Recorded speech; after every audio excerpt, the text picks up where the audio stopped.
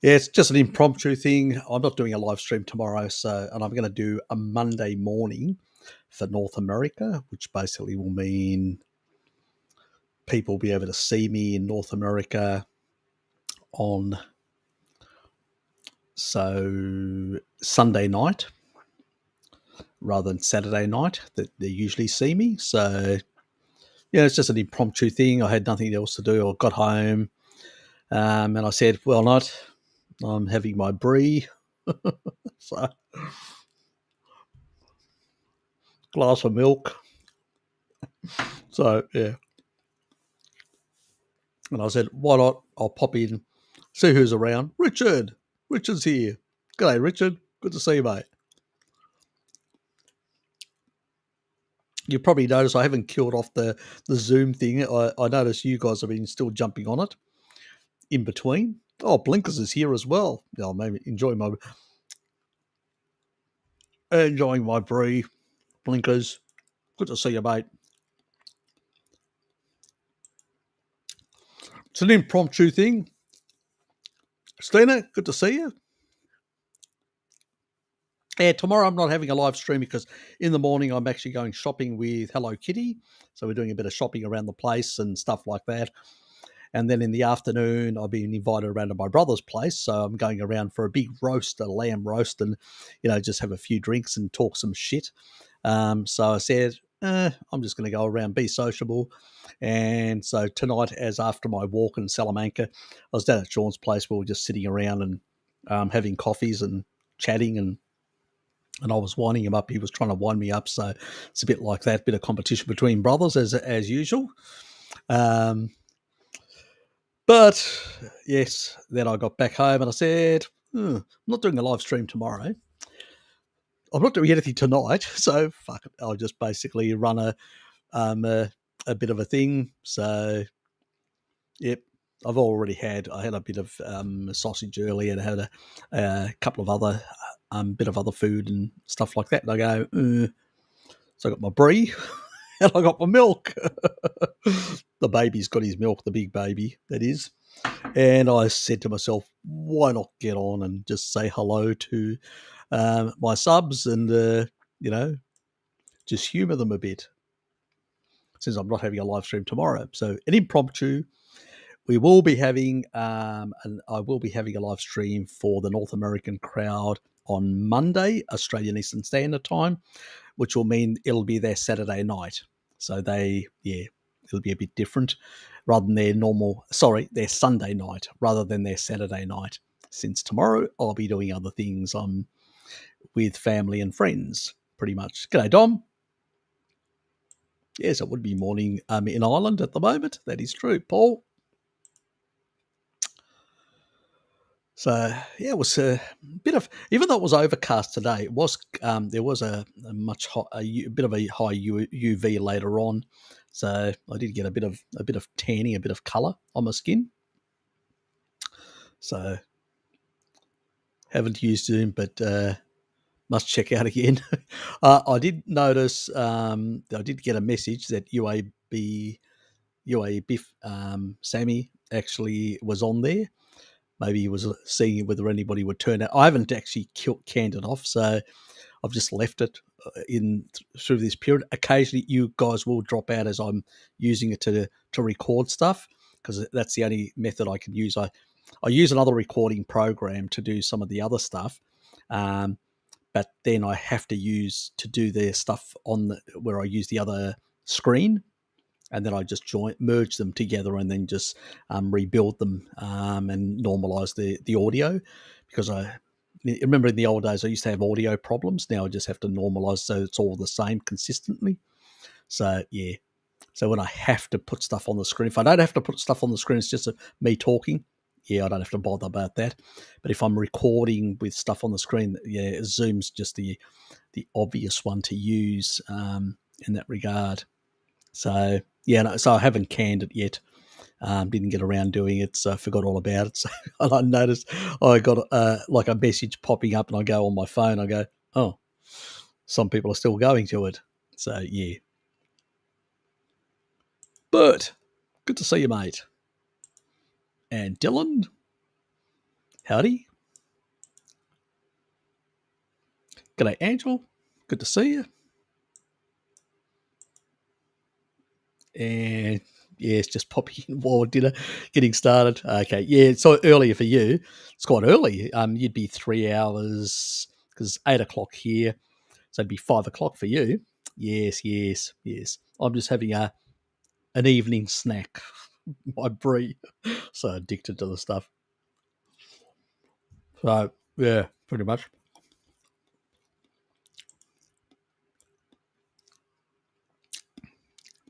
I'm around, but not usually for live because it's now 3 a.m. where I am. You should be asleep. Circadian rhythms. Yes, I did that last night. I was up until just a bit after 2 a.m. and then I looked at the time and I go, oh shit, and then I went straight to bed. I got up about 9 o'clock. Luckily, my brother Sean didn't get his act together and send me a message until usually at 8 o'clock. And I was just running around like a mad, toilet, shaving, everything, trying to get everything sorted out. And then he sends me a message and go much later on that he was going to be later. so, so I'm going, oh, okay, why am I rushing? So yeah, I didn't have to rush. After that, I just sat back and just watched some YouTube thing that I hadn't seen. So yeah, just some Greek. There's some Greek stuff that I actually watched. There's a guy, intelligence officer, Savas Galididis, if anybody knows him, and he talks about geopolitics. So it was interesting, sort of his take. So he's been around. He's actually tried to help certain Turks and certain,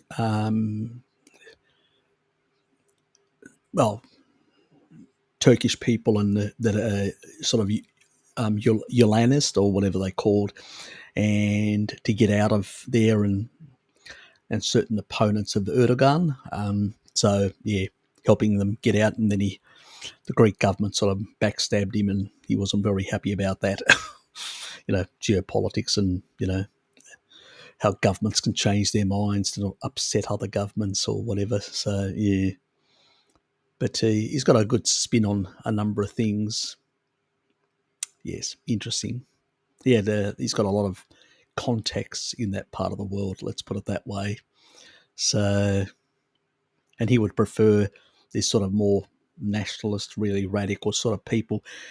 Would eventually that the people in Turkey would get rid of these people at some point in time, and that would basically create a multi-ethnic state in Turkey. And that multi-ethnic state would no longer, because you've got the grey wolves and all that are criminal. They've done criminal things in the past. If you cleared out those sort of people and create a multi-ethnic state, you'd end up with a society which was far more democratic and far more stable, and would be less trying to rebuild the Ottoman Empire and stuff like that, and it would have much more peaceful relationships. We've had people like that in Greece that are very nationalistic for Greater Greece and all this sort of stuff, and they're just as bad. That people just need to realise, devastation just comes out of conflict. Yes, you got a bit of land here or there, but in the end, most people end up backwards, their lives destroyed and everything else. It's best to avoid conflict, but unfortunately there are still some really crazies out there that just, yes, unfortunately just like that. But anyway, that's what I was doing, looking at some reasonable people that have got some good ideas and stuff like that about the future.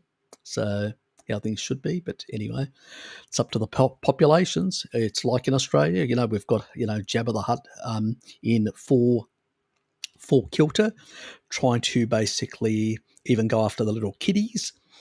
And at the end of the day, it's really that these people, we need to push back. I actually put on the Prime Minister's site, and I said, where the hell's Novavax? What are you guys doing? This sort of stuff is a joke. I said there are people basically, potential loser employment, all sorts of things.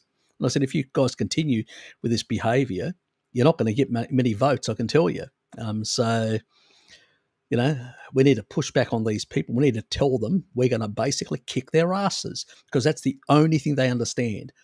You know, as long as they know that they're likely to get a big kick up the ass, they're likely to basically act and stop, looking after their mates for those top interests. So yeah, almost 2 o'clock here in the morning. Christina, you bad girl, you need to be spanked. You should be asleep. You should be cuddling in, yes, with your teddy bear. I hope your teddy bear's a nice teddy bear, unlike Bart's, which is, yes, very foul mouthed. G'day, Nick. Morning from the UK. Yes, it would be Brie. Yes, wonderful stuff. Wonderful stuff. Nice fatty stuff. Yes, I could eat this all day. Sort of have to control myself.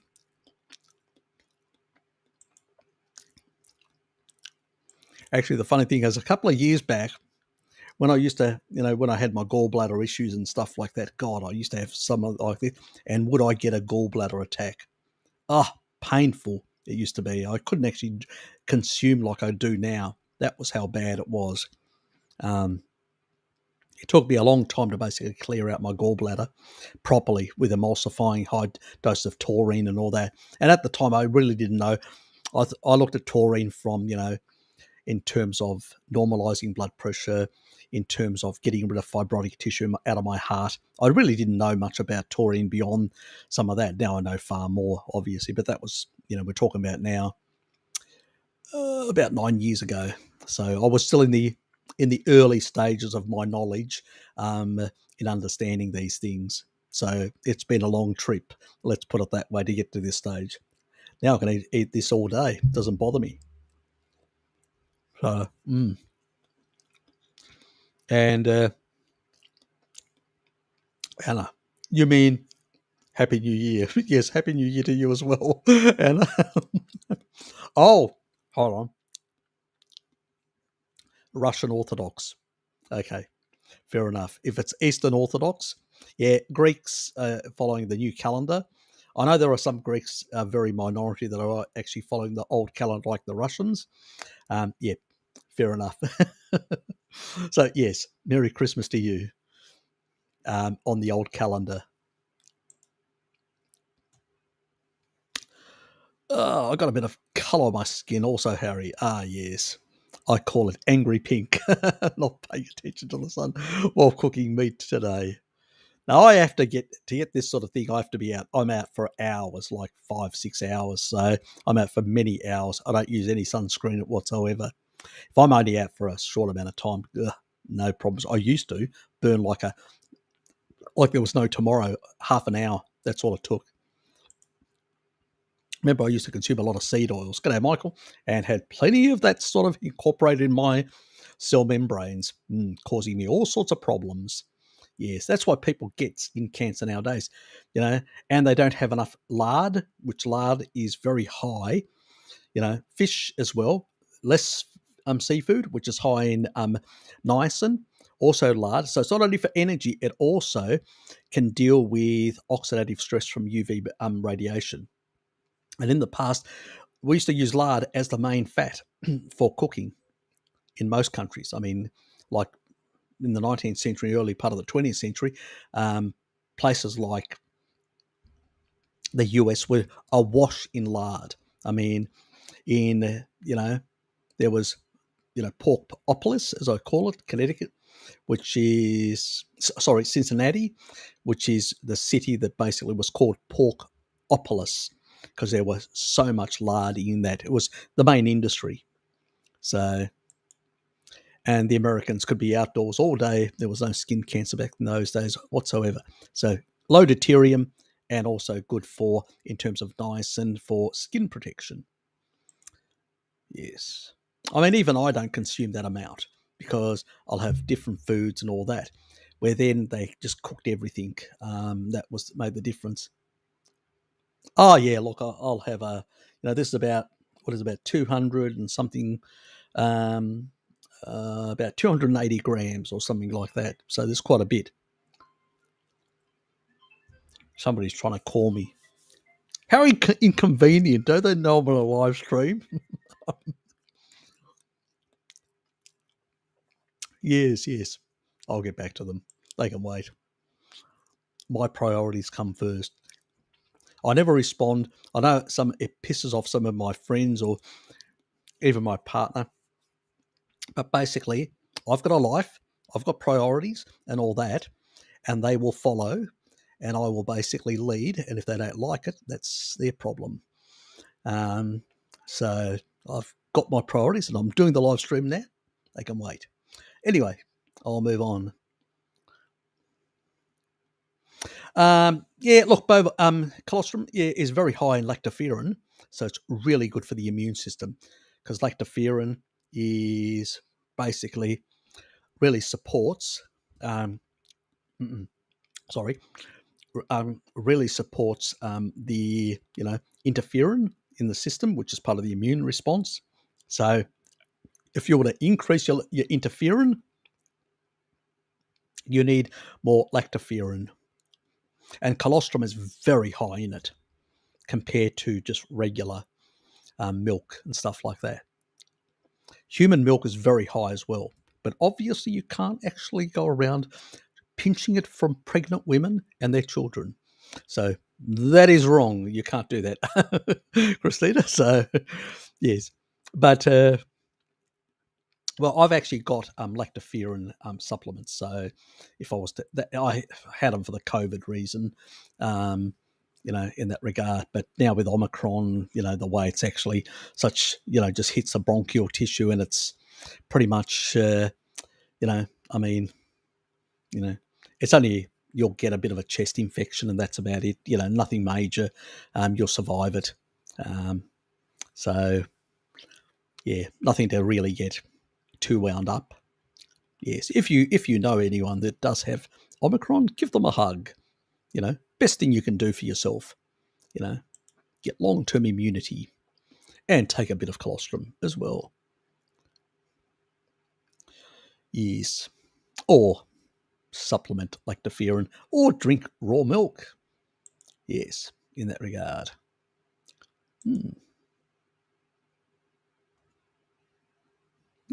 Okay, you're late. Fair enough.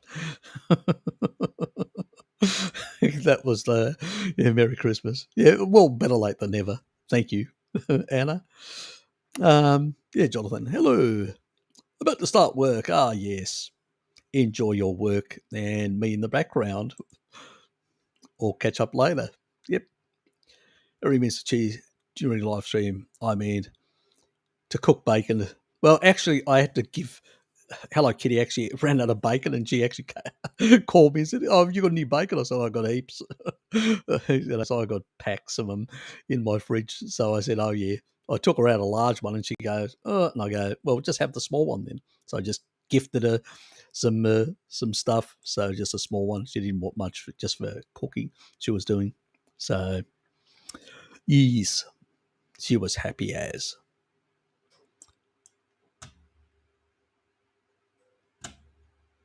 Yep.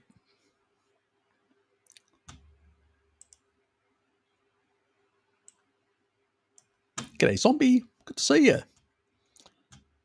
Ah, yes, our Queensland sensation. We'll call her that. Yeah, okay. Yeah. Look, Greeks shifted to the new calendar with Christmas. Yeah. There are some Greeks that are with the old calendar. They call us heretics. I know, it's ridiculous. A new calendar, old calendar, I mean, get over it. It's not as if it's a theological disagreement, it's just a calendar thing. Yeah, I know. But you really, it's sort of, there's a thing in the Orthodox faith that you basically stick to the narrow road of orthodoxy. There is no deviation. You stick, and they even take it to the actual, the calendar thing. I mean, that's a bit taking it too far, to the extreme of being doctrinally never altering, no interpretation, no change. The tradition is a tradition is a tradition. I'm fine with that, that is a tradition that came from the apostles You don't alter that. You don't become fashionable for the modern world or whatever. That is a tradition. You don't like it, bugger off. That's your problem. You've got the problem, not us. But, taking it to the calendar is a bit extreme in that regard. But yes, there are, in that regard. But yes, Serbians do follow the old calendar, like the Russians as well and all that. I do have Serbian friends, and so I have to wish them as well. Good close friend of mine, she's Serbian. So yeah, it's a bit like that. But yeah, I know what you mean. Anyway, move on.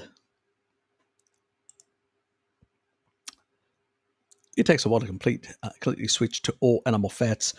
I used to have cramps after switching from nut butter to lard and butter, no problems now. Yeah, look, as we've already said, you've got a whole lot of enzymes that need to be transcripted, and your body needs to shift and needs to know that you're doing something different to make adjustments. Certain genes need to be silenced, and other genes need to be activated to produce certain things. So, when you shift, yeah, that happens. There are reasons for that. So it is adjustments. And we always say, I think Bart says it and I say it, if you're switching towards a carnivore diet, more carnivory, do it slowly. I did it slowly. I moved and just reduced and reduced. And I did it naturally without thinking. I wasn't thinking about it. I was just reducing and reducing as I was becoming more carnivorous. So, sort of, you could say I literally fell into carnivory rather than actually pursued it as a main goal. And then I sort of came across Bart and many others and sort of became a bit more stricter in it. And so I never had those transition problems. But if somebody going from a vegan diet or a sad diet or whatever, they're going to get a lot of discomfort shifting so quickly. It's best to sort of slowly shift is what we recommend always. And also basically because the motility is different, you've got rapid motility, and most people that go from a vegan diet straight, their motility is really fast because of the carbohydrate. And what happens is, because the body's trying to get rid of all that crap, what happens is you end up getting diarrhea and all these things when you go to a meat-based diet. What you can do is if you're not on blood pressure meds, you can go very high on taurine, which can adjust and, re-regulate both the stomach to increase the acidity, but also the motility. It can actually regulate the motility, not only the electrolytes, which are important, but also regulate the motility, how fast the actual gut works back to what it is for meat and stuff like that. So it ends up being less problematic. But most people in the carnivore community are completely unaware of taurine. They don't know about it. They don't realise that a lot of the stuff that they've put in their system, like a lot of the, especially why they're depleted in taurine when they've still got a lot of oxalate in their system. When they go to a carnivore diet, they start dumping, and so they deplete the taurine. Even from the food that they eat, they've got very little that gets into their system. So they can, their liver doesn't improve in its function because it needs taurine. Their gallbladder doesn't improve in function because it needs taurine to emulsify, and so they really have a hard time in that transition. That's why I usually say go slower in transitioning. And if you're going to go a bit faster because you can't wait or whatever, well, then supplement taurine and build up a couple of grams to basically allow for these things to be adjusted in your body. So yeah, there's always methods and ways, colourful ways, yes, but it's lack of knowledge because a lot of the gurus out there are just completely ignorant. They just basically are, these young people gun ho. Oh, I'm going to eat a whole lot of meat because they've shifted, and yeah, you know what it is like. But that's the people who get traction. People like me and all that have got very small traction in the community. And most people don't know me. Most people don't promote me. Most people are unaware of me. I mean, I haven't even got an invitation from MeatRx or anything. So pretty much I'm a nobody in the general carnivore community. But that's the reality. I just accept it and move on. I don't sit around. I'm old enough in my life not to basically be bothered about those things. Hopefully at some point I'll get better known. Who knows? I've got no idea. We'll see what happens in the future. Such is life, as they say, and get on with it and stop complaining. I was out in the sun 4 hours before I burn Harry. That's a record. Oh, good for you, Richard. Good for you. Yes. You've been mousing around for quite a few hours, haven't you? Hmm.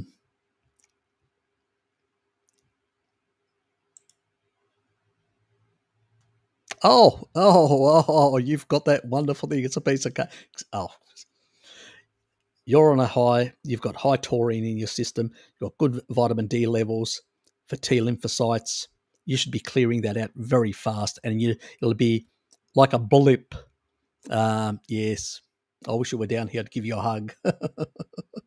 That's how desperate I am to get the damn thing for long term immunity. Uh,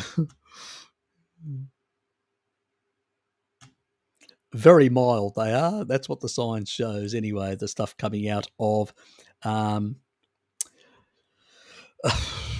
the studies that were done they're really good studies that were done out of Hong Kong University. So they looked at the one that the video that I did. Haven't you seen it, Richard? Oh, bad boy. Produce these videos and nobody watches them. So that'd be pretty mod.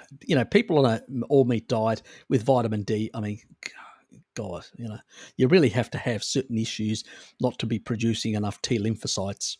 It should be a blip. You can imagine seeing cartons of human breast milk on the supermarket shelves. Oh, you talk about it, that other comment. Oh, yes. I'd be overbuying.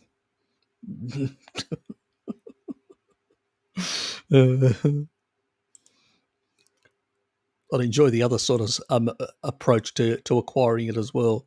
But anyway, I need to be careful what I'm saying. There are a few ladies around; they may take offence. But do I really care? Probably not. Anyway, if they can't cope, bad luck to them. Mine are really mild, just slightly headaches. Yep, yeah, a bit of nausea and that, a couple of aches. Yeah, pretty much sore throat. Yeah, it's just basically a bronchial, very mild it would be. So, yes, yes. Oh, I'll send you some snot if you really want it. You gotta love it, don't you? You got a sick sense of humour, zombie. It'd probably be intercepted. Do you realise that we'd be both into trouble with contraband through the mail system? You're not actually allowed to send stuff like that. Biological. Do you realise that? You can get yourself into trouble, and me. I wish you could do it, but you can't. It's illegal, my dear. Illegal. You'll get us both into trouble. Now, go inside your room and spank yourself for having such illegal thoughts. I caught Omicron a few days ago, had high temperature for 2 days, recovering rapidly. Yeah, it's a joke, basically. You know, somebody that maybe has had multiple bouts of chemotherapy, has really got poor T lymphocytes. That person could have, they won't get pneumonia, but they will have like a lot of respiratory bronchial effects for a long period of time, like a month, and they really will feel very sickly. But somebody that's got poor lymphocytes due to cancer therapy or some other reason, poor vitamin D status, poor animal food, taurine status, and stuff like that. Yes, people can have more prolonged sort of symptoms as a consequence, but if they basically on a species appropriate diet, it's going to be a blip. Even on a low carb diet, most people are getting enough sulfur amino acids plus to do that. Thanks, mate. Appreciate it. That probably just covered my my ride trip that I did today. I got on one of those little scooter things, 45 cents an hour, just to go around. I went around the waterfront like mad, like a mad dog at full speed, As I said, I've still got the child in me. Uh,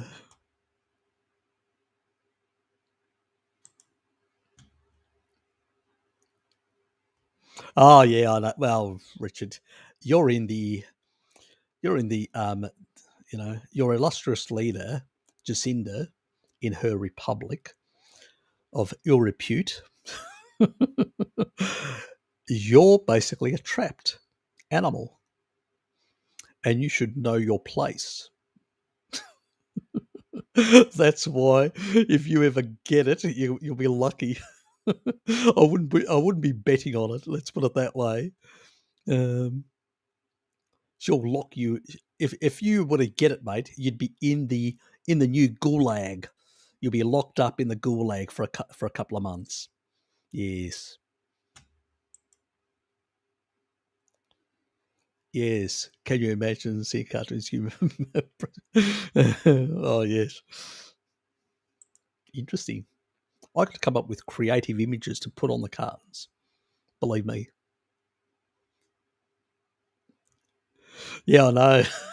No, you have to stick to Delta, which is much more lethal. You have to stick to that because you are bad, bad people. You know, you're out of control, Richard. You're out of control.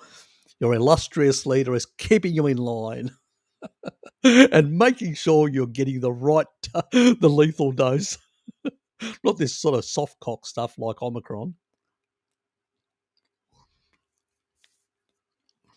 Uh, Mine are really mild, just slightly headaches and slight nausea. Had a couple of aches last night. Yep, would be like that.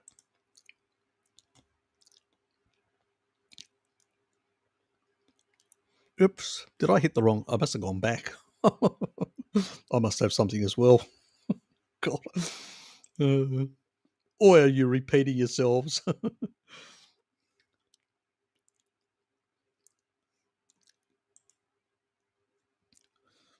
Better yet, Unjabba the Hutt and human breast milk. Mm, yes, I could suckle on something like that. Yes, very much so. Yes.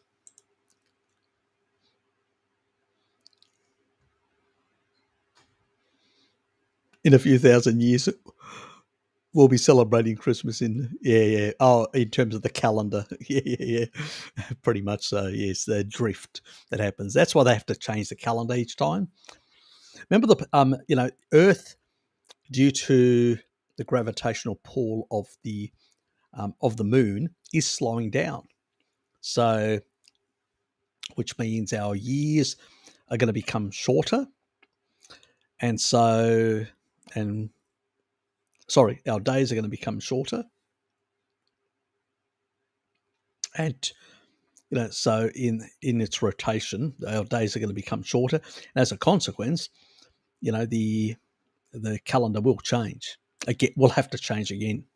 So in that regard. So it's just a reality.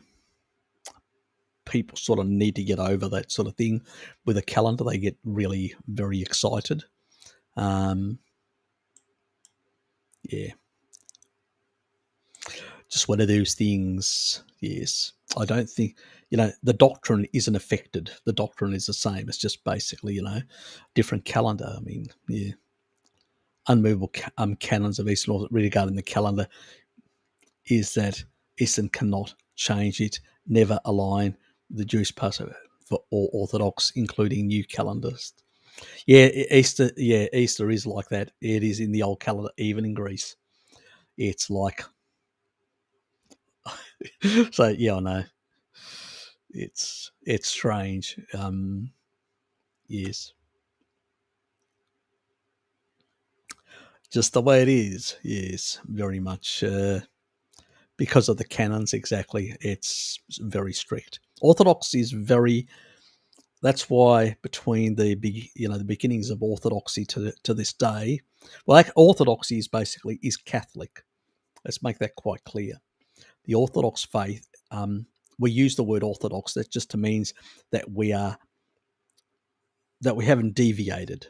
That's pretty much from the original canons and traditions, and you know all the and the councils and stuff like that the fathers of the church have laid down.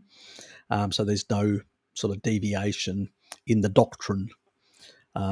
in that regard. So that's why. So we call ourselves, but we're Catholic and Apostolic. The difference is we consider ourselves Orthodox Catholics, while we consider the West being Roman Catholics, to differentiate us Orthodox Catholics. But we are also in that regard, yes. So that's the only sort of difference in that regard. But as this is not a theological channel, we'll move on in that regard. Let me. Yes.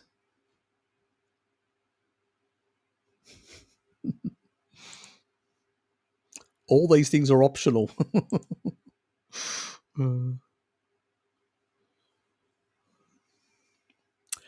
Yes, I bet you would. Yes, but you could get into trouble. So please don't do something like that. They call their chicken soup. Yes, they do actually. Yes, yes, and it's high in taurine. That's true. Um, and so yeah, chickens tend to be much higher in taurine as well compared to other, and so is fish. Plus, there's also much higher levels of menaquinone 4 as well. All birds, because they descend from the dinosaurs, all birds, and they basically have so the dinosaurs must have had very high levels of menaquinone 4, because basically they had big bone structures, and to build big bone structure you need a lot of collagen and a lot of mineralization, and that's why menaquinone 4, vitamin K2, the animal form, builds such strong bones. And it's the reason why when I put people on high doses to decalcify their soft tissue like hearts, kidneys and stuff like that, they may have severe kidney problems or whatever, to get the calcium out of those tissues. What they end up also is doing is putting more calcium and other minerals into their bones, but also or in the entire in the entire skeletal structure, which means also the teeth as well. And they notice fabulous improvements in their teeth. So yeah, great improvements. So yes, really good. So yeah, but there are other, as I said, there are those two, but there are also a number of other peptides. There are a couple of peptides also that I'm aware of. They seem to have, there's some associational experimental data, but we still haven't worked out exactly what they do.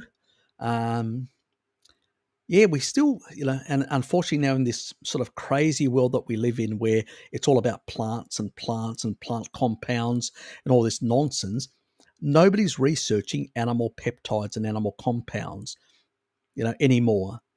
And so there's a whole lot of literature that's been forgotten, and there's also a whole lot of information that hasn't been built on.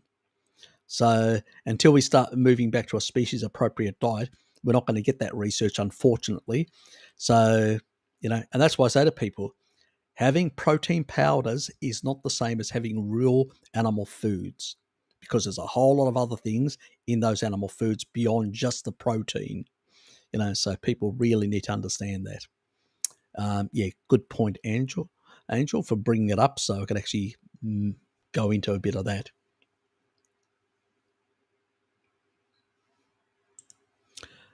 And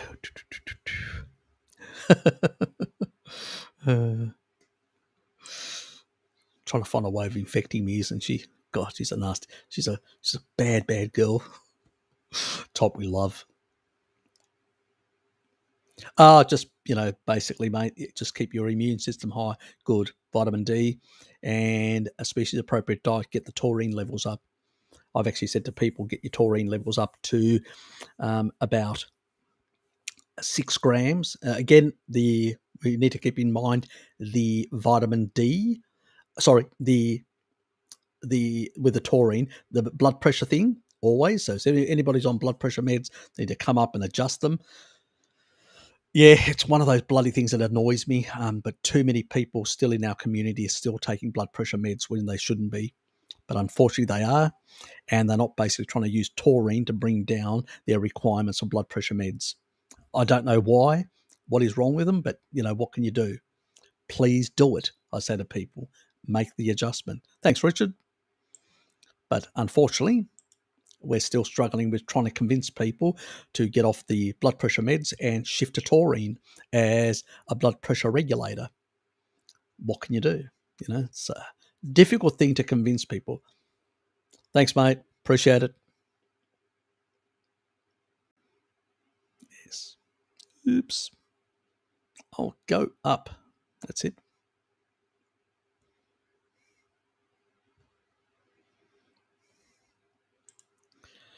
Anyway, yeah. So, yeah, that's pretty much it. Just get your levels up.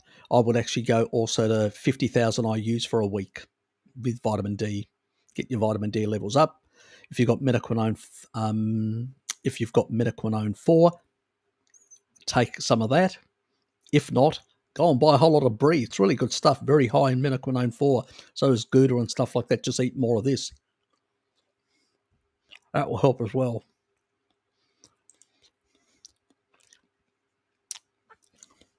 Hi, hello. Were you trying to call me just a moment ago? Because somebody was trying to call me. I don't know. Oh, shit. You're right. I'm not wearing my glasses. I forgot all about that. Give me a sec.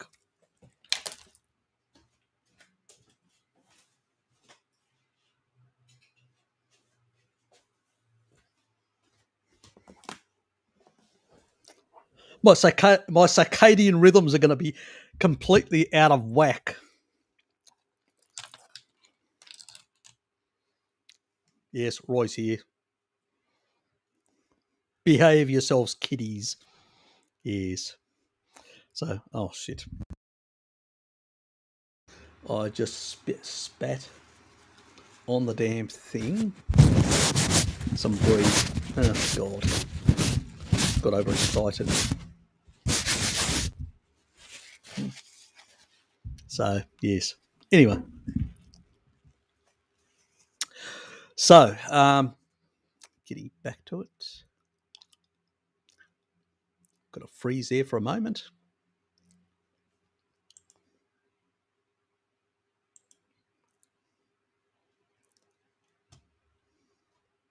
Definitely is. Definitely is. I'm eating brie. What am I eating?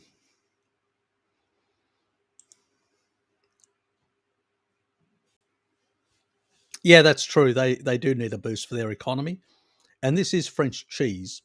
So I'm helping the French economy while enjoying myself as well.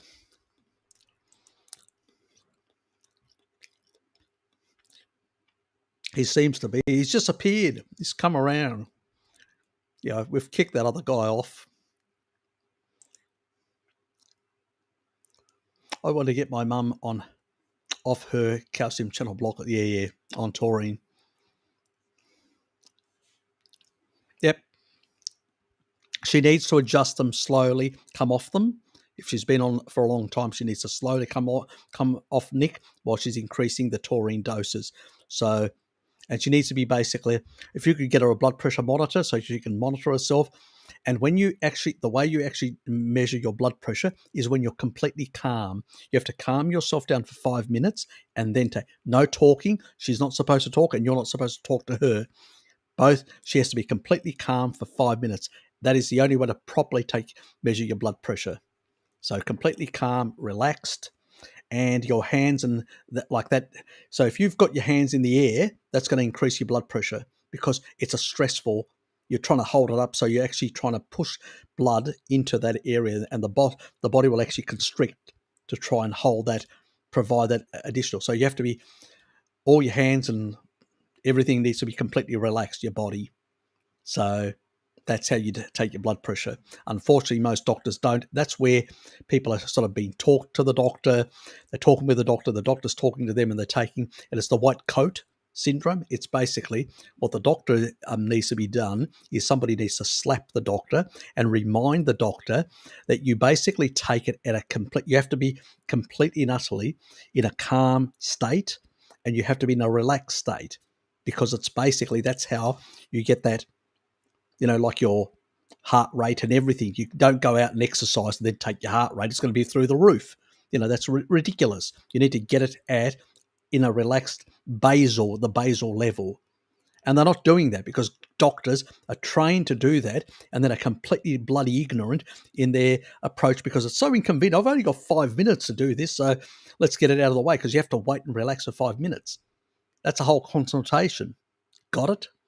We have to be calm and all that to basically take it. That's why it's never accurate at a doctor's. It's just ridiculous. People understood this sort of stuff. They were, and these are, the actual schools of medicine actually teach this, that you have to, the person has to be relaxed for 5 minutes before you can take their blood pressure. Do doctors do that? No, they bloody don't. It's ridiculous. It's it's inconvenient for them, rather than using the word incompetent, but, basically it's like an inconvenient incompetency. Yeah, it's ridiculous. Oh, so it must have been probably it was Sean. Yeah, probably was my brother calling about tomorrow. He can wait. I'm eating brie, my dear. Eating brie. Yes. All Frenchy, very Frenchy, my dear. S'il vous plaît. Harry on. Let's do bad things. Behave yourself, Richard. I know where. I can send a few goats over to sort you out. Don't be smart with me, I'm a young man. You can do whatever you like. But you've got nothing. You're not even basically infected with anything. God, you're hypochondriac. Do you realise that?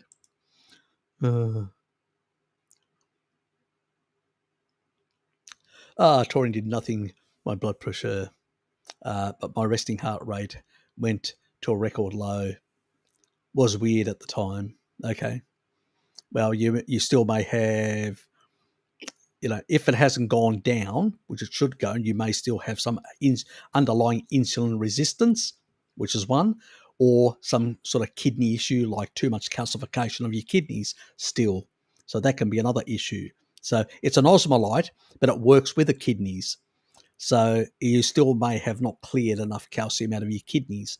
Like my dad had, and it took me quite a long time with taurine to bring his kidneys, to decalcify his kidneys, because he had like cysts. So it had all these cysts around, especially one of his kidneys, and the doctor was worried about cancer and stuff like that. But it took us for Dad to bring down his blood pressure with taurine, and also to get rid of all the calcification with high dose of menaquinone 4. I'm trying to think now. 2.5 years.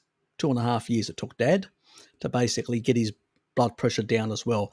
So yeah, so there are whole reasons in that regard that can affect. So it's not going to happen immediately. Decalcification and normalizing the function to improve getting the fibrotic tissue out of your kidneys can because they're the biggest regulator of blood pressure. So to actually get the fibrotic tissue can take up to 5 years. So, don't expect just because you've been on taurine for a short amount of time that's going to rectify everything immediately. Can take a while depending on your circumstances. So I would have to know more details about a lot of things, tests and stuff like that, before I could tell you what sort of timeline or timeline you're looking at.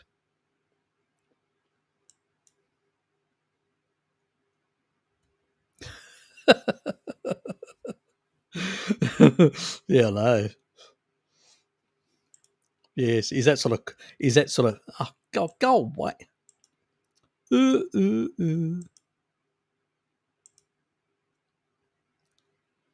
Got stuck. How long will immunity last after infection, and what does it mean for future infections? No idea. We don't know. We know that that SARS-1 had people had immunity over 7 years and still have immunity from the latest research. So we have no idea how long. Yeah, I suspect if you've got good T lymphocytes, in your case, Dom, you'd have good vitamin D levels, good taurine levels, you'd have good activation of T lymphocytes. We're not talking about antibodies here, we're talking about T lymphocytes. T lymphocytes are the ones that actually have maintain long-term memory in the actual bone marrow. So if you're on a species appropriate diet with good vitamin D levels, you should have very good long-term immunity in that regard. Yes.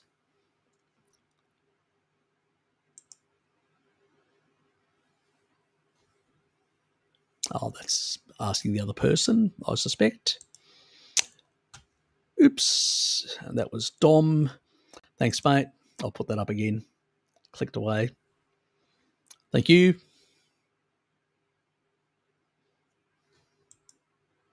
That's for next Saturday when I buy some coffee. Because that's the only time I usually buy coffee on the Saturdays. Otherwise, I have it at home, or I drop into my brother's workplace, and they've got all these coffee machines, so I usually get a free coffee. But otherwise, on the Saturday, we usually have a couple of coffees, and we usually buy them. So, yes, thanks for the fund. Little, good to see you. Came across Dr. Rowley, who wrote about fixing two patients with diabetic mellitus in 1796. He used mat and water. Okay. I never heard of him. I'll look into him. It's always certain things that you can learn from some of N of ones, and then look for the research. If there's any research in relation to it, can be useful. Thanks for that. Been in Melbourne for 2 weeks, going back to the Gold Coast with my lockdown supply of Kevlar and Mistra in my luggage.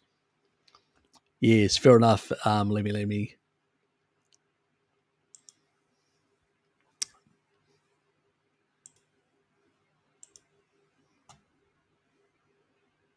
Yes, I figured out that meat and water, but I wasn't sure. Good for clarifying that. I'm going, is that meat or some other thing that I'm not sure about? Yes, meat and water. Yeah, it doesn't surprise me. Taurine. Yes, and those people in those days would have been exposed to getting vitamin D out in the sun far more than we are today. So they would have had good stuff. And a raw meat diet, it's a bit like the Banting diet. Very much good in that regard. Yes, what about? Yes, exactly. I was going. Yeah, what was that in that regard? Brie, but loaded with calories, fat, cholesterol, cheese can make you gain weight and lead to a host of health problems with high blood pressure, at least. Oh, I should have more then. And contraindicated. Yes. Good to see you. Yes. I haven't responded to any of people's emails because you asked me about your emails. And I said, no, I've been about 3 weeks behind in sort of getting back. Somebody sent me some information, so I did immediately say, because that didn't really require a lot of mental thinking, but stuff where I have to sort of write a whole page of response. Yeah, I'll be a bit on a break, so to speak. So I do apologise if people haven't responded. It's just basically I'm taking a bit of a break. This is a holiday for me. So it won't be next week. It'll be the week after when I get back to work.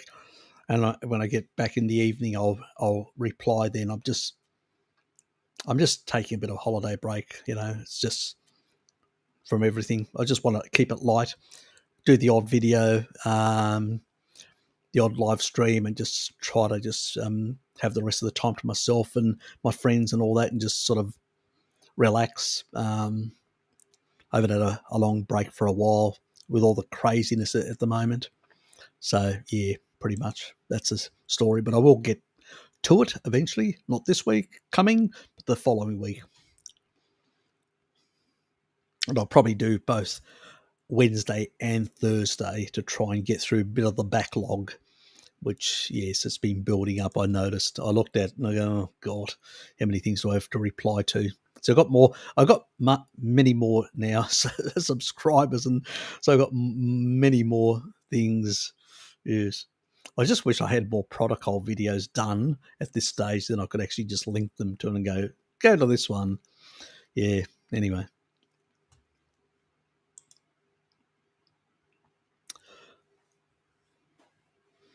Yes, we know that. The allopathic method or the naturopathic method is either drugs or supplements. Yes.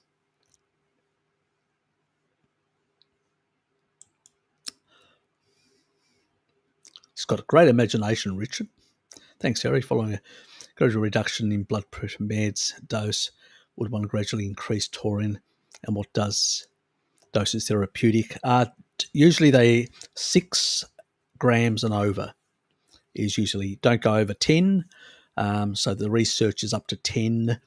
I do consider anything above 6 as a short-term thing, like a couple of months, 3 months. And if you're going to be sticking to a high dose for a long period of time, about 5 to 6 and no more in that regard. But, it depends. There's a lot of things, that can vary it, Nick. I mean, in cases where people have got too much, how can I put it? Let's say if you've got too much oxalate, you can deplete slightly, and that can be a problem. So we may need to, you may need to go a bit higher. And then I usually ask people, because it is an osmolite, and if I'm going to, and because I don't want people go too high on the taurine for obvious reasons, and I usually will shift them to taking MSM. So I say, well, take 2 grams of MSM, which is also sulfur amino acid, which can be used by the body. So I can actually spare some of that other stuff for other purposes. Sort of, it's a bit of a adjustment in that way. And if I decided not to buy,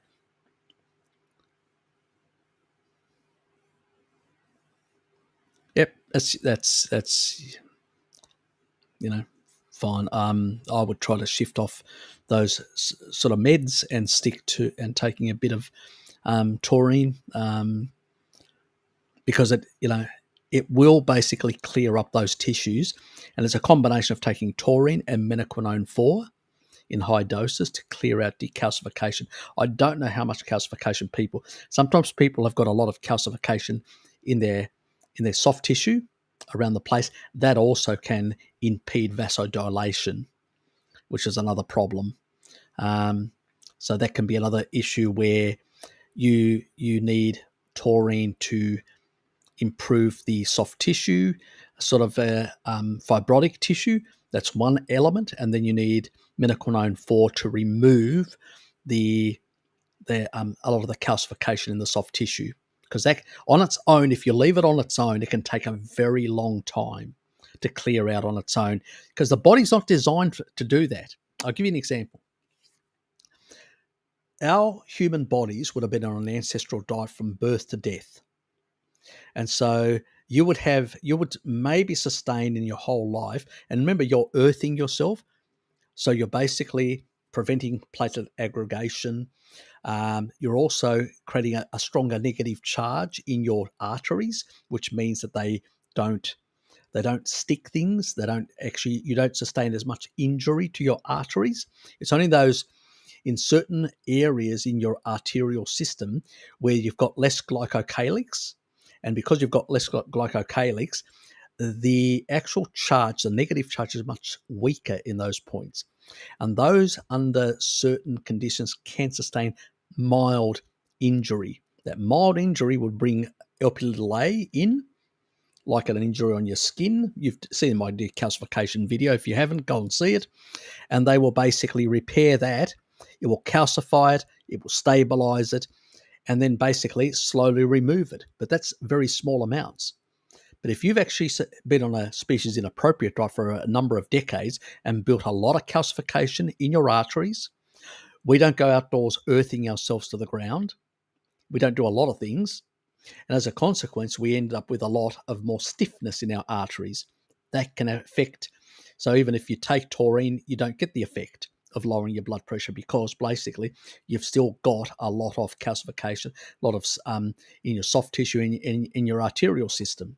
And that affects basically the vasodilating effect, So you may, as I say, you first need to go and see my video how to, in a number of years you stabilize and then you basically start removing it with high dose of menaquinone 4. So there's a whole procedure of actually doing it and stuff like that. I'll give you a bit of insight. But yeah, look, I will be doing my cardiovascular video and we'll be covering a lot of this, going into detail about the morphology and how this actually happens over time and the sort of time frame of decalcifying and stuff like that. So look forward to my video. It's coming in sometime in February, and that will basically go into it. Considering my current schedule, will probably be late February, and it will actually explain a lot of this sort of stuff, and you'll actually understand why different people get different effects. They're differently damaged, and they're in a different state, and there are so many factors. That's why when I ask people to send me emails, I ask them, give me details. What's your prior diet? What exams have you done? What do you know about the internal state of your body? Because that gives me an idea how damaged you are and what approaches are best for you and the transitional time frame that is required. What do you think? Sometimes people say, I've been doing a lot of seed oils and like that, and I usually tell them you've got 5 to 7 years before you can clear out some of that toxic seed oil out of your system. They look at me in surprise and really, really, Harry? You mean I need to take a low-dose vitamin E for the next 7 years? And I go, yes, you do. And it pisses them off because they want the magic pill immediately. I'm not a magician, guys. I'm just telling you the truth. You don't want to hear the truth, bad luck. Go and find some other person who's going to blow sunshine up your rear ends and just talk bullshit to you, because I won't. There's a difference. We have not been on a species-appropriate diet. Mary Ruddock saw that. She couldn't keep up with her. She's in her mid-40s. She's cleaned up her diet and all that and repaired herself quite a bit. She's much more healthier than many other people in her age bracket. But still, she couldn't keep up with an 80-year-old Maasai. Now, that guy's been on a species-appropriate diet from birth. That guy does not have the problems, does not have all these derangements and problems in his body. That's why he could still do that. He will be healthier all the way through, and then what will happen to him at some point is he'll get no more cell division, so his genes will no longer his cells will no longer divide, and then all his cells will go senescent in this aged state, and then he will die. That's how we're supposed to, all species, that's how they're supposed to die. They go through and all that. You don't see a tribal person. Look at the person that she had, over 100-year-old lady jumping up and down. You tell me even a 70-year-old or 60-year-old or 50-year-old can jump with that force up and down an old lady with all her marbles and jumping like mad over 100. I think she was actually close to 110 or 20, they were saying. You see the difference between a species-appropriate person and us who have been damaged? I mean, I was consuming massive amounts of seed oils because I thought it was healthy, because that's what the doctors were telling me. So I've got a lot of mitochondrial damage. I've been working on this for a decade, 11 years, to repair, and I've still got damage. I've still got fibrosis in my lung that's come down from massive glassing on my left lung, with a lot of pain in my left lung. And now there's only about 18% last time that I did a check. So, you think it happens quickly? And that's over a decade to get to that level, let alone how many more years to fix up all the damage that I've done. People have this illusion that, they can just switch I'm on a species appropriate diet. If you're a young bloke, I mean, there are young people that I know that get on a species appropriate diet. They lose weight very rapidly because they've got good mitochondrial density. You shift the diet, people lose rapidly. They build muscular stuff really quickly. We don't have the energy levels that they have because we've done so much damage to our mitochondria. We're in a completely different state. So it's going to take longer. And we have to be stricter, less cheats and stuff like that, because our bodies can't tolerate that shit. Otherwise, we'll end up with a bag full of medicines and very much sick and getting sicker like the majority of people out there. Yeah. So that's a reality, unfortunately, mate. And I know it's a shit reality to basically be told, but that's the reality. Most people don't want to hear a reality. But that's all I can give you, and some options, unfortunately. I wish I could give you more. I wish I could give you the magic pill to correct everything overnight, but I can't. I can only tell you what you can do over time to fix yourself. The closer you're a species appropriate diet and using some of these biohacks like the senolytics, like Physitin, to remove all that stuff, the damaged stuff, and doing things like that. Try to build up mitochondrial density and stuff like that with fasting, exercise, things like that, all these sort of strategies. There are not many options, unfortunately, depending on how damaged you are. It can take a hell of a lot longer as well. So, yes, the quicker you can get off the merry-go-round of the sad diet, the better. And you've already gone that way, but you're still going to take some time to heal. It's just a reality. I wish I could get it quicker. Thanks, Nick. Appreciate it. Thanks, mate.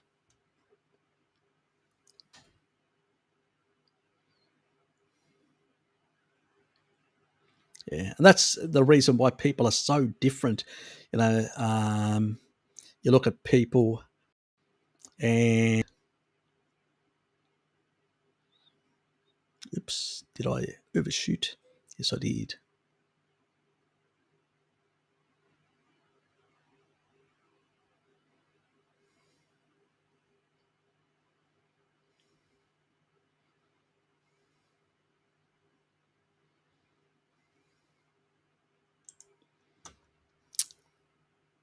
Yes, definitely plus vegan. Metabolic Mike had of last week checked antibodies after 10, 11 minutes, and he still was high in antibodies. Yeah, look, yeah. Yeah, look, the problem is if people have poor Angel, if they have poor lymphocytes, T lymphocytes, their immune ability. See, antibodies cannot get inside cells to clear them out.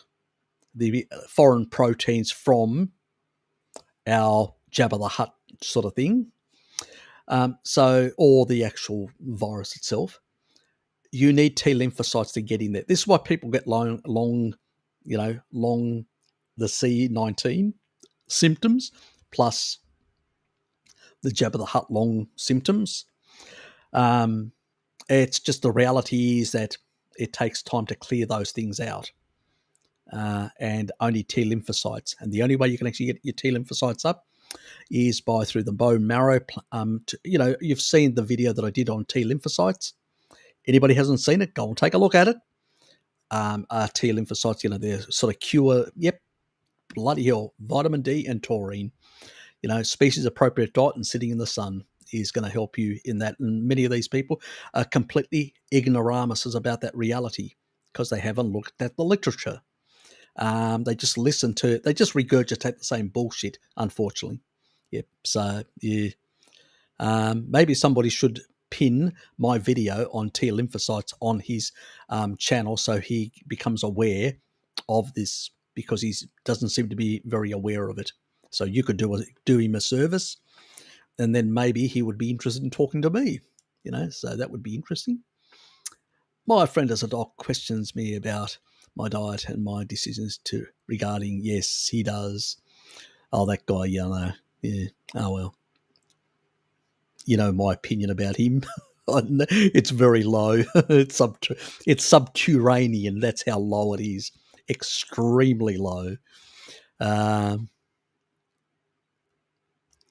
yes, yes. Brainwashed is the operative word. Is allopathic brainwashing, as I call it. Time for a sandwich. Press $4 Aldi halloumi cheese. Yes, I actually had halloumi yesterday. I'm out of it. I actually have to buy. Remind me, Hello Kitty, to buy some halloumi tomorrow when we go. Yes, shopping, because I've run out. I actually had quite a few pieces. It was really nice. It was nice with some fish as well. Yes, fish and halloumi, wonderful meal. I was in boarding school from the age of 11 and ate Cedos from the age and later university cafeteria foods. Yeah, yeah, exactly. It's unfortunately a lot of people have consumed far too many. I used to cook everything in it. It doesn't surprise me I ended up with cardiovascular disease in my mid 40s. Yep. So, which is about 11 years ago. So yes, bugger, but that's the truth. Yeah. Angel basically said metabolic Mike had, not there, but he still may not have a good level of T lymphocytes, not the Jabba the Hutt thing, but still, doesn't matter whether it's the mRNA sort of stuff replicating, or whether it's the actual long C syndrome, as it's called, long COVID syndrome, um, Kuflu, Kufu, or whatever it's called. I always forget. Long symptoms, it's basically, again, due to poor T lymphocyte clearance. You need high levels of T lymphocytes. I say, if you want to clear all that stuff out of your system, you need to get your levels up to 80 nanograms per milliliter or 200 millimoles per liter of vitamin D, to those very high therapeutic levels, in order to activate a lot of stem cells and also you need enough taurine in your system to basically, because the problem is, in your thymus, when it remodels, so you need taurine to maintain it. Now, if he's young, this guy, I suspect, he's probably basically, his thymus hasn't shrunk, so he doesn't have that problem. But if he's not eating appropriately, he can actually have a lot of that, glycation and oxidation, which can actually damage those T lymphocytes, and they can become senescent. So what you need to do is you need to fast for 3 days, kill off all the senescent T lymphocytes, and then after the 3 days, then put yourself on a high dose of taurine and vitamin D. You'd already have to have your vitamin D levels very high. And then when you come out of that fasting, you need to ramp up your taurine levels to basically really get the T lymphocytes in the quantity in your thymus, really a large amount. And that's the synergy between taurine and vitamin D. And then basically that will unleash into your body and start clearing out, getting into your cells, because only T lymphocytes get into all the cells and clear out all the foreign proteins. That's what's happening with these people. They have really poor T lymphocyte immunity because of poor vitamin D and poor animal nutrition. And so their T lymphocytes are in the toilet. Who gives a shit if your macrophage, the macrophage is the stuff that kills you if it's not regulated properly by vitamin D, So that's what causes a cytokine storm. Vitamin D is essential for good functioning of the immune system. Most autoimmunity are vitamin D related. The literature is full of it. Dysregulated immune system. The best regulator of the immune system is vitamin D. Hands down. Simple as that. And synergies do play with other animal foods. G'day, mate. Good to see you. Yes. our mate Sammy.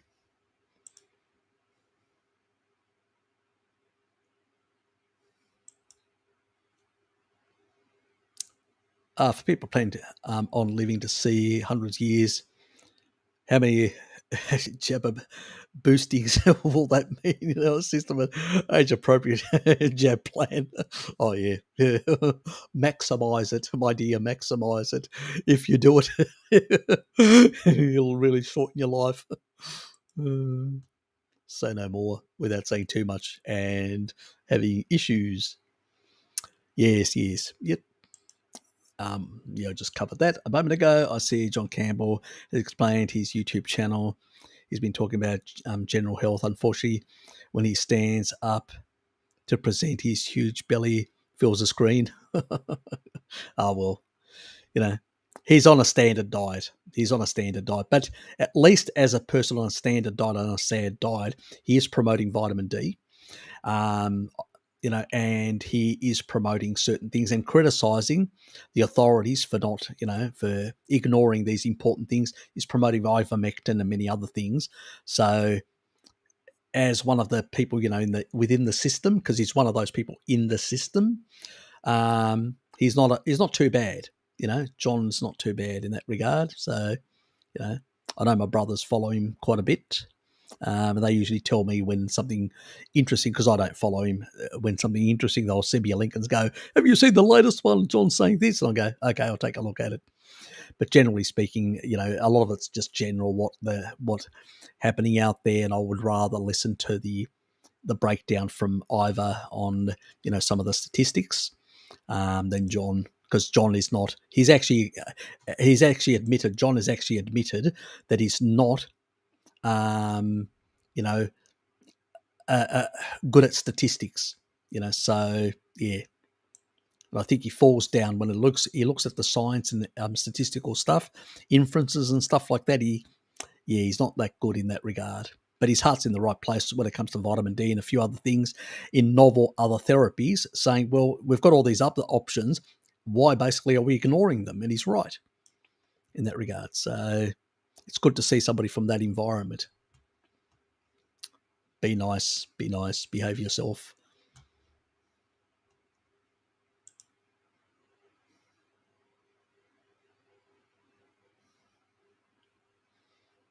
Yes. Yeah, well, that's also a sign of lack of enough meat nutrition, because you don't get big bloody muscles unless you eat animal foods.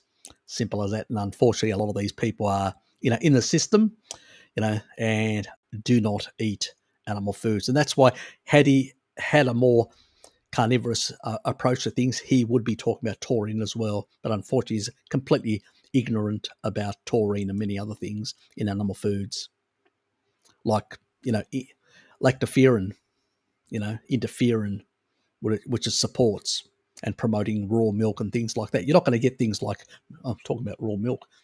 I'm not drinking my raw milk, am I?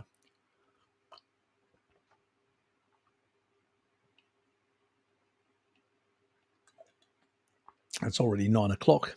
Damn. You have any? Do. Okay. Yeah, that doesn't surprise me. He's part of the system. Let's not forget, Richard. He's part of the system, but he's one of those rare people in the system that at least is making some positive. Well, at least, um, talking about the system and saying, well, why aren't we doing these other things? Where nobody's actually saying in the system these things. G'day, Tom. I just finished Harry's live stream from a couple of days ago. I guess I'm going to double dose. Oh, yeah, you will.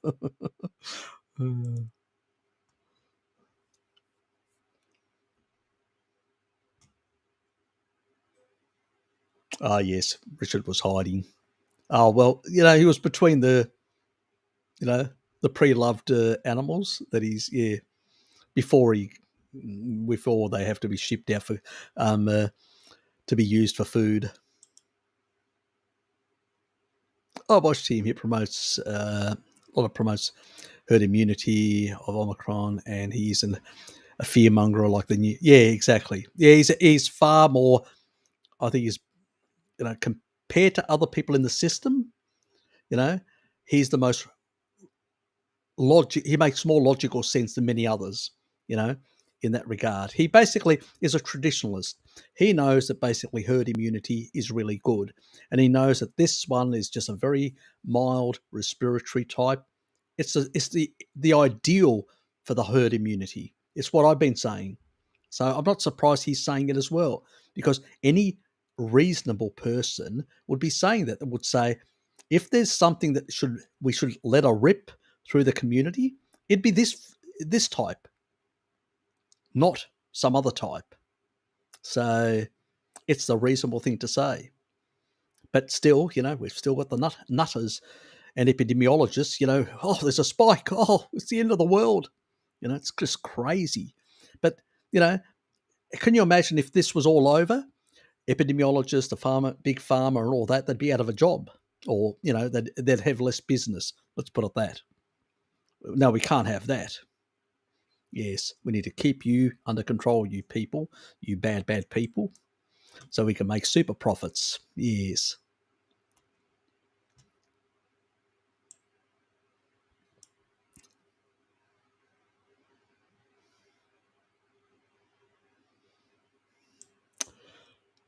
Get your head out of the gutter. That's on the milk. I'll stick to this raw milk. It doesn't get me to trouble. It's bovine raw milk. Won't get me to trouble. Mm.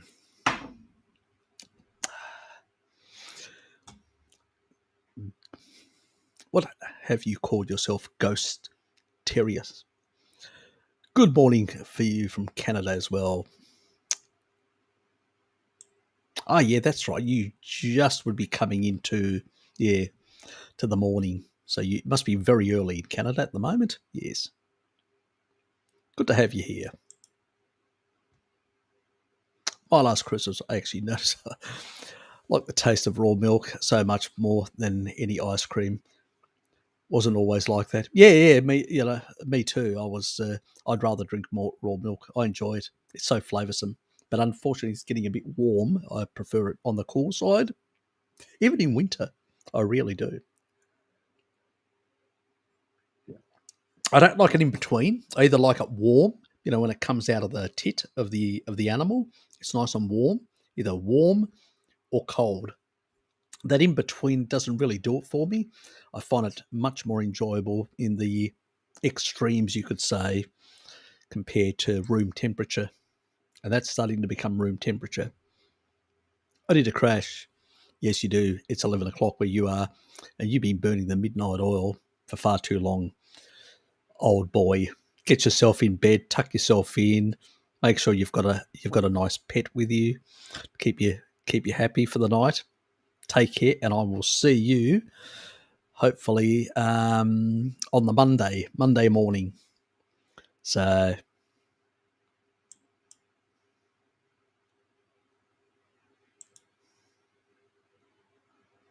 John Musselman has received a recent strike on the censor YouTube video scrap so much about explaining your channel with useful stuff. Yeah, look, I think it's even the moderates out there are basically being censored severely. It's beyond a joke. It really is beyond a joke.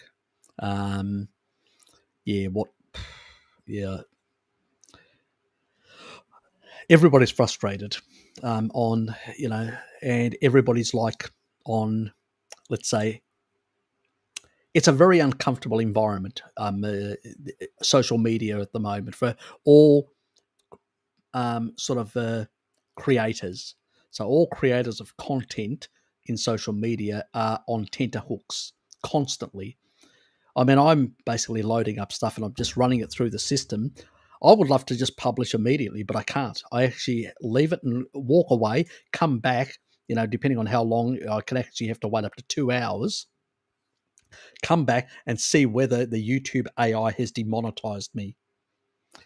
and then I just get rid of it and I have to redo it, completely redo it, in order to basically make sure that it doesn't happen to me or don't get a strike, because it warns me, this could be, But if it actually goes through the AI and doesn't do anything like that, I go fine, then I publish it.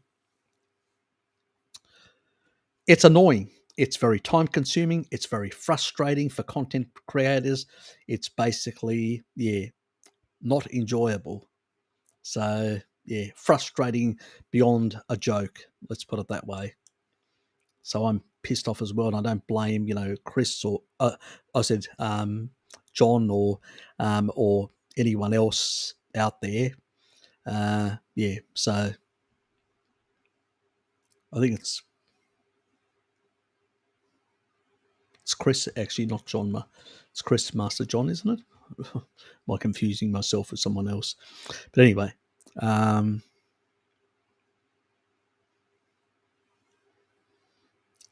yep. No, it was still. Yeah, it's still. Yeah, I haven't removed it. I forgot to remove it. That's why. But I'm just going to let it run. So if anybody wants to jump on, fair enough. You'll be, when I have to use it, you'll be booted off because I'll be stopping it. So you'll know when I'm using it to do content. But otherwise, yes. So I've left it. I forgot all about it, and I don't really care. Richard may jump on tomorrow.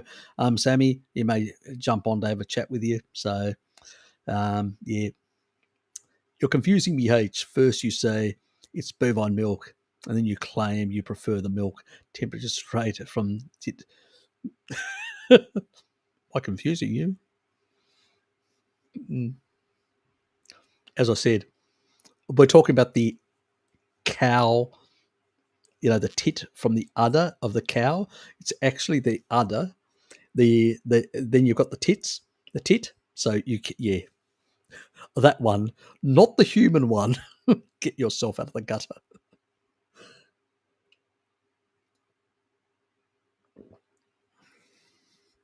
So, yes.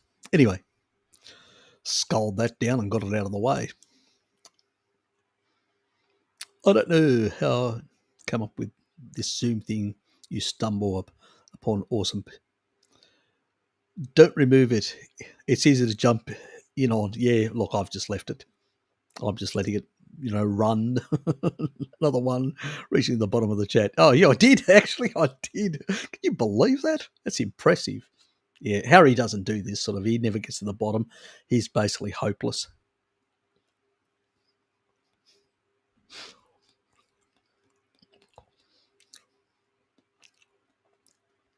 It also gives you a chance to finish off the brie. Yeah, exactly. It is crisp, as I said.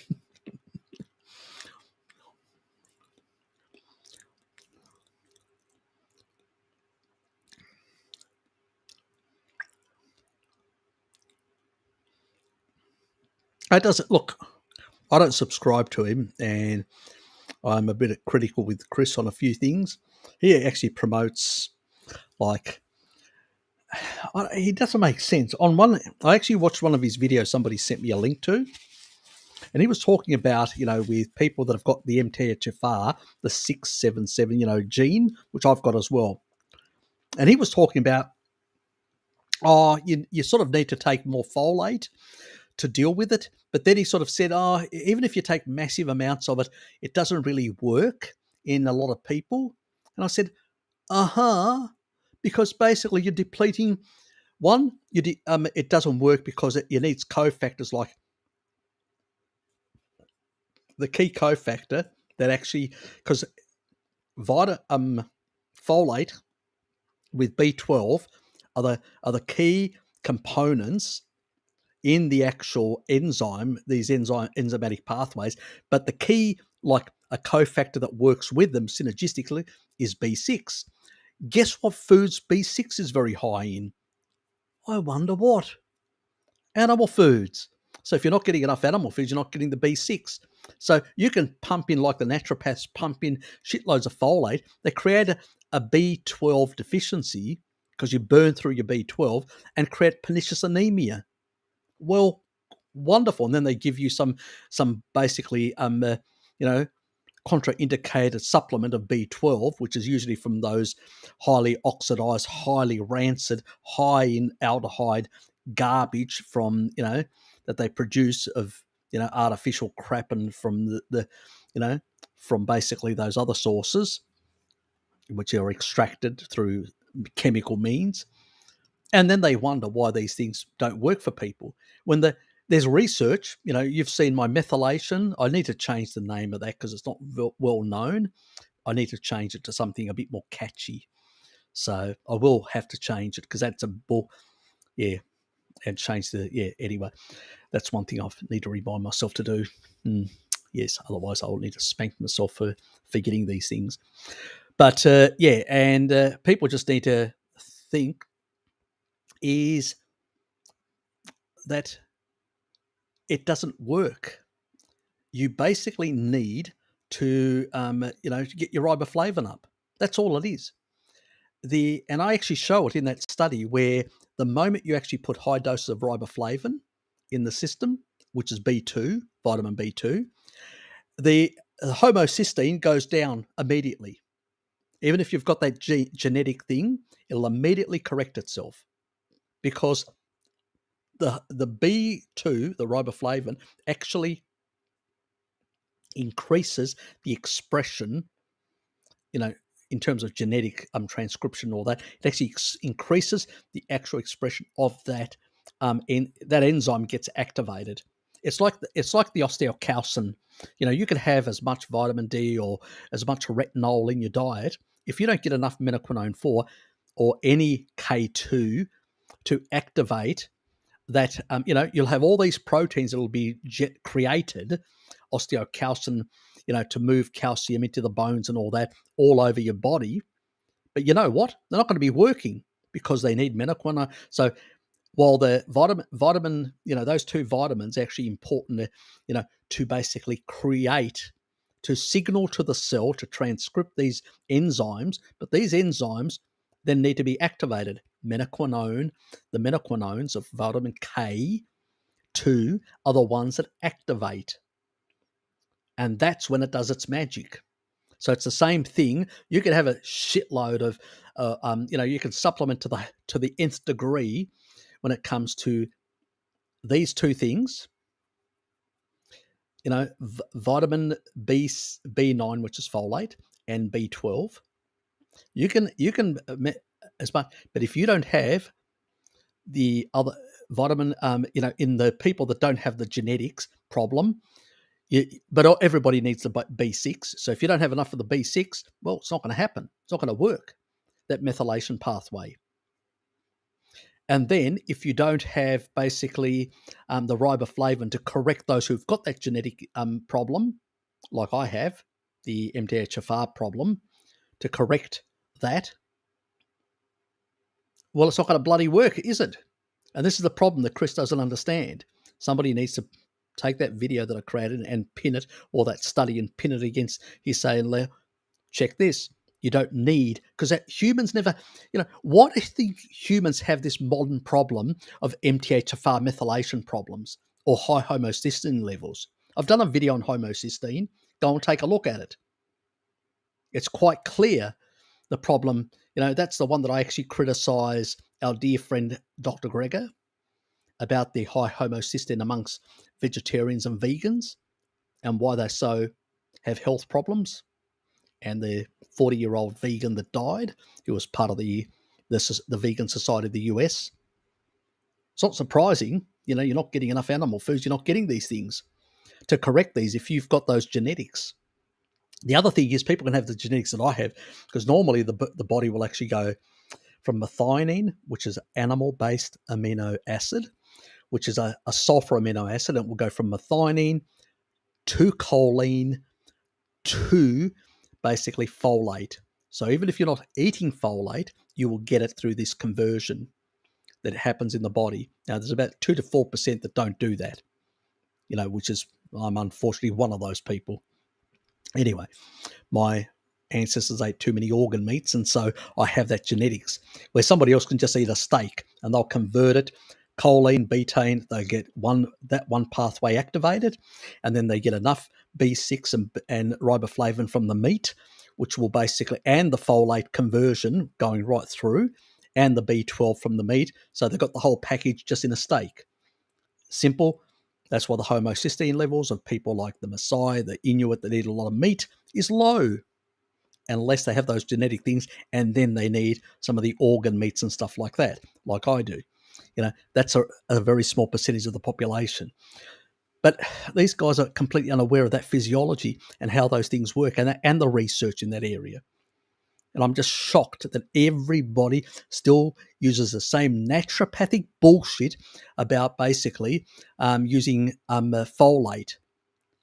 Folate is bad in high doses. It actually causes a lot of health problems. I'm going to make a video. I'm not going to talk too much about it now because I don't want other people to steal my thunder. So I'll make the video and explain why it's actually bad in high doses. And you should not be basically forcing it up and all this like a lot of idiots do out there who listen to basically, yes, check my video. And that will explain. It's called methylation. Just put methylation. It's part 1, methylation, Harry Sopanos, and it'll actually tell you everything about it. And then there's another one, methylation, that I actually take the piss out of, Dr. Greger. And that also basically explains everything about homocysteine. And I had fun with that one, actually, the Greger one. That was he just buried himself. Everything that he said, I was able to argue in a way that actually just buried himself in the nonsense that these vagoons come up with. It's ridiculous. Anyway.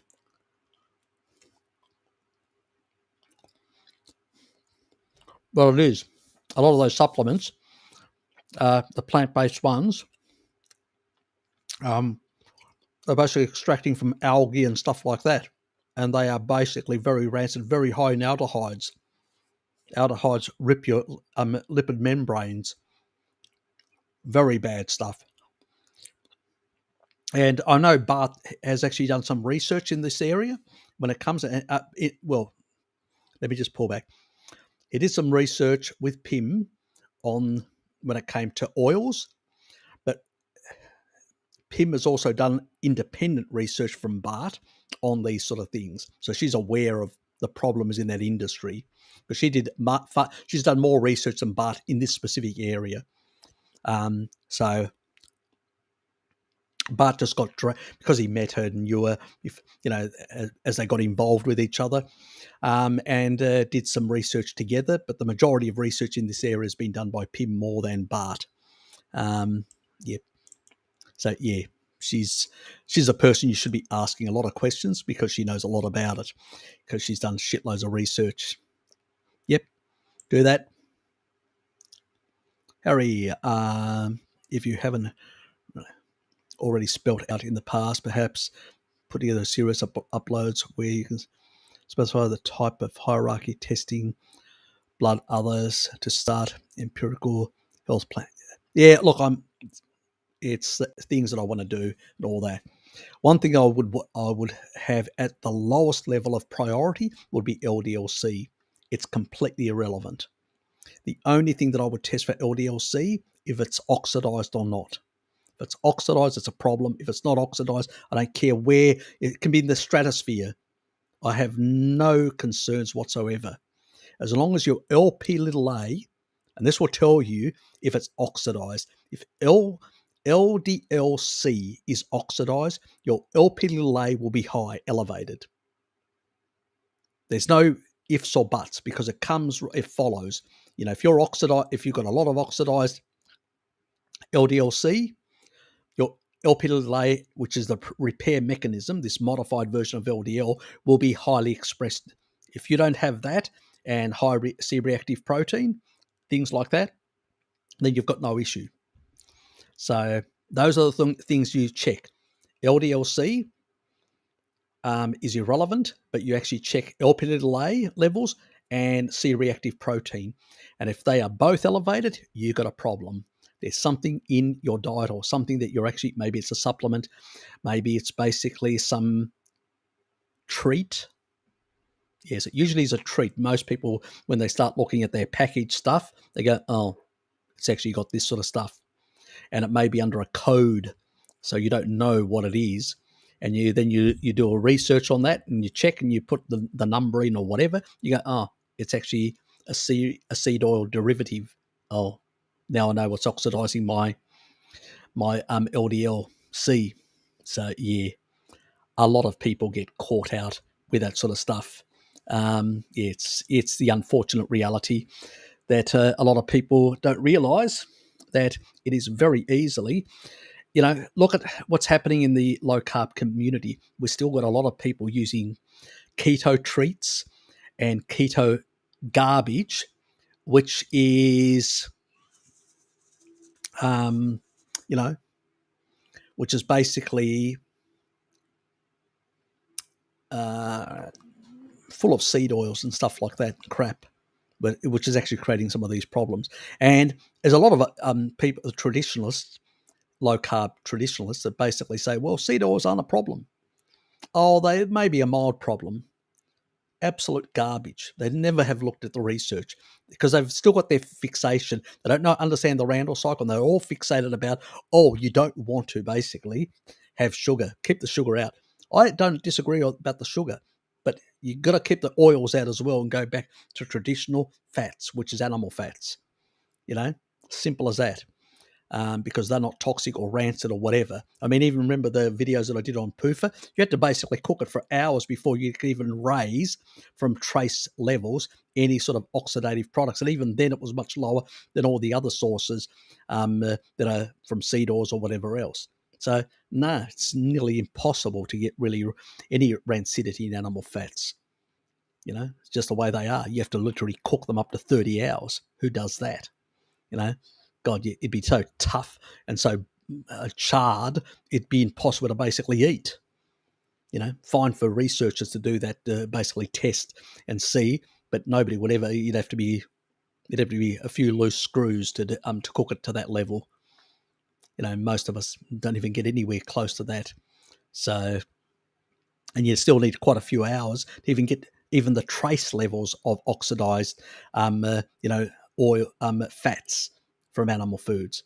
Most of us will do 5 minutes on each side to shear it at a high temperature, and then basically these were all high temperatures as well, and then basically cook it for about 15 minutes. After that, maybe 10 minutes to still be pinky inside and stuff like that. God, that amount is just insignificant to create anything. Not even we're talking about trace levels after 2 hours of cooking, let alone just doing it for about 15, 20 minutes. Irrelevant for anyone. Anyway, not Dr. Michael. Oh, yes, that guy that never even practiced. He qualified as an MD, but never practiced as one. He just became a propagandist. Any ideas? What amount of MK to maximise self-made cheese? Start with kefir, lard, and could one add? No, I wouldn't bother with MK7 at all. A third of the population can't even convert the stuff, so it's irrelevant. I do not promote MK7 at all. In high doses, it can become a pro-oxidant. Not a good thing to have in your system because any vitamin, mineral, or whatever either needs to be stored or used. We don't want it floating in our bloodstream for hours. That's nonsense. That's only supplement makers which tell you, oh, it floats in your system for hours. And they go, well, that's a problem. I want my excess menaquinone 4, MK4, to be either in the cells or stored in my liver to be used at a later stage, not to be floating around in my bloodstream. You can't store MK7 in any organ, but you can definitely store shitloads of MK. And if you take a look at the heart, is very high, the brain is very high, and the liver and the kidneys are very high in menaquinone 4. Actually, I think the kidneys may actually be slightly higher than the liver. They are higher than the liver. Now I can't remember. I think the heart's slightly more. The kidneys come second, and then the brain comes third, and then the liver comes fourth. I believe it's in that order. So yeah, that's how important it is even for kidney function. if you want to get rid of, like my father had all these fibrosis and all these little, the little thin hairline structures that filter stuff, well, they can be damaged. And you know what actually fixes them? Menaquinone 4. Very important reparative system to clear out the stuff. And the other one is taurine, very high in taurine as well. Kidneys and heart are very high in taurine, another important factor.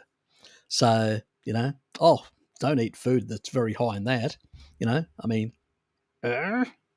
give us a break. And you don't need sauerkraut, and you don't need, that. And cheese and stuff like that are very high in the menaquinone. This sort of stuff is really high in menaquinone. So I would have got a very good dose out of that. Obviously, with supplemental, I use supplemental for specific people that have got specific calcification issues that need to be sorted. A young person who's moved from a sad diet to a carnivore diet just needs to eat animal foods. But older people like us, middle-aged or whatever, we sort of need to supplement stuff like that because we've got a lot of calcification that we need to fix, So we've been doing inappropriate things for a couple of decades, and there's plenty of damage to sort out. So it depends on your circumstances, basically. So that's why I usually ask people, provide me details. Usually people, when they ask me, I say, well, I want all this information, your age, how long have you been doing certain things. I need to know exactly how much damage I'm dealing with. And the reason why I need to know how much damage I'm dealing with is because I'm not a physician that can send you to do certain tests. So I have to guess from knowing and extrapolating. So it's not a precise, but it's better than, at least you get a better result than what you'll get from them in the system. And I do it for free as well. So, it usually people that are doing a lot of seed oils are usually also glycating the outer surfaces and making the LDLC more sticky. So yeah, as well, degrading the outer surface and the movement. Let me. I love find you compelling, but I am ignorant architect. I mean, a series of Sesame Street like uploads guiding us through your matrix. Actually, what I present is very rudimentary.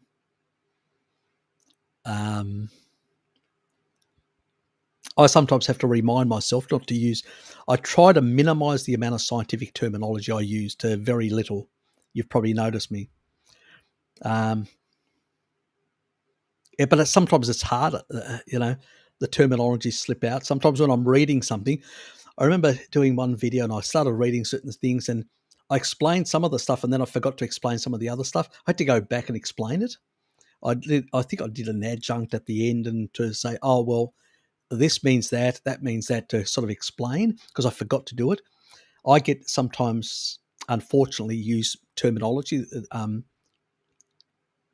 It's hard to get your mind out of, to function, to do this. And then I do it probably better than others, but still I'm not perfect. I don't claim to be perfect in that regard. I'm trying to keep the message as digestible or simple as possible, but sometimes I don't achieve that. I can fail, and I notice when I get a whole lot of questions after I've done a video, I'm going, I didn't really explain it so well. It was still a bit too complicated. So yeah, look, the problem is physiology, biochemistry, and physiology, the body, quantum biology, and all that is really complex systems that are interacting in a very complicated way. And to try and get that into people's heads I can digest it in my head, but to try and get it into people's heads that may not have enough knowledge, they haven't studied it as deep. I had to, out of necessity, having a heart condition, I had to understand how that my body worked in order to heal it. I had no option. When you're looking at death, I need to know the truth. I don't give a shit. I'm not there to sell a product or anything. I need to know how to fix my body. Ultimately, I wanted to live like my grandfather, over 100, my great-grandfather, that is. So I had no option, but I had to basically fix my body.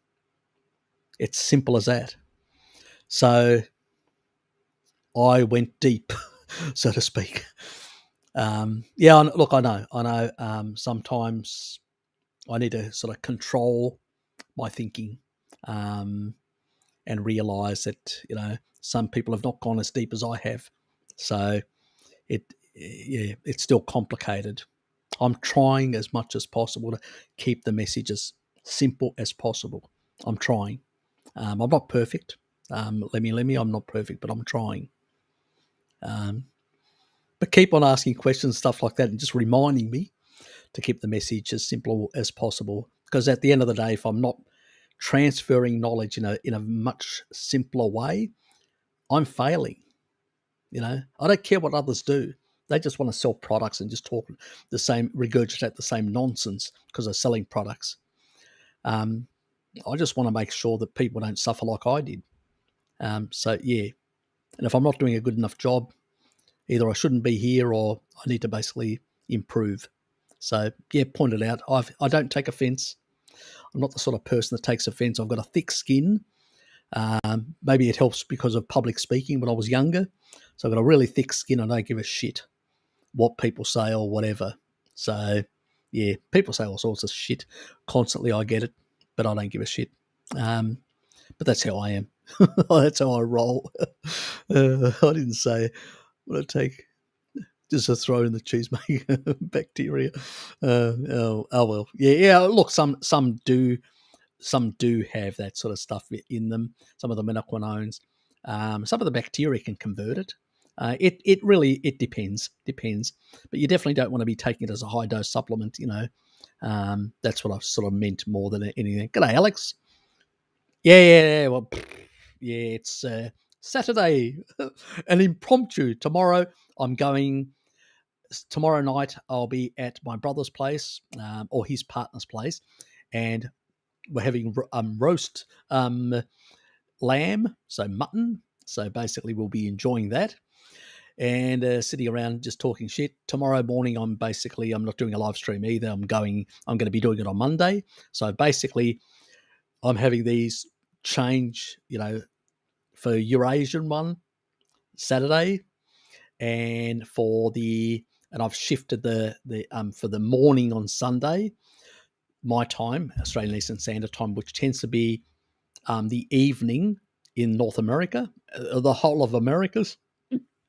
It's in the evening, and basically, yeah. So they'll be shifting there a day. It'll be their Sunday night.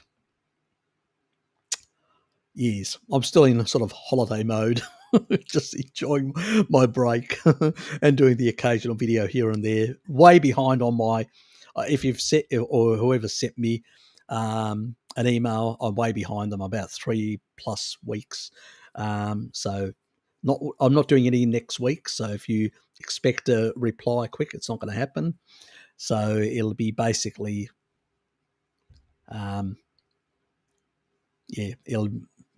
sort of the following week when I'll be doing it then, and I'll probably dedicate 2 days, both either Tuesday, Wednesday, or Wednesday, Thursday. I'll see how I feel. Yes. So yeah, it's a bit of get it H, like the author needs to an editor in a couple of right designs codes. Yep. Yeah, exactly. Yep. Thanks, mate. Bjorn, good to see you, mate.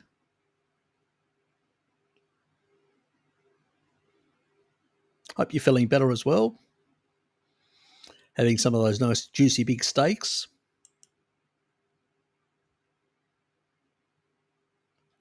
We'll see. Hopefully this week. I've got a number of other things that I've sort of promised as well. Yeah.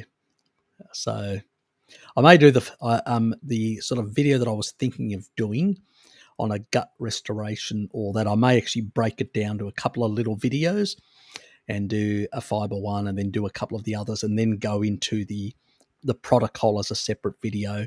So I'll see how I feel, because sometimes I need to just not do a video and just pace myself through, just reading it and all that, and then timing myself and realizing if it gets too long, it's always a bit of a hassle with these things.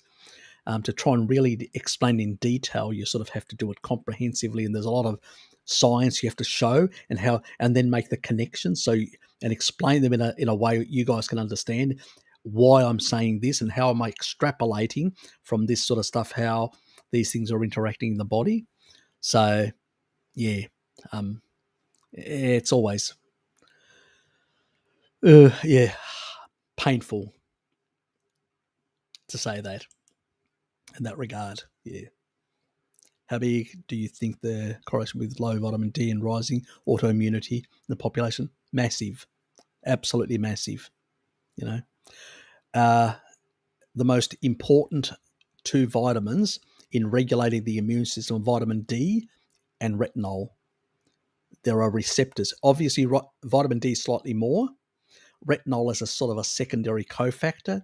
And not only but even in cell proliferation, they both play an important role.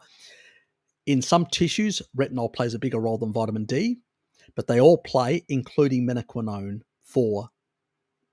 Menaquinone 4, even in part of the cell proliferation in some tissues, actually directly plays like an interaction with some of the genes, the way they will express themselves. And so depending on the way they will express themselves, the enzymes that are regulated by the actual cofactors, which is retinol and vitamin D, also have to have this signaling from the DNA.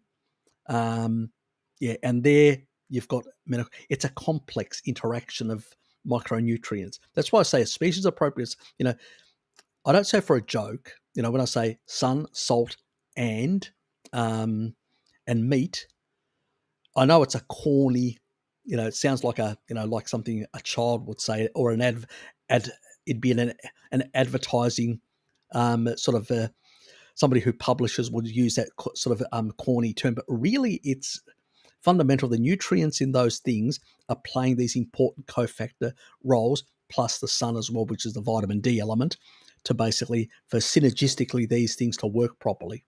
But vitamin D is a very, the level of, people nowadays are eating very poor, they're getting very little retinol, because just people are not eating animal fats. And they're getting very low vitamin D levels again and all that. And then they're also getting very low menaquinone 4. So all these things together are basically really, they are very poor in the way they function. But if you type in autoimmunity and vitamin D, you'll find thousands and thousands of associations. You take, for instance, Lukey. He had Hashimoto's thyroiditis, which is an autoimmune disease. He got his levels of vitamin D up to 80 nanograms per milliliter, or 200 millimoles per liter. And pretty much he silenced those genes, because 1,200 plus genes, only when you get to that level of vitamin D can you interact with all those genes. And some of those genes are involved in autoimmunity. And that's when you can turn them off. So it's just the way it works. And then with species appropriate eating and all that, you can regulate the system much better. And then even if your vitamin D levels drop a bit, your system should be, after a number of months, or it depends. I say to people, stick to that sort of level for a couple of years in order to basically establish a new homeostasis within your body. Is sort of the safest way to go. But yes, most of autoimmunity is very high. This is why even when we're having a mixed diet in the past and we were depleting glycogen because we're outdoors and working hard, so we kept glycogen from, so we weren't engaging the Randall cycle, very mildly engaging it if we did, it was pretty much the vitamin D content that basically kept autoimmunity away in those days. Now we're indoors, very poor vitamin D. Everything's wrong. Everything's wrong. You know, we don't earth ourselves. In the past, all our shoes were basically made of leather soles and stuff like that. We earthed ourselves to some extent. Now they're all rubber, no earthing whatsoever.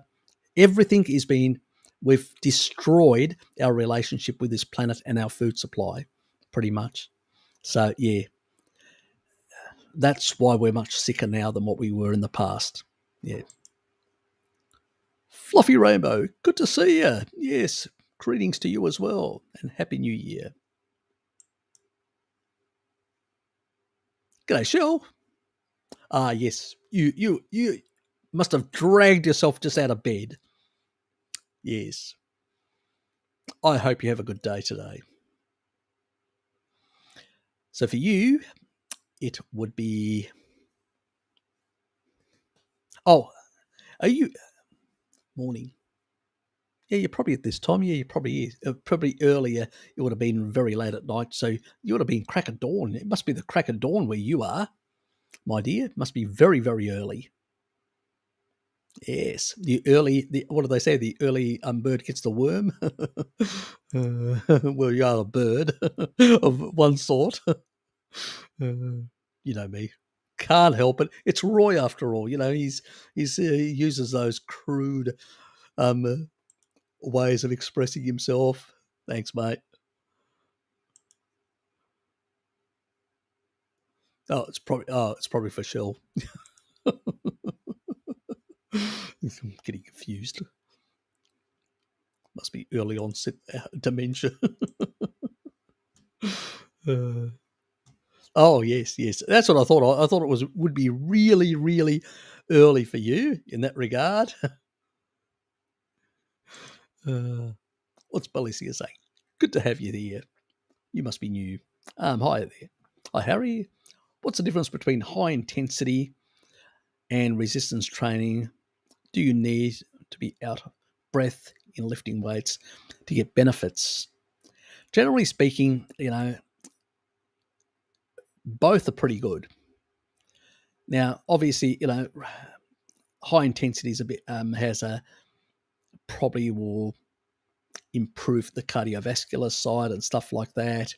And resistance training is really important. And there are very different aspects. There's both the weight sort of lifting or, pulling on cords or stuff like that. You can, there's a whole lot of variations in all this, but they also can be all beneficial. The worst thing you can do is long-term cardio, like running. That's the worst, You basically just have to look at these people. They tear down their tissue. Every single study that I've looked at, cardio people basically have higher, lower bone mineral density, so it's quite bad in that regard. So, because people ask me, and I say, humans walked. They were midday persistent hunters. They walked, they found an animal, they continued following it, and then they basically ran like mad right at the end to kill it. They sprinted. So that's a sort of high intensity type thing. And then they basically carried it back. So there was some resistant training in a sense by lifting things and carrying them back and all that, you could say. So that's what we're designed to do.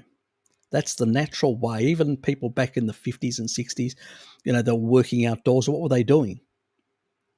They were either really doing, they were lifting things. Either they were doing very, just walking around, getting to work or getting to the farm, and then they would be doing lifting things, heavy things, and moving them around, potentially chasing down an animal to try and bring it back into the pen and stuff like that. So these are the natural ways of actually functioning. Continuous cardio is not. That's not, and that's why you get left ventricular growth. Now you can mitigate it slightly, the left ventricular growth, if you know anybody that does, with taurine. Taurine prevents remodeling of the left ventricular. So I always say that people that are on doing long distance running, and if they are into that sport, and you've got kids into that, or yourself, or whoever does that sort of stuff, or people that I usually say get them on taurine to prevent left ventricular growth in that regard. But I would say they have their value, both of them, in that regard. I sometimes, will do high intensity, like running up a hillside in that regard. And I do varied resistance sort of training, whether it's lifting weights, and sometimes pulling on things, or moving heavy things, stuff like that. I know, the Greenfield family, they do a lot of, this sort of all body movement. I think that's really important as well. I do some isolation things. I tend to I'm not a big fan of the gym environment. I tend to basically, like Ben Greenfield, that sort of moves things and lifts things and pushes things and stuff like that. I think that's more natural. That's how we always did it as humans. We weren't in gyms doing isolated movements and stuff like that. I think they can be problematic, and most people get injured doing those things, isolated things, rather than doing natural movements where you're moving all the muscle areas, whether you're doing in high intensity or in a resistance way. That's my personal opinion. It's more ancestral, in my opinion. But obviously, if you want to basically build more muscle for competition and all that, obviously you've got no option but to do these sort of other approaches. So it depends on what your goals are. If it's bodybuilding and stuff like that, or obviously lifting weights and is going to be the thing. So it really depends on what. But I think natural movements are really important things that you need to put into your life. But that's my personal opinion anyway. I don't see why people have to do a lot of isolation type stuff, especially when they're not trying to compete. So yeah, it's just weird for me. I used to do bodybuilding in the past when I was younger. Used to lift a lot of weights and stuff like that. I wanted to get into competition. I'm 55 now, so I have less interest in that sort of stuff. I lift some weights and stuff like that, but I mean, even 55, I'm not too bad in that regard. So I've got a bit of muscle mass, if you can pair that with my face and all that. So I'm not too bad as an old fella. But my father's 87's got bigger muscles than me, so it's But he used to be a Boilermaker welder, and he had massive muscles that actually come out here over his chest. That's how big they were. He didn't get them in the gym. He get them by lifting these big pipes and welding them. So he was exactly, and that's why he's got a lot of myonuclei, and he can build his muscle back very rapidly. So if you're young and you've built a lot of myonuclei, you can actually recover big muscles. But if you haven't done that in a younger age and you're older, yeah, it's much harder. You're pushing shit uphill, basically, trying to achieve that. And you basically will end up injuring yourself more than anything else. But I have a very different approach to these sort of things, more nutritionally focused. And while I do a few things and some biohacks and some information, that I do have some bodybuilding tips and tricks and stuff like that. Another person who's pretty good in human physiology is Bart Kay. If you're not subscribed to him, in my featured, so check him out. He's got a few videos. I don't know whether he's got them all available now or whether he's got them behind his Patreon site. So I think a lot of them are. But he's actually a physiologist, and he actually trained special forces in Australia and New Zealand. And also he was an academic in this area, so he does know quite a bit. So check him out if you really want to get more information on that front. I'm a bit of a novice when it comes to sports physiology. Yes. And the other thing is, he'll explain also how there's no, the anaerobic and aerobic. Yeah, that's a lot of bullshit. It's very complex, and he explains it quite well, how a 3-gear system. And so it's, you're still basically using oxidative phosphorylation to create ATP at the mitochondrial level to provide that for those filaments to go back and forward. So, and depending on what your diet is, you get translocation of fats and glucose in closer to the muscles and all that. At the end of the day, you're still oxidizing. The rest is just a bit of nonsense that people have come up with because they see it in a reductionist way. These systems interplay and interlock in a complex system interplay. So, one, there's very powerful energy to be flowing through complex one to basically oxidize very rapidly. And that's what gives you a lot of energy through complex one, glycogen going through. But at the end of the day, and really powering up the electron chain, but fundamentally, and that means then you're going to be providing more creatine to those muscle filaments to basically power them. But that's, not what people would call, anaerobic, and all this sort of thing. It's just, it's reductionist bullshit stuff. And he's actually written research papers on this and explains it in his research papers if you're really interested to get into the weeds on muscle energetics.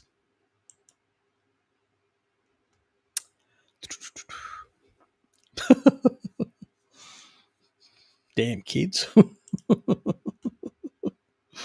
I'm experimenting with no salt for weeks after reading about one guy being carnivore for 3 and not clearing his dermatitis when salt. Yeah, well, he may have skin issues because, you can actually get these sort of effects if you're not basically regulating properly, and some people can have a poor menaquinone 4 issue, which can be an issue in itself, or they can basically have poor function of their kidneys, which was a pre-existing condition as well. So there's a lot of reasons that people can have. Remember, people are not on a species appropriate diet. Obviously, when you see, even Raymond, that doesn't take, even he agrees with me that when you come into a carnivore diet, you have to go very high sodium because you really need that. And then what happens is, over time, your antidiuretic hormones, when you're not flushing a whole lot of water, that's why I say do not drink too much water. Then what happens, as long as you don't have a lot of deuterium to deplete, what will happen is your antidiuretic hormones will upregulate, and your body will start sparing sodium and sparing uric in the recycling, which is what the kidneys do. Under those sort of circumstances, your requirements for sodium will drop. That means you're, wanting. You'll notice food seems salty even though you haven't put a lot of salt. It's because of those antidiuretic hormones. But if you've got a condition, stuff like that, yeah, and it depends on the environment, or if you're out in the sun, losing a lot of salt. So you got to be very careful because salt is still required. Sodium is still required for your stomach to work properly, the chloride part, and your actual intra and extracellular fluids need to be regulated, and sodium is required, and also at the mitochondrial level for the electron chain. So it is important. And people, long-term salt depletion, they will create mitochondrial damage. It's not a good idea. Even most tribal people get it from the blood. So I don't subscribe to that sort of stuff. I would like to see these people a couple of years, in a decade down the track, how much, where they are on the mitochondrial side. I don't think they're going to be on a good, because the excess, people used to consume 10 times the sodium they consume now. Your body just dumps it. It's a non-issue. I think these people are basically putting too much strain on their kidneys to work harder to hold on to sodium. which it can when you upregulate your antidiuretic hormones, and it'll actually create more stress, occasionally, especially for your mitochondria basically starving for it. So I'm not a fan of very low sodium at all. I don't think you need massive amounts either, because the antidiuretic hormones, as long as you're not consuming a lot of water, you don't need as much, but you still definitely need some. And I think low sodium or no sodium is definitely not the way to go. Yes. Yes, your body really knows, doesn't it, Bjorn? I think you made the mistake last time with too much listening to Paleomedicina, and you seem to be listening to some other people, and you're going to get yourself into more trouble than you can poke a stick on. I know one lady that went low sodium for a very long time and did a lot of damage to her mitochondria, and now is struggling to try and get her mitochondria to function properly. Please don't do that to yourself. Don't listen to these people, because damaging your mitochondria, very hard to come back from that, believe me. She's still struggling. Drinking with clean liver is dangerous. I felt like a dog. Shit. Look, people just overdo a lot of things. Shell, I'm not a person that basically encourages. There are people that have got certain genetics like me, but most people, just stick like Kelly Hogan. Put a bit of salt on your steak. Have a bit of steak. Get out at the sun, or get some vitamin D if your work is indoors. It doesn't have to be that complicated. If you can earth yourself and circadian rhythms and wear some of this sort of stuff occasionally and stuff like that to sort those things out, you're ahead compared to most people. Believe me. Yeah, look, people do get more hangovers more severely. Oops, nearly broke it.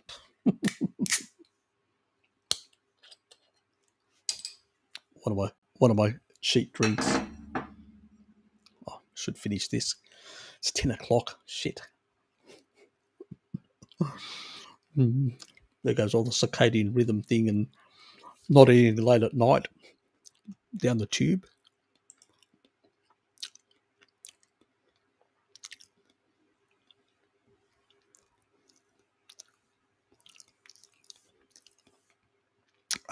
Been wondering about correlations between cell glycation and levels of illness from that one.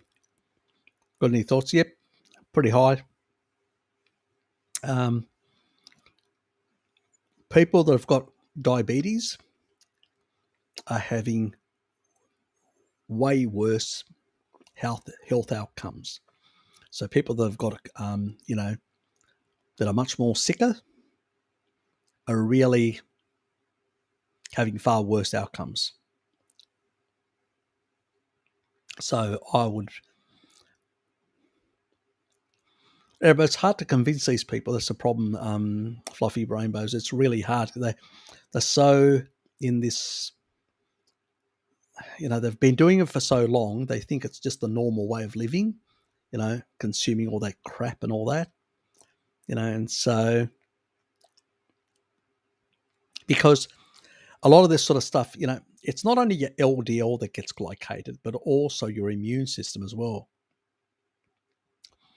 Too much glycation. This is where taurine sort of reduces the glycating factors on T lymphocytes and actually reduces the ability for T lymphocytes to become senescent. So the problem is, even if these people, let's say they took vitamin D as a supplement, they ate a bit more animal foods, and they were glycating and engaging the Randall cycle, there's still a lot of their T lymphocytes may be in a senescent state. They're not functioning well because they're so glycated and damaged. And that's another problem, and these people are not going to fast for 3 days to clear out those old damaged, T lymphocytes. And so it's a struggle with these sort of people to try and convince them to make changes. And when they're in the middle of it, what do you do? It's like people have asked me, oh, my friend has got this, what do I do? And I go, well, they're prepared to make all these lifetime changes. The only thing that I can suggest to these people is go and get a vitamin D, like 25-OHD in terms of either a supplemental form or get it injectable form, because there's no bloody way you're going to really get your levels up proper. And, and try and, encourage them to take a taurine supplement as long as they're not taking blood pressure meds, which can be another hassle. Most of them are because they're so sick.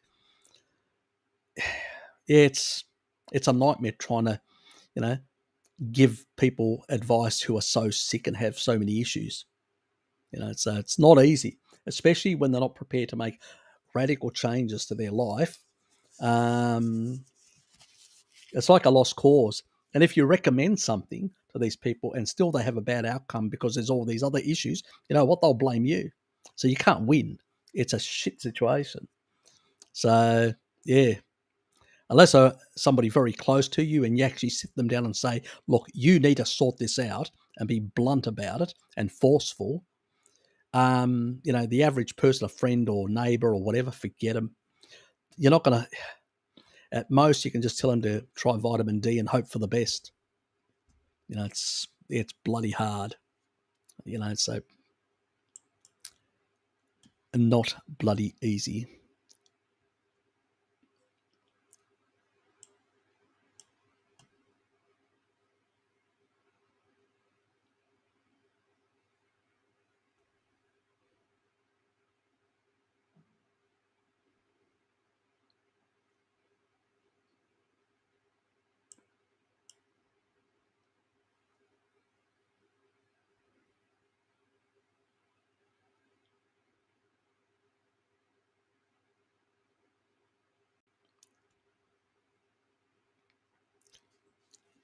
Hope you're doing quite a bit of exercise if you're eating that amount of meat. That means you're tearing a bit of tissue down and you need more enzymes and all that because you're physically lifting weights and doing that sort of stuff. That's fine. But if you're not, probably don't need as much in that regard. Depends what you're trying to achieve.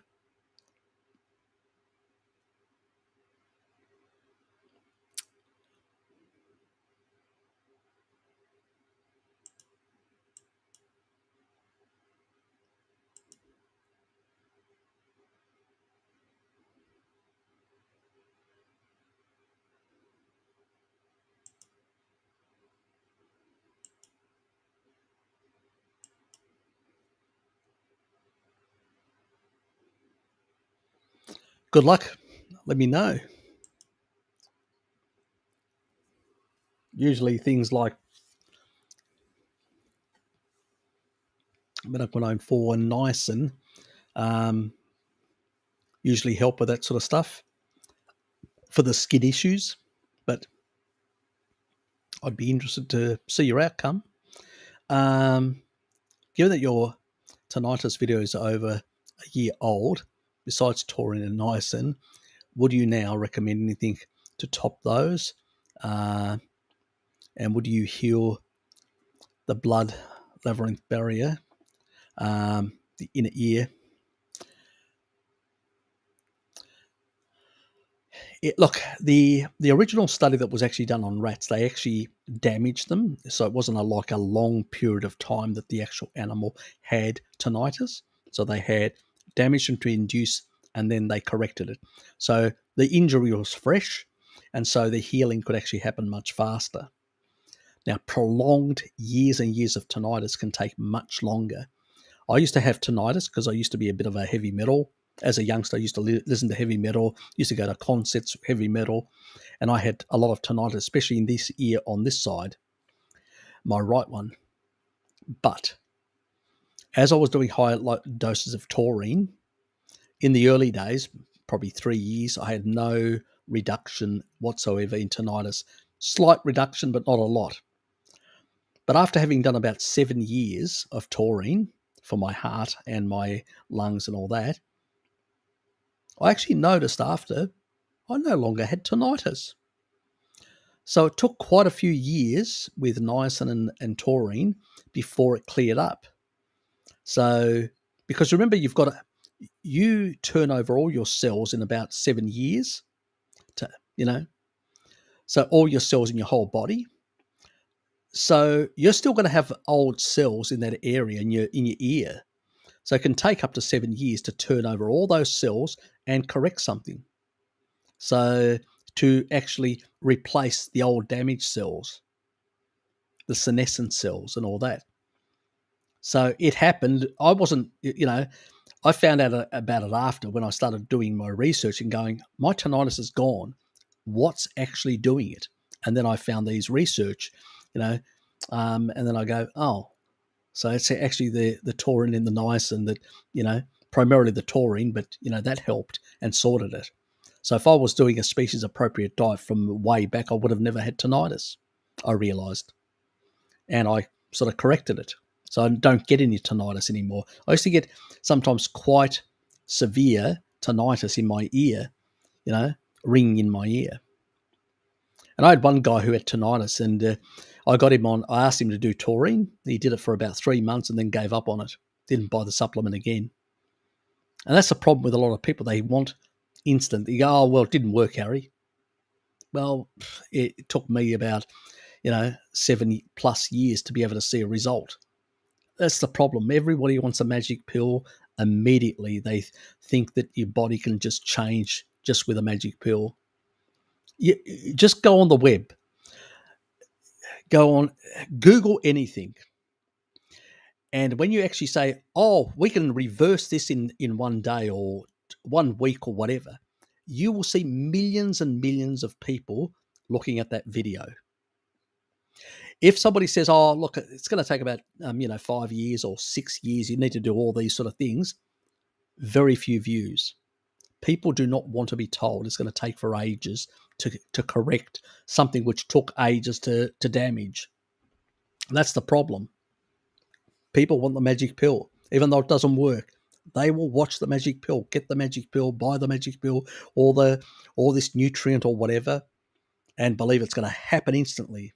And then if it doesn't, they go, oh, that's a crackpot. Let me look at the next magic pill, because they've been brainwashed for many years by naturopaths. Here, take this supplement. It's going to cure everything.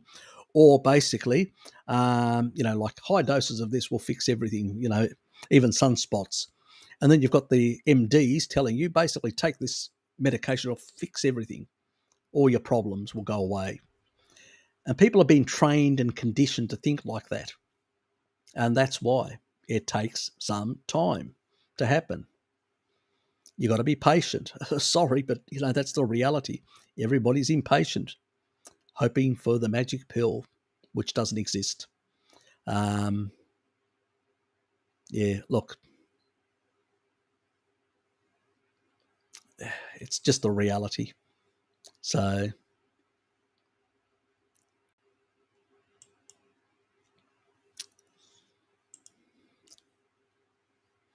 yeah, I work out just for the general health. Yep.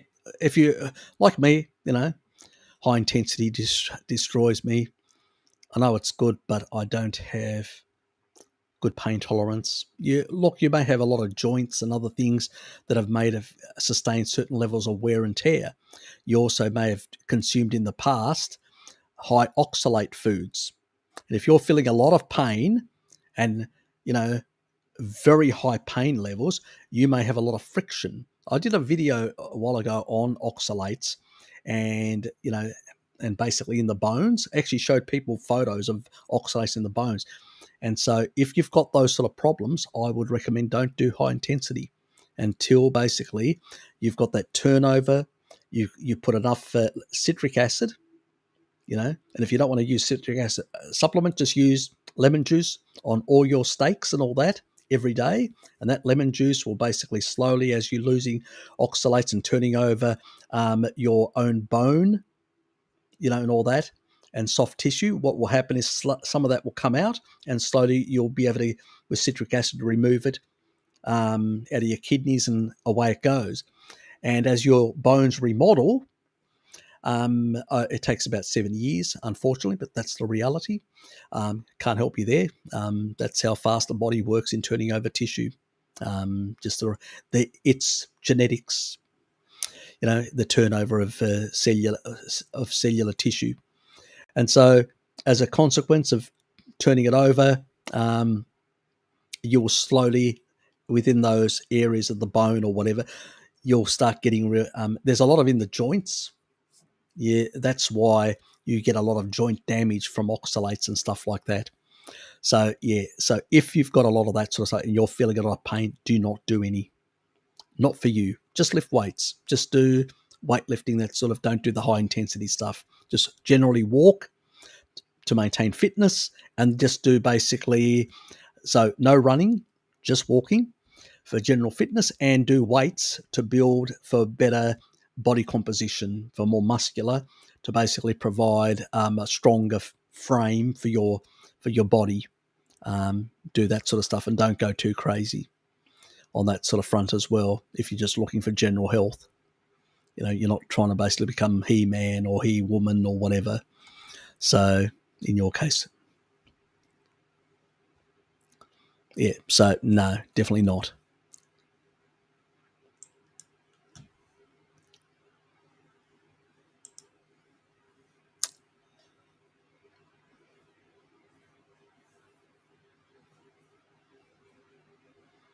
Yeah, look, histamine can be an issue in that regard. It could be. It could be, rather than dermatitis. It can be on the skin, histamine. That's true. That's a possibility for that. Could be misdiagnosed.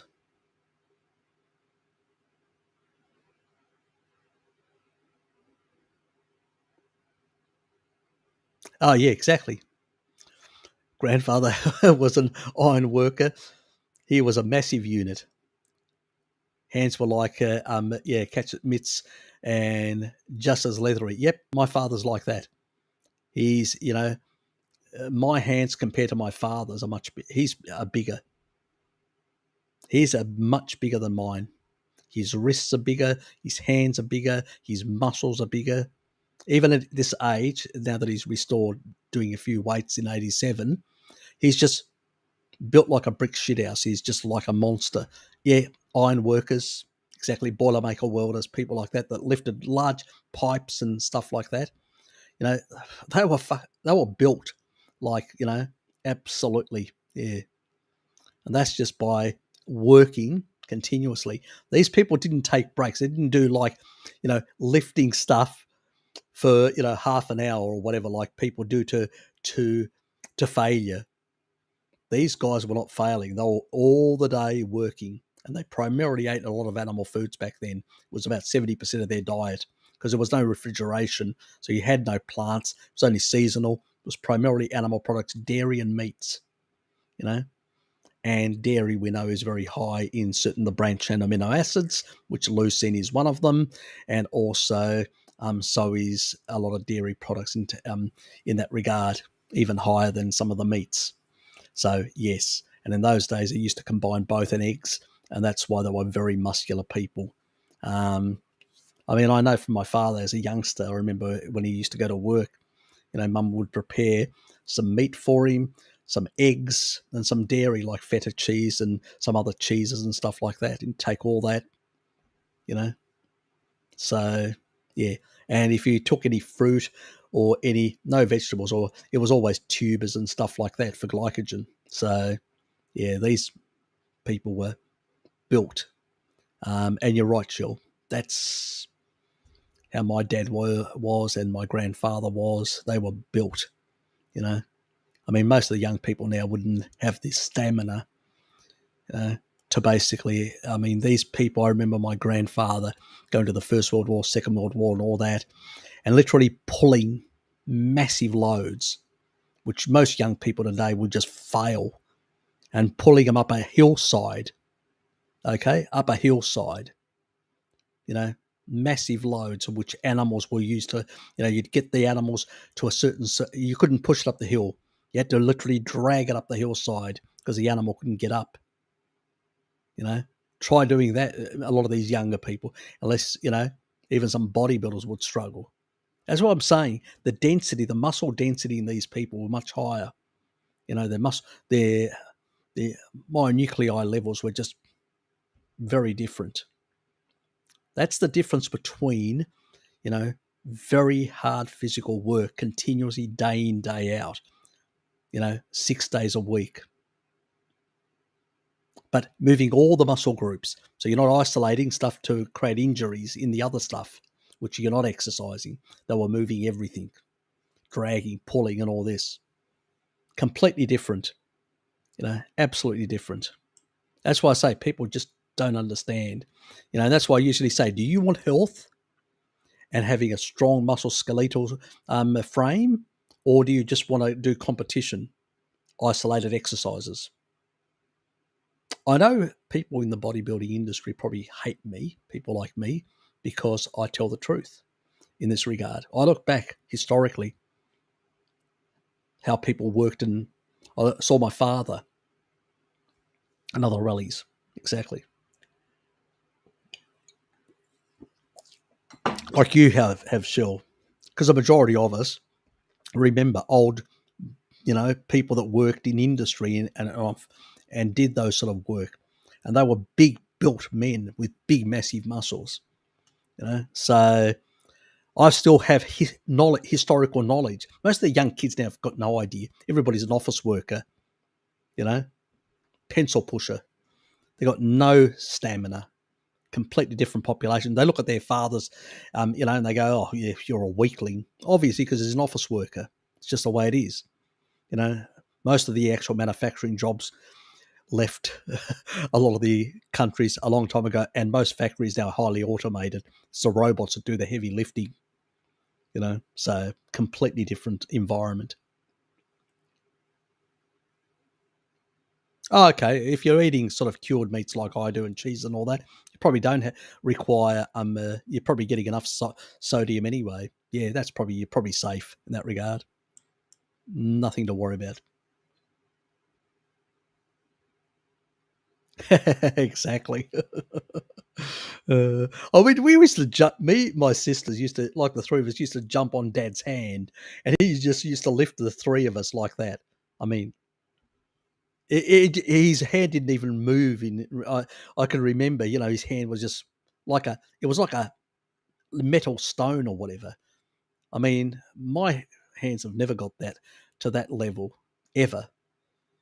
He was just absolute a monster, and even at 87, he's still got bigger muscles than me. Mm. He's 87, I'm 55, and he's still got better muscles than me. Exactly, says a lot. Says a lot about me. Yes. Not a problem, Nick. See you, mate. You're welcome for the impromptu stream.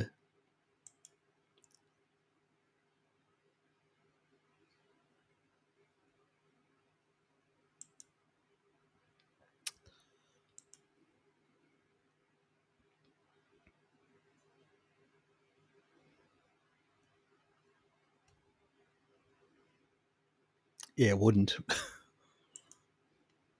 People think that it does, but yeah.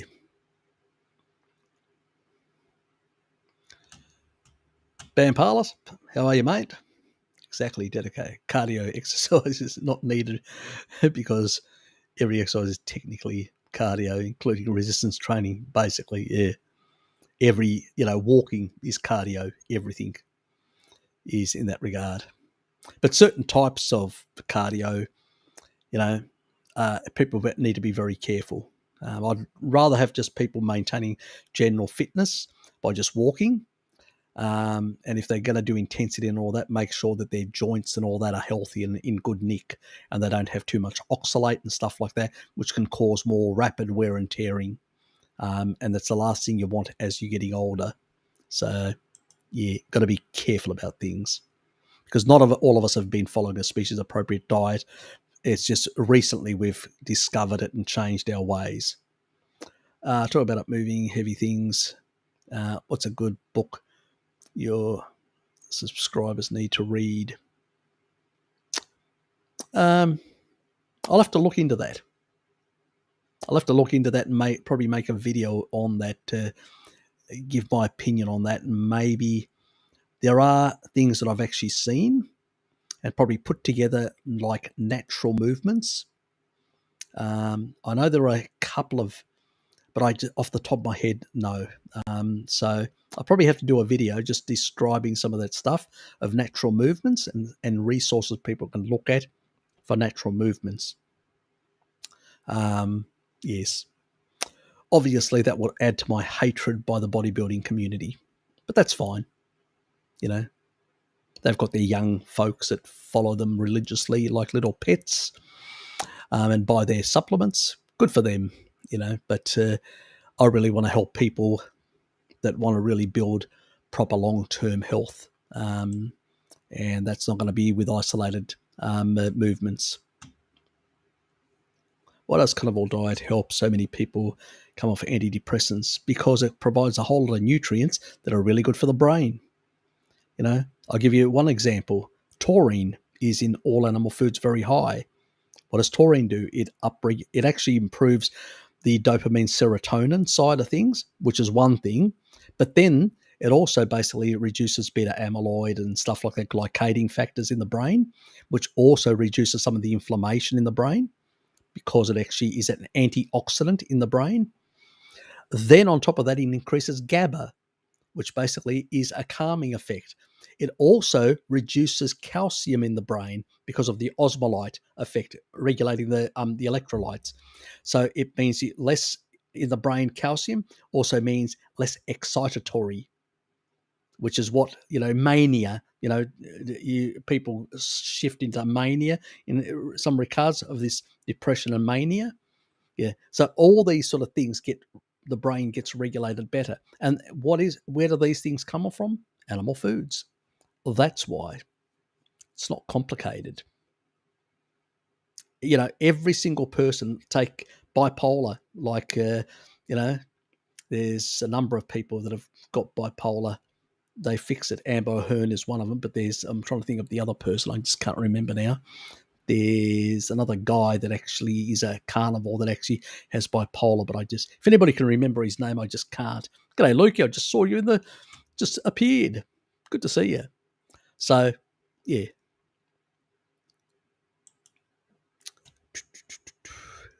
That explains why my salt levels are pretty stable. I still salt quite a bit, but not like before. Exactly. Taurine does, regulate things. Taurine is fantastic in the kidneys. The kidneys are have got some of the highest levels of taurine next to, I'm not sure, I can't remember whether taurine is higher in the kidneys or higher in the heart. They both have very high levels. Any other area in the body, excluding the brain, but have very high levels. And again, it is so important in regulating blood pressure, normalizing blood pressure, by regulating the kidneys. Obviously, if you've got too much calcification in the arteries and other things that are not allowing for proper vasodilation, that can have an effect.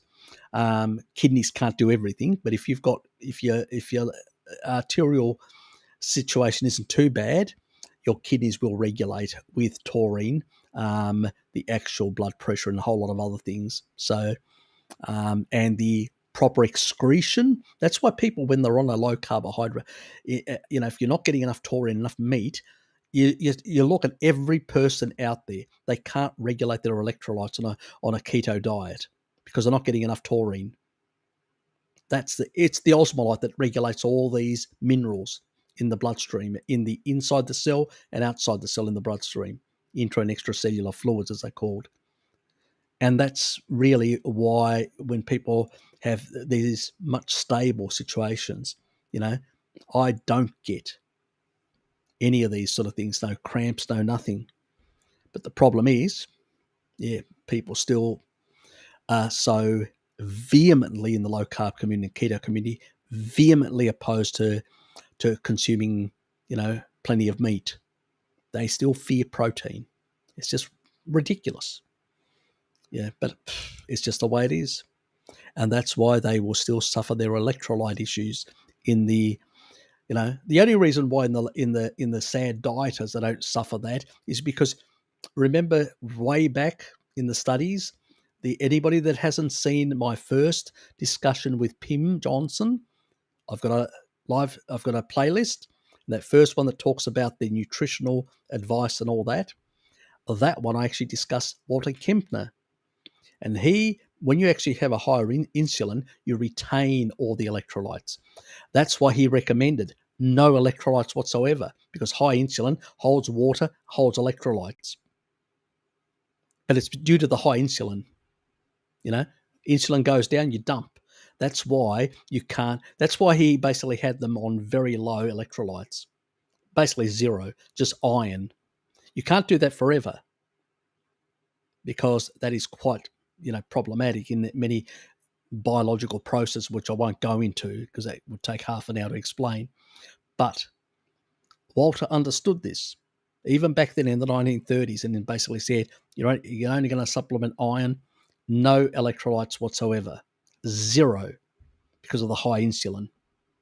But when your insulin comes down, the only thing that can regulate the osmolytes in a non-high insulin state is basically taurine. If you're not eating enough meat, like they do on the keto and low-carb diets, they have problems with their electrolyte management. And they still don't get it.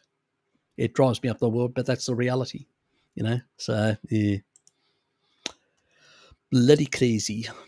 It's, again, reductionist thinking in physiology, and people just do not understand the dynamics. Yeah, don't do it for too long. I've seen the damage of prolonged sodium depletion in the diet, and it's not pretty, mate, believe me. But if you want to experiment a bit for a short term, fine, but please don't do it for long term. G'day, Scott. Yes, we're having a night issue because I'm taking too much time to eat my food. 10:30. Who believe that? Circadian rhythms are out the window. There's partial sort of application of that. Shit, Harry. I told you I'm a deluded architect. I like salt and sparkling water. Contradiction in terms. You like sparkling salt.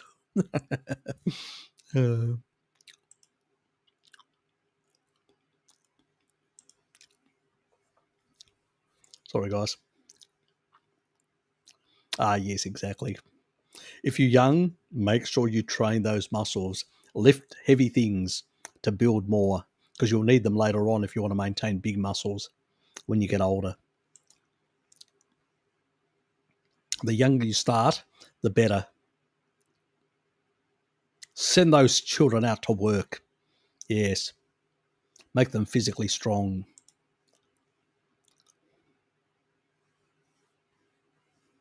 Yeah, that's true.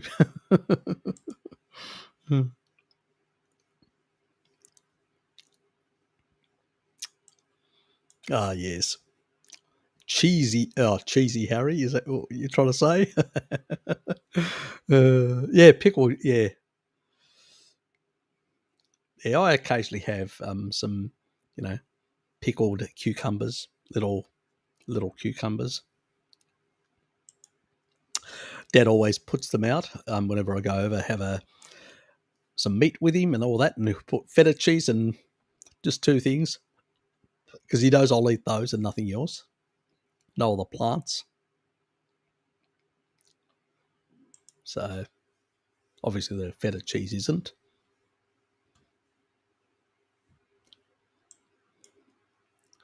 Yes. Me too.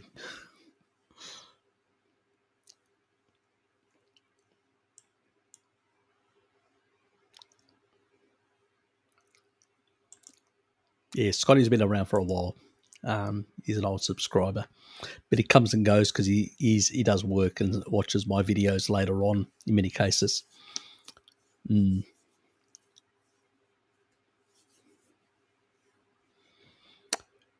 Yes. Double G and hope you got your B vitamins up for that. Damn cheats.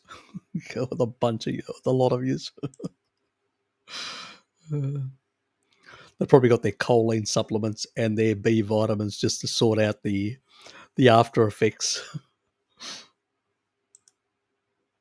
You guys are picking up too many of my bad habits, which I limit now to 1 day a week.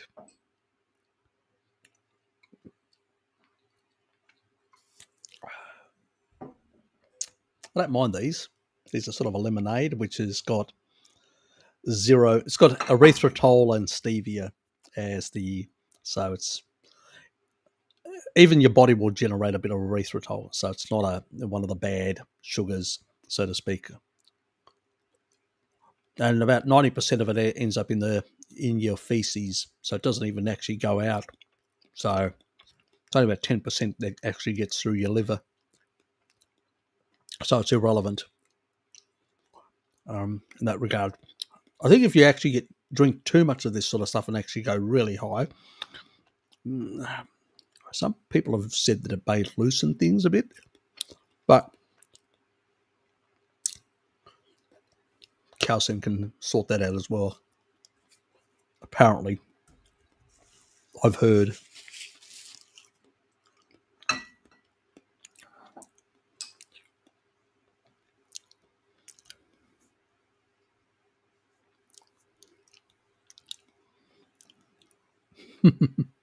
Yes, definitely not. Definitely not. No damage. I was on tour for 6 months to get the gallbladder back to normal. I'm still using 3 grams a day. Yep. Can take some time. Yep. Obviously, your tolerance now for fat is much better. I know because you've told me, but we're all getting older and our synthesis drops. And the big thing that we're also fighting against is a lot of plants that we consumed in the past and oxalates.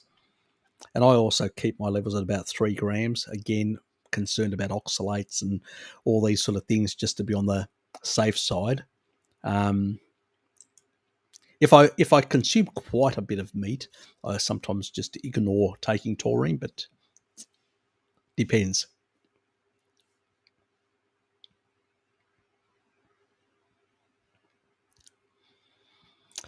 Yes, it can do that to you, Shell. It definitely can.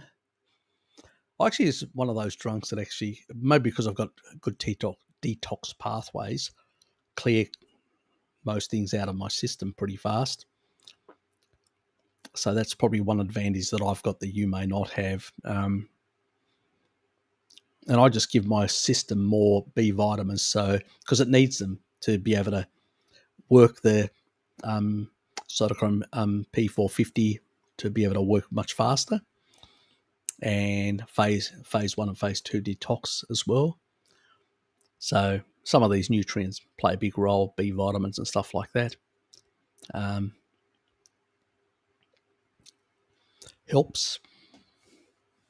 But again, yes, I know what you mean, especially when I've gone on grappa or very, let's say, high octane stuff that definitely takes a bit longer to clear out of your system. High octane, like 70% proof, like grappa or cipro as we call it.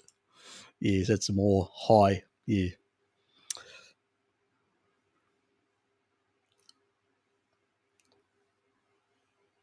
Yeah, it does actually, from one magic pill to another. Yeah, yes, they don't really tend to fix the problem. Yeah, they are lifestyle issues, and people need to change, and they do take time. Exactly, something people just don't want to hear. Yes, I have a hubby on taurine. I think it's been a year now. I've asked him if the taurine tinnitus is any better. Factory worker has damaged his hearing.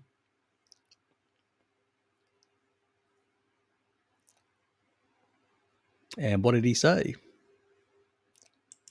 He's only been doing it for a year. It took me a couple of years before I saw any difference.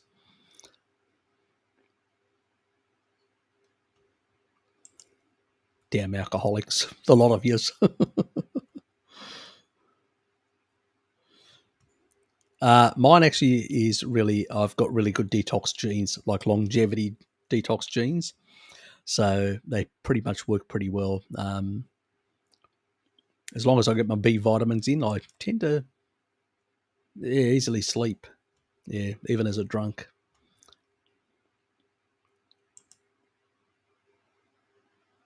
Yes, I know. Some of you other drunks will hate me for that. Is it worth supplementing K2 on a carnivore diet, Carlson's 2 milligram? If you're getting, look, depends on your circumstance, Bjorn. You're fairly young, and if you're eating, some cheeses and stuff like that, and you're getting K minoquinone, like brie and gouda and stuff like that, and you're getting enough minoquinone 4, you probably don't need it.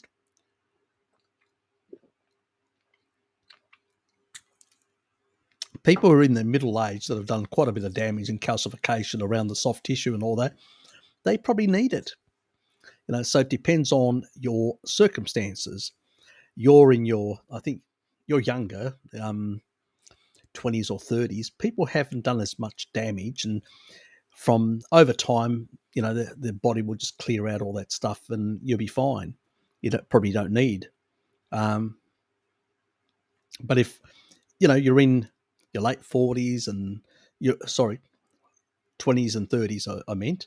But if you're in your 40s, 50s, and onwards, and you've come much later to the party of a carnivore diet, you're probably going to have more calcification that you probably do need to deal with.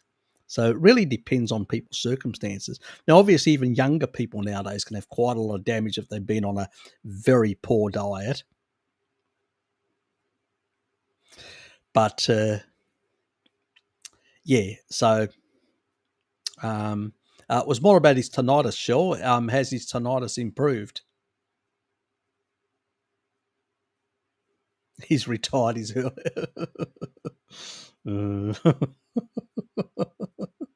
so you let him sleep. Good. Yeah, you're a good woman. Yeah. So it basically depends. I was just asking earlier whether he's seen any improvements or not. It usually takes a couple of years. I didn't see it until a couple of years, but I had slightly more severe tinnitus because I used to listen to a lot of heavy metal and stuff like that. So as a youngster, yes. Actually, I started with AC/DC and then sort of developed beyond that point to sort of more, Anyway, yeah. So I would say depends, on the person. So I usually have to have a thorough history of people's before I start recommending certain things and wasting people's time. I also loved heavy metal. No wonder we click. But it was the other question that I asked about your husband. Has his tinnitus improved or not? That'll tell me whether it's been a mild form of tinnitus or a more severe like I had. I had more severe tinnitus. So it took me more years to actually fix it or to see improvements. Yeah, you're still not asking. You're still not answering my question. Has your husband's tinnitus improved or not after 1 year of being on taurine? Oh, also hit the like button as well. If you haven't hit the like button, please hit it. The algorithm will hate. And if you're somebody who doesn't like me, hit the dislike button or whatever.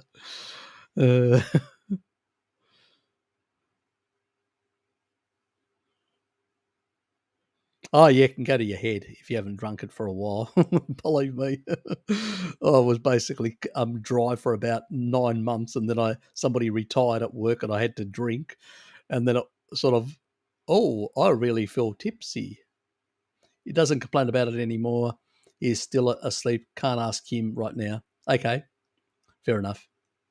But he doesn't complain about it anymore. So it must have improved, or maybe he had a mild and it reversed, or very little, and he doesn't. No wonder he doesn't complain. Yeah, that's good. Good news. Sometimes it takes longer for other people. It took me.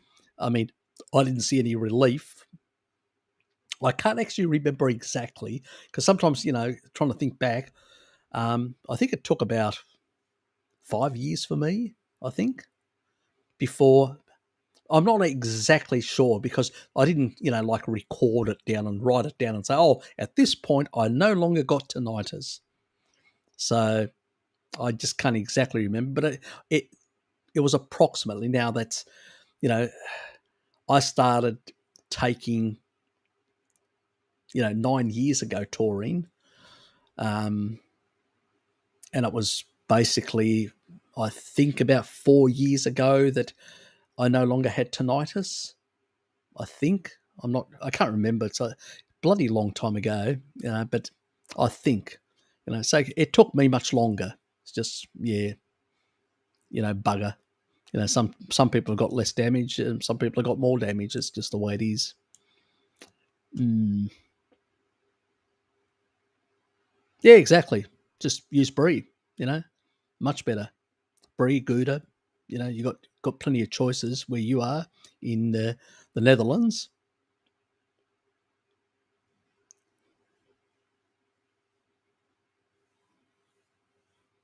Depends.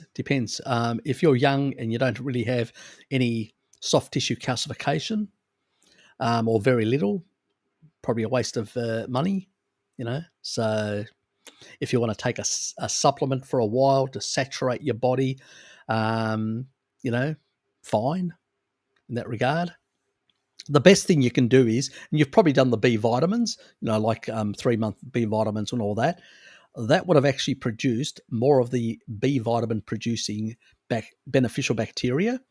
They also tend to basically um, have an influence on the amount of, in the enteric system, the amount of menaquinone 4 as well. So if you've done that and you're eating cheese and you've got some of that beneficial bacteria, which you're maintaining with vitamin D and B vitamins coming in from the diet, and they're providing some additional stuff in between eating for the additional cofactors for enzymes, you're probably fine in that regard. So don't waste your money. I just put people on stuff when I know that they're depleted, they need some support in this area for a different length of time, depending on what their situation is. And that's why I usually have to, like with Alex, when I dealt with Alex a while. I'm not picking on Alex in particular, but when I was dealing with Alex before, where we went through a bit of a regime, we tried a few things, and he tried a few things until we got to things that actually worked. So, you still, it's very similar to whether a naturopath would do. You still have to work out exactly how severe certain things are. And it's even harder from a distance when you don't have machines you can actually test things. Sometimes you ask people to go and do certain tests. Sometimes you go, well, they say, well, I can't get, my doctor won't give me something like that. So how do I do it? I go, okay, well, let's just try a couple of things and see what works. So from somebody giving me a bit of a history and understanding the situation. So I don't know whether it would be a benefit to you. It's not going to be. It's not going to be harmful. Let's be put it that way. You won't get any harm. We can have very high doses, and all the studies have shown no harm at even at very high doses. But is it a waste? It may be. In terms of money, you probably, if you've got very little issue requirements because you're enough in the diet is all you need. Yeah, maybe just wasting your money. So it depends, but it can have some benefits.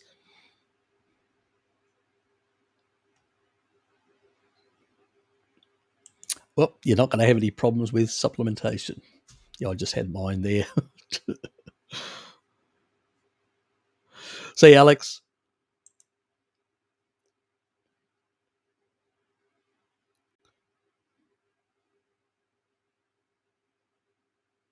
Okay, so look, Gouda's pretty good. Gouda's very high in it. But, so yeah, just eat Gouda. Gouda's really high in it. Gouda's very similar to basically brie in the levels, and some Gouda actually even has slightly higher, some lower. It varies depending on the grass fed or not. But the Gouda also has some additional metacodons that can be converted by some of the bacteria and your own liver. So it's just as good. And if you prefer Gouda, stick to Gouda. You don't have to consume brie. I consume both, depending on. I have both in my fridge, and I use them for different types of foods. The way I combine them.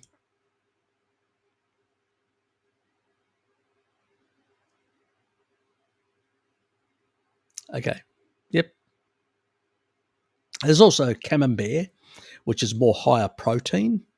So, especially if somebody says to me, Harry, I want to cut, but I still want to have a bit of fat in there, but I want to cut from other sources. And I go, okay, camembert is more protein, less fat is one thing, or you can go for Gouda, which is even higher in protein and all that. So there's always options in that regard. There's always options.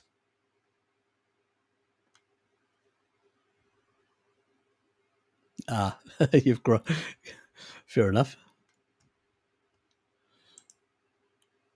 G'day, David.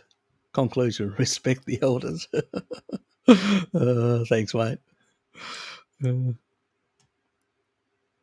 Speaking of exercise, commercial gyms in the States are all cardio bullshit. Yeah, exactly.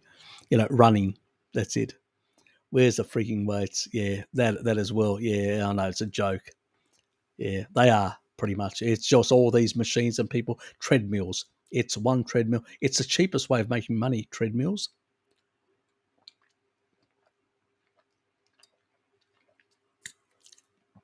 It is the cheapest, absolute cheapest way. So, yeah. Hello, Lukey.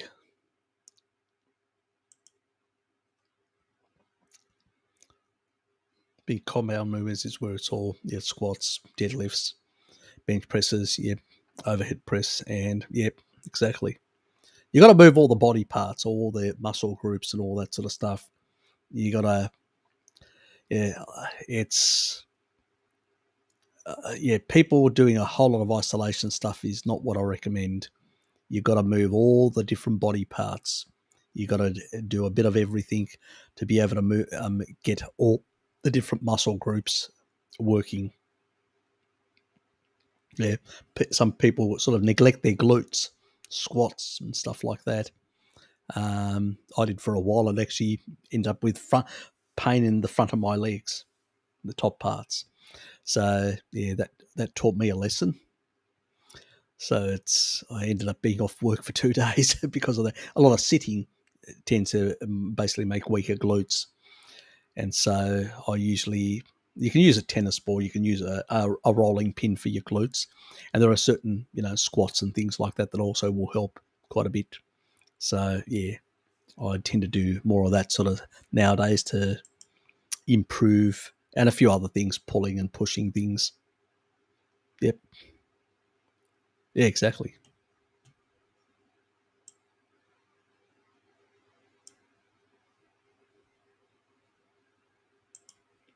DC, how are you, mate? Okay. Strength Side channel on YouTube is also pretty good. Okay. Ido Portal. Okay. So he does natural movement, stuff like that. A bit like Ben Greenfield with his family, pushes things, tires, and turns them over and all that. Very interesting. Good. Thanks for that. Yeah, pretty much. But still, a lot of people don't do that sort of stuff. Yeah, exactly. I wasn't aware of this person, so it could be a good resource for a lot of people, wanting to get natural movements, which is really important that people get into that sort of stuff. Mine's more orientated to the science stuff, and not. It's not. While I do a bit here and there occasionally, and that's more the sciencey things like the leucine stuff and why it's so important and stuff like that, from a sciencey point of view on human physiology. I don't specialize. I mean, Bart does far more because he's a actually a sports physiologist as well. As I said, he did a lot of stuff for the Australian military, the special forces, and all that. So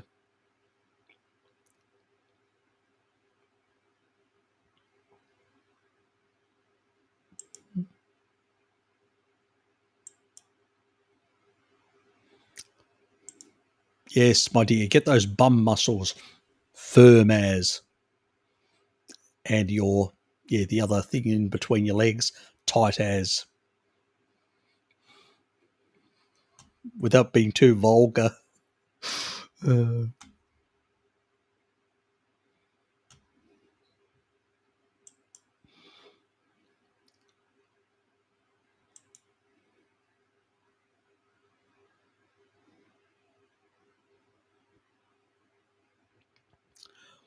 Because I know a lady that actually has very well. She's told me very tight, yes, and she does a lot of squatting and yoga and stuff like that. Yes, very flexible lady. Yes. So let's move on before I say too much and get myself into trouble. Which I happen to sort of have that tendency to do. Uh,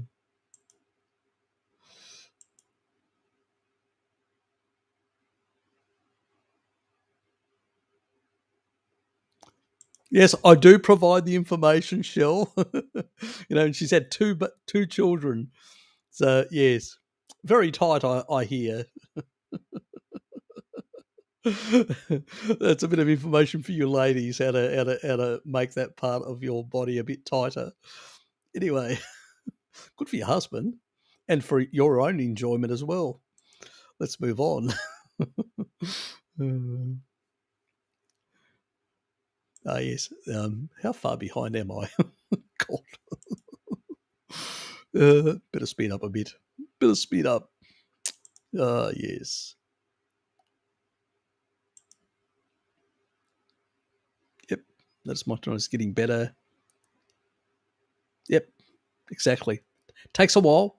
Depends on the damage.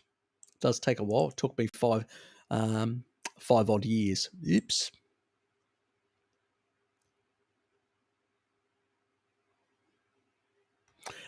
It's a good sign if he's not complaining about it anymore.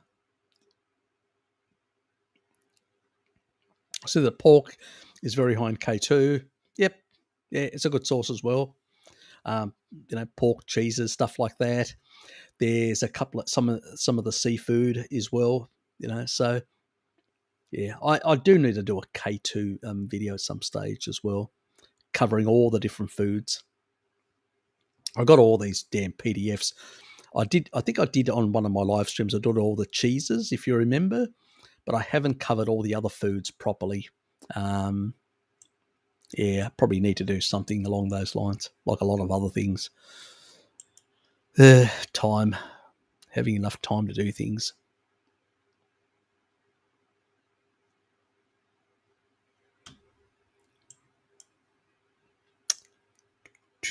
Repeat folks see that the level of circulating fructose are very low, so it doesn't matter if it is more glycating. They also don't think it's more glycating. Oh, that they would think that, wouldn't they? Even though the original research showed that it was about 7 times more glycating than glucose. And now there is some research that is indicating that in some tissues that it can be as high as 10 times more glycating than glucose. So, there's research and there's opinion. And apparently the crackpots of the repeat folk are crackpots because they ignore the research which is out there. And they'll come up with all sorts of crazy excuses why you need fructose. You only need a very small amount of fructose. The body will produce demand-driven gluconeogenesis glucose, and then in the liver can convert a small amount of that, about 3% of that, into fructose, and it can use that to glycosylate certain parts, providing that those sort of sugar molecules to different parts of proteins around the body that require glycosylation. So yeah, there's in the reproductive organs, there's a bit that's required in a few other areas. But you only require a very small amount. You don't need to consume it. Your body can create it from glucose, and glucose can be created again from glycerol, the backbone of triglycerides, and alanine, which is one of the gluconeogenic amino acids. So your body does not require a lot of substrates, other than those two, to basically do everything. It's a Swiss Army knife, the old liver. As long as the liver's healthy, can do all of that sort of stuff. So it's just nonsense, The repeat people are just, they always come up with these reductionist pieces of shit, and it never ceases to amaze me. But as I said, if there are any repeat aficionados here, we tried Robbie, Robbie, and he basically didn't want a bar of pole of me, and he didn't want to basically talk to Bart either, because I had Bart on the lives. Because I said to him, he ignores me. I said, why don't you come along? You're better known than I am, and let's push for you to have a debate with him. And I started putting in, why don't you have Bart's here? Why don't you have a debate with him? Blah, blah, blah. And he basically came up with a whole lot of excuses why he couldn't. So, I'm not prepared for it now. Oh, things are not ready. It's too complicated. And never got back to Bart. So, and I actually said, I'm not going to waste my time begging these people to basically, because let's say I debated one of these people, and what would happen? Yes, I defeated him. Who cares? People would just say, oh, he's not as skillful as Ray Pete. That's why I threw the gauntlet all for the master. And I said, I will only, in the Ray Pete community, I will only debate Ray Pete himself. And if he doesn't want to debate me, then he can debate Bart. But we're not going to bother with these little boys. And I said, I'll debate the actual master, because if I can slay the master, I slay the whole lot of them. So if I slay one of his underlings, people just say, oh, yeah, he's hopeless. Ray Pete's much better. Well, I'll debate Ray Pete. I've thrown the gauntlet out like that, like Gregor or these people. That's the sort of people we want to slay. Like, what do you think Bart actually contacted? Some of these doctors who are basically vagoons, because he wanted to debate them. Because they are the ones that all the other vagoons go and say, oh, look at these doctors, what they're saying. Now, if you slay them and you make them look like the fools they are, then you've actually just completely this is why a lot of the vagoons have moved away from using, the health thing, or that the doctors are saying this or that. They've moved away from all that. Why? Because they know their argument has fallen apart to a large extent. Now they go to the ethics and they use the sophistry. Well, it's the same thing with the Ray Pete people. You slay Ray Pete and make him look like an idiot that he is, and his nonsense, his reductionist nonsense, you pull it apart in front of their faces. You know what? The whole movement's fallen apart. It's like, you got the prophet, you take out the prophet, there's no movement anymore. You don't take out the prophet, the movement regains and remains forever. That's why I want to slay the prophet, not the underlings. They're irrelevant. So, as I said, I've put out the gauntlet out there. If Ray Pete wants to debate me, I'd love it. And the same thing, Bart would also love it. So if he doesn't want me and he wants to debate Bart, fine. But he doesn't want to debate Bart and he wants to debate me, fine as well. Either one of us are comfortable with that. But, so I say to them, bring it on.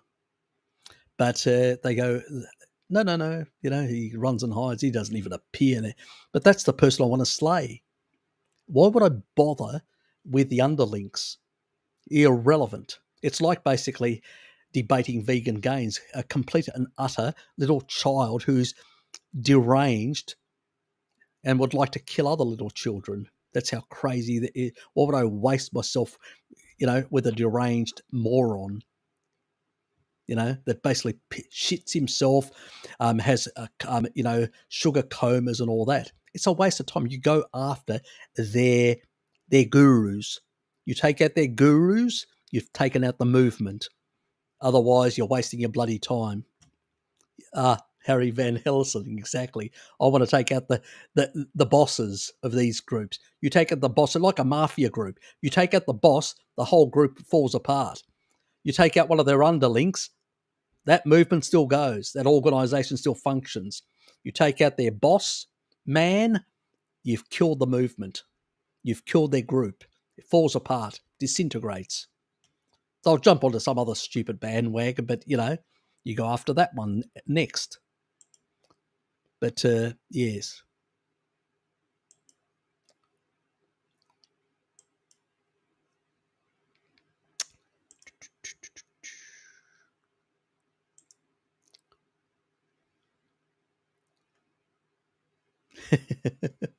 Yes, he's a naughty Harry, isn't he? Yes. I would never use that language. I'm an angel. The Punisher. Good to see you, mate. Some docs say that HDL to triglyceride ratio is a good indicator of insulin sensitivity, while others say it isn't relevant. What's your opinion? Look, HDL to triglycerides, when you've got low triglycerides and higher HDL, you usually tend to be in a low carbohydrate state. So it is an indirect indicator. But you can be taking seed oils, having high HDL, low triglycerides, and being quite sick. So no, it isn't an indicator of good health. While it may, and insulin, it just basically means, and I don't even like the word insulin sensitivity, because insulin is a signaling hormone that actually has signaling roles. This bullshit about being sensitive or insensitive or this or that is just nonsense. It's just crap that people have come up with. Insulin is insulin. It's like cholesterol is cholesterol, whether it's in HDL, in VLDL, LDLC, or whatever. It's still just one thing. And insulin is, produced in your pancreas, and it's basically has a signaling role. And there are receptor sites, insulin receptor sites throughout the body that it signals through. So, yeah, but generally speaking, if you're in a low carbohydrate state, your HDL tends to be higher. Not in everyone. Sometimes it can be slightly lower, depending on genetics. And that has to do with the ApoE. And I have a video on the ApoE side, which I did with Pim Johnson. So if you go and look at my playlist and you find Pim Johnson, and Johnson, as she's called, Swedish, and then you basically look at the ApoE one, you'll understand what I mean because it plays a role in there. So there can be variations due to that. People with certain types of phenotypes tend to produce higher HDL, and others not as high. Still higher than somebody on a SAD diet. And your triglycerides, basically, because you're basically exporting fat around the body, pretty much your body's actually taking up a lot of that energy. So you end up with more LDL-C, because as VLDL shrinks, which is very high in triglycerides, and VLDL shrinks into IDL and then LDL very rapidly when you're in a low carbohydrate state, you end up with less triglycerides. But you're actually exporting more than on a SAD diet, because you need to provide fat for your whole body. So if you're actually measuring from the liver or the export, you'd have it much higher. But when they do the tests, by that stage, you've got more LDL-C left over. It's just, that's the reality. So, yeah. So basically, there's a lot of reductionist bullshit, and people don't talk about the dynamics of energy moving around the system. But generally speaking, yeah, it's sort of an indicator ratio, but you have to look at the composition of the diet as well. if you're putting a whole lot of high deuterium stuff in there, you're damaging your mitochondria. Still going to be very unhealthy with seed oils. But generally speaking, low carbohydrate state will have higher LDL-C, higher HDL, and lower triglycerides, which means lower VLDL. And that's only because you're trafficking a whole lot of energy and it's being taken up so rapidly that you don't have a lot of VLDL circulating at any one time. As a consequence, you show lower triglycerides. But if you were to do high intensity exercise and stuff like that, your triglycerides and your blood sugar will go up. And then if you were to basically then do a blood test, it would look very different. But you'd still be healthy. This is why I say it is at a certain point in your energy trafficking system and physical activity.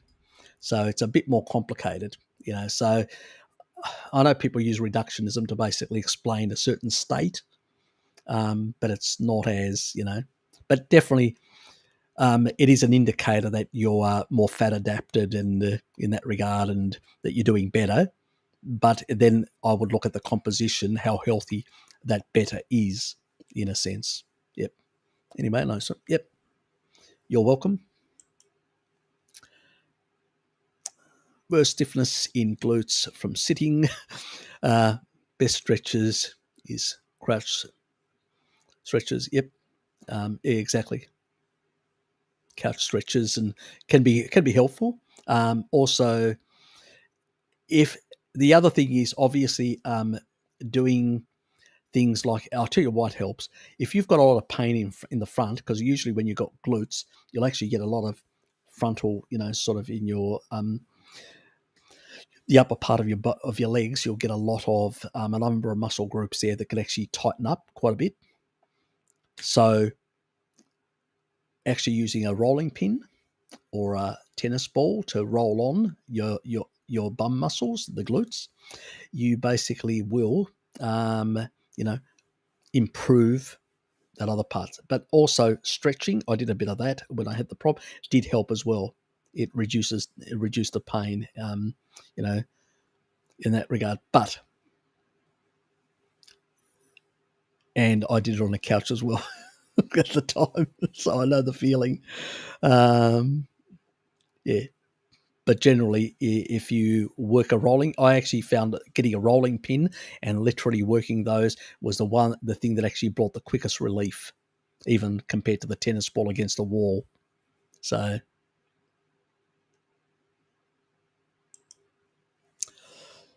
yes. I know the tightness. Yeah, the other remark is about the ladies. Yes, something you do with your girlfriends when they get older. Do a glute word. Yep.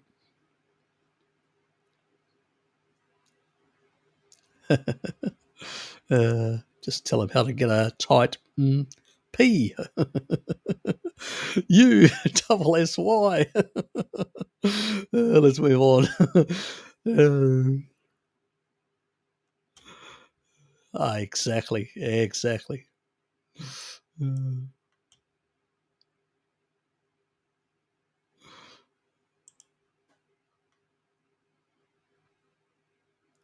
Yes, he is. He definitely is. Now that he's got his Hashimoto's under control, he's definitely becoming a very strong unit.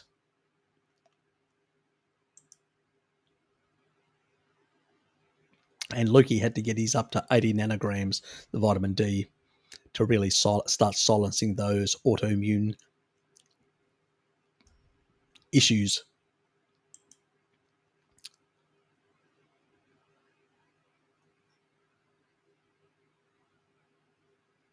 Exactly. 2.5 years, struggled to build any muscle, 6 months, and also your vitamin D levels being very high to fix your autoimmunity, then other things kicked in. Obviously, taurine also plays a role from the animal foods and a number of other important nutrients, because for your muscle skeletal, there's, taurine's important. Methionine is also another important sulfur amino acid that people sort of neglect. Arginine is very important as well for the muscle skeletal stuff, you know. So it's another reason why a number of bodybuilders that are up to scratch with the science use L-citrulline, you know, um, to get a bit more arginine into the bloodstream. Yes.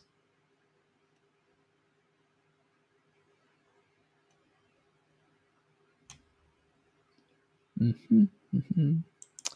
More comments about amongst yourselves? Ah, yes, exactly. Precisely. The repeat stuff, yes. Obviously, yes. Slay the big, yes, that vampire, that sugar vampire. Exactly. How can the repeat defend eating fructose? Oh, yeah, exactly. It's not defensible if you look at the anthropology. Exactly. No fruit ate growing up in the north. Simple as that. Exactly. It's just nonsense. These people are absolute. Their arguments are so shallow, you can pull them apart. Absolutely. Exactly, Bjorn. You know, it's nonsense. Fructose, even in the tropics, is only available in 2 seasons, about 4 months of the year. For the other 8 months, there's no fruit, even in the tropics. And if you're going into further away from the tropics, it's only about 2 months in the Mediterranean, and then go further north about 1.5 months, and then even further north about 1 month. And then it's only berries and a few things like that in the wild. It's just absolute ridiculous nonsense that, the limits of fructose is very limited. Even I remember a fish in the I forget its name now. It's a fish that actually in the Amazon, and there are two periods of the year. It fattens up It actually comes up, eats fruit, and for about a bit over a month, and it pretty much fattens up. It goes from being that size to that size, ginormous, and it just fattens up itself like mad. And it does that twice a year in the and pretty much the level of water in the Amazon basin actually goes up quite a bit twice a year, and it's a period where you also have more fruit available, and pretty much this fish comes up and just literally eats this fruit and fattens up twice a year, and then goes in down into the deep water, and just over 6 months loses that fat. It's just ridiculous what these people talk about. It's so nonsense. You know, just engaging your mind a bit. I mean, you understood that. You can't get it all year round. So anthropologically, it just doesn't make sense. Exactly. This is the bizarre sort of thinking. It's like all we talk about all the fruit and vegetables and stuff like that, that all the hot man-made stuff in nature, very little exists of that. Cut the head of the steak, exactly, Shell. That's my opinion when it comes to Ray Pete. Yes, he definitely is the fructose snake in that pit, vampire snake, and he needs to have his head literally cut off.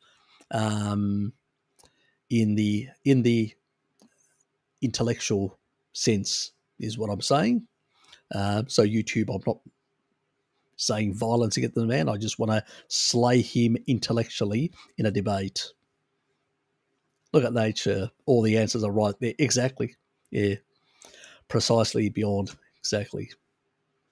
Precisely. Yes, the Harry Slayer. Harry the Vampire Slayer. Used to be a Buffy one. Am I cute as well? Probably not as cute as her. That's what I like. Bjorn's Harry Van Helsing. Now that is definitely the title. I'll accept that. The other one was a bit. Do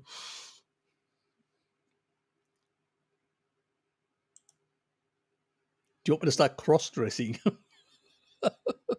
I couldn't help myself. I had to go there into that way. Yeah, I know.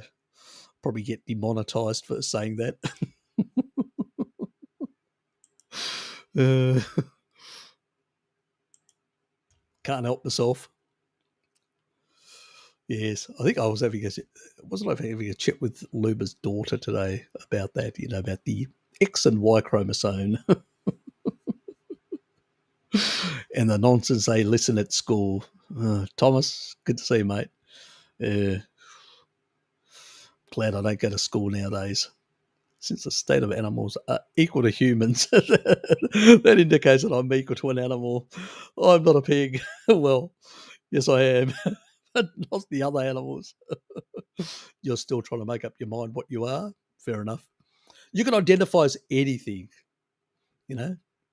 I occasionally identify as a attack helicopter, um, you know, as a whale, as a shark, I have my limits on certain animals. Donkey.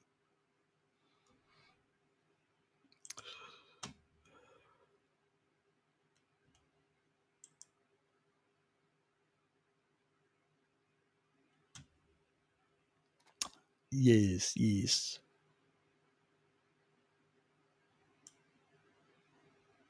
Yeah, send them to Shell. She'll love you for for them. uh,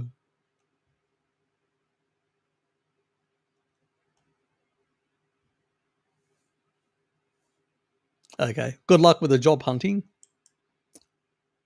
What happened with that other factory one that was close to where your parents live? Or that's not an option anymore. Had enough of the parents.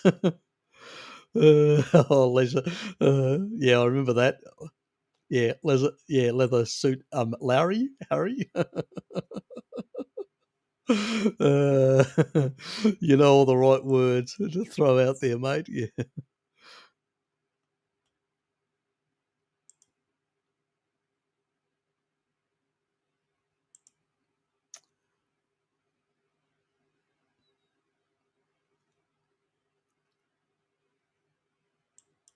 Hmm. Yep. Nothing like. Yep. You're welcome, mate.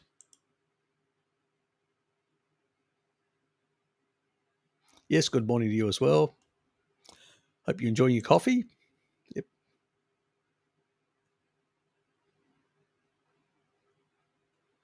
Yes, you are.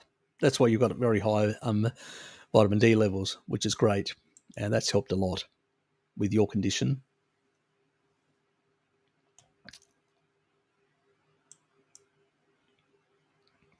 Plus, he's got a beautiful tan for the ladies.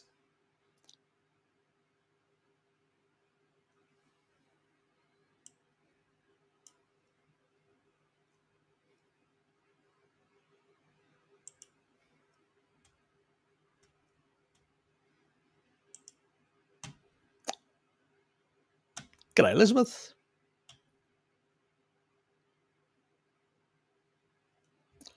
Well, sometimes I wake up with dry mouth. Can be a lot of different reasons for that, and it's not. Can be hydration. In that regard, you may not be getting enough fat, and if you're doing much higher protein, that can, and it depends on some people's. I've found in my time that some people have different levels of fat oxidation. Um, you know, and that can be an issue getting enough hydration from the oxidation of fat in the mitochondria. So that, yeah, is there always a potential? There are variations between people.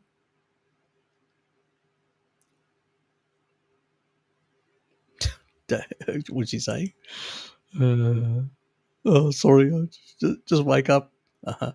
Fair enough. Fair enough. So yeah, it also could be just waking up and that night sort of thing. If you've been in too hot and you've actually um, lost some fluids,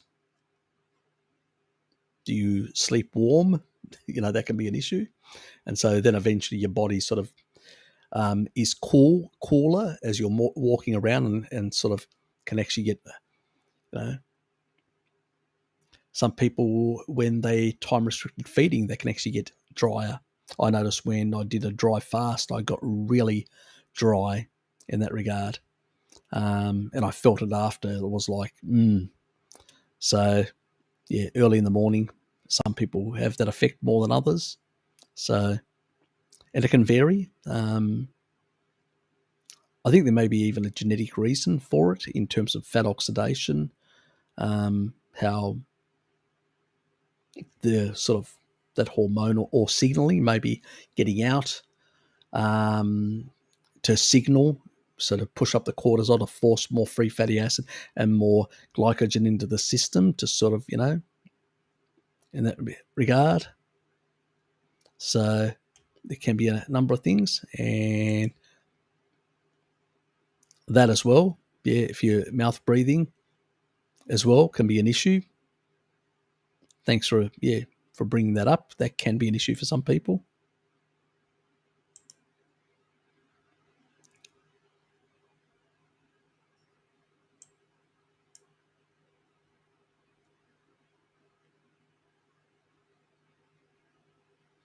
She probably needs, like a lot of people, but yes, there's so many things and so many requests and so many things to do and on that sort of stuff. I've talked a lot about it in my live streams, but yeah, there's probably a video that it is required. Actually, is there any reason why I prefer drinking cold water? No idea. I know that some people do, and some people don't.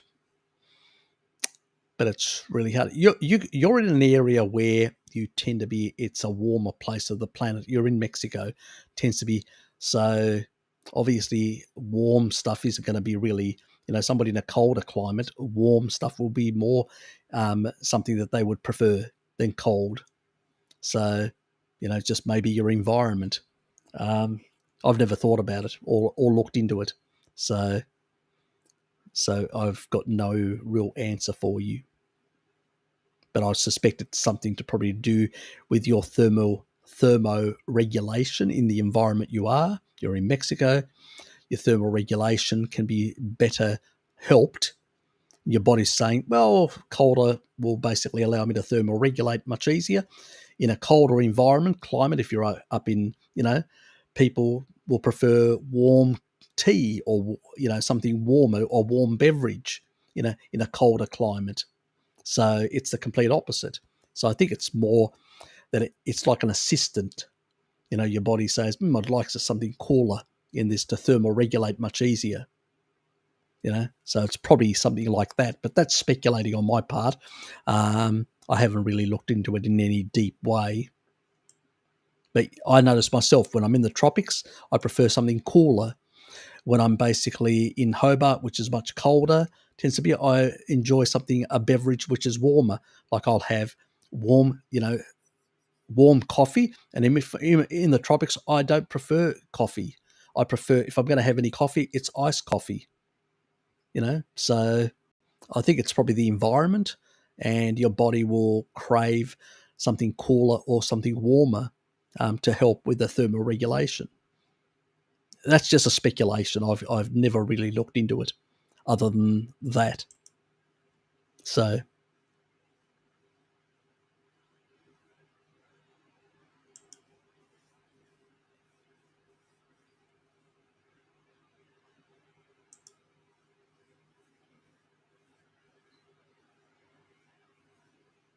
depends where you are on the planet, I suspect, mate, from my own experience. But then I'm going from my experience. I've never looked into it, so do not know. But I suspect if you ask most people, they'll say, I prefer something warmer in a cold climate, and yeah.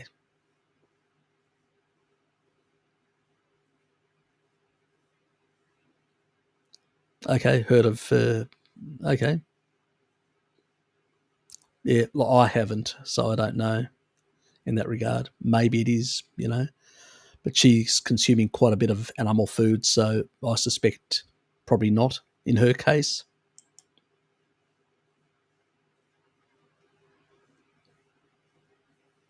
Okay, Ness, hot water only if it's tea or soup. Yeah, that's true.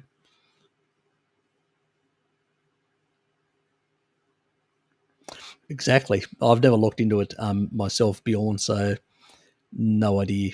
Um, I just, from my own experience, when I'm in hotter climate, I tend to prefer colder beverages. When I'm in a colder climate, I tend to prefer warmer beverages. So I think there may be something of that sort behind it, but never looked into it. Could it be because of the thermal effects of meat? Yeah, it could be. If you take a look, people in the tropics don't, well, tend to, in warm climates, you tend to eat fish. You tend to eat sort of animal foods that are basically have less of a thermic effect. If you're eating steaks and you're in a warm climate like Mexico, that could be an issue. Yeah, yeah, increasing your thermal effect. The temperature, your internal body temperature.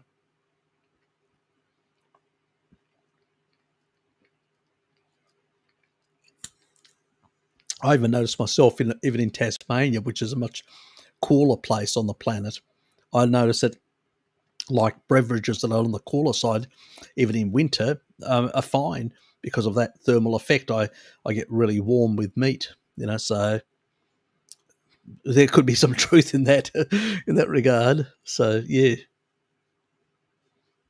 I don't think anybody's really looked into it in any deep. There's no real studies, or I mean, I don't know how you would even design a study to do it properly.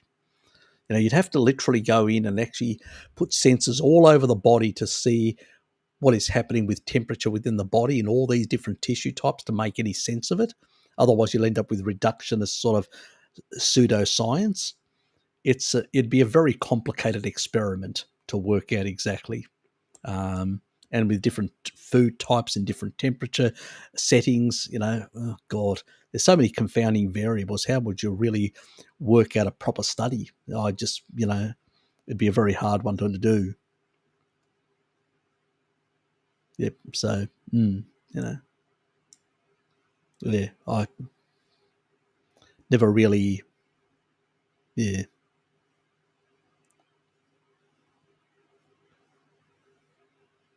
yep,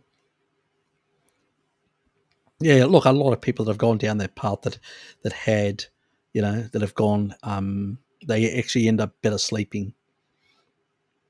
Yep. I mean, I did some experiments myself, and I actually improved my sort of sleeping as well. So, yeah, there is some validity to that. A lot of the tribal people do, they have a better posture than we have, and they also breathe through their nose. I sort of have to remind myself and force myself sometimes to do that as well. Mm.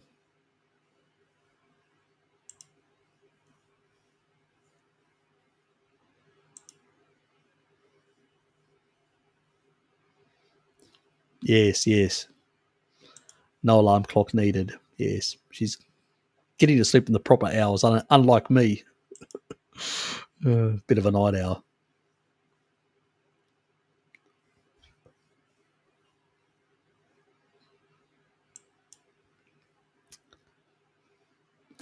I even in winter, I even in winter in Tasmania, I keep my window slightly open. So I just lock it at a different setting, but I leave it slightly open and still there's some breeze, some cool better, and it helps. I can get to bed like that. In the tropics, I tend to keep the air conditioning on, and I can tell you, yes, I do get complaints from the other half. Believe me. Uh, so yes, one snuggles up more than the other. Let's put it that way.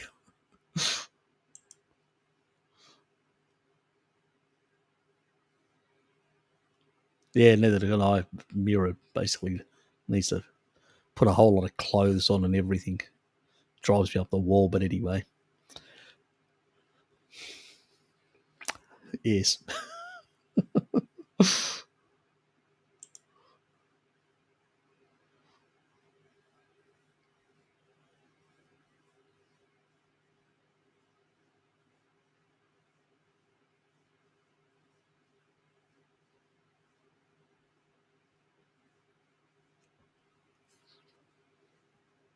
Yes, very much so. Yes, good point, Thomas. Good point.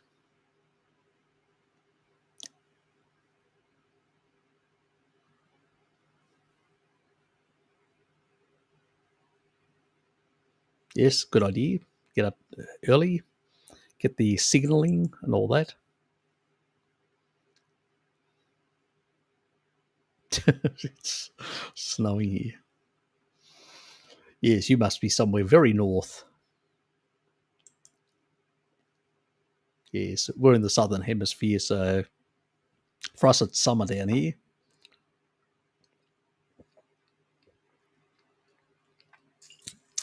Unless you're a flat Earth, crazy, and you basically believe that Australia does not exist. There is an idiot online that does actually believe we don't exist. It's crazy. I know. I have to laugh.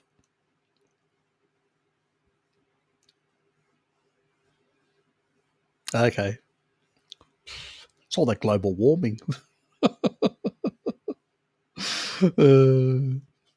I had to laugh. Uh, Tony Hello's pretty good. He takes a piss out of him. Just nonsense. These people have got no idea. I mean, the colder and less water or sort of vapor type, less of that sort of the lower that sort of water sort of concentration in the actually is well known. When you go into you get this chilling effect of the air. And these people are basically saying when you exact opposite, which is not even based in physics, that, oh yeah, that can be an effect as well. You go, what? These people are deranged. They just make up shit. Just to suit themselves. It's just crap. But idiots out there that don't engage their mind, or people that don't care, they just lap it up. Yes, careful with your drinks, folks. Green and black tea are loaded with mineral fluorides, which impact thyroid function very much so. That's another reason I got rid of all my teas, threw them out. I've got 2 packs that I keep, and that's only for people visiting. But I don't waste my time at all. So I just consume coffee now and then. That's about it. So, oops.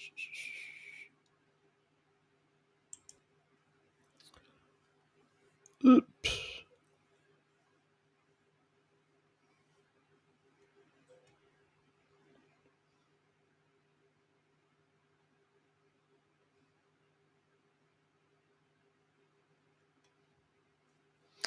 Yerba.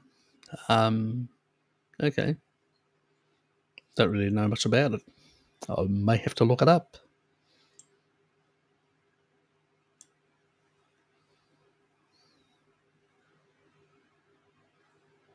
Okay. So it does. Oh, okay. I don't really know much about that yerba or whatever. No, if it does, it's probably not a good thing. Tannins as well. Okay. Give that a miss. It's unimportant.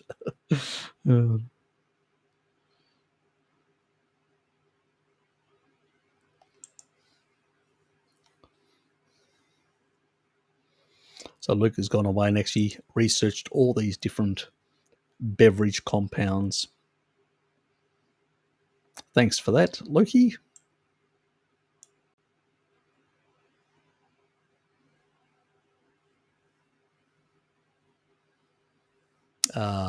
I'm getting some phytochemicals from Yuba. Okay. It's much more tolerable than coffee for me. Less lectins and bioactive stimulants. Yep. I usually look coffees. Yeah, neither. I just basically have good like high caffeine metabolism, so I can actually clear it out of my system within about 1.5 hours, where other people can be 6 hours or more. So that's the only difference. So for me, it's a blip. When I have a coffee, it doesn't even really affect me much.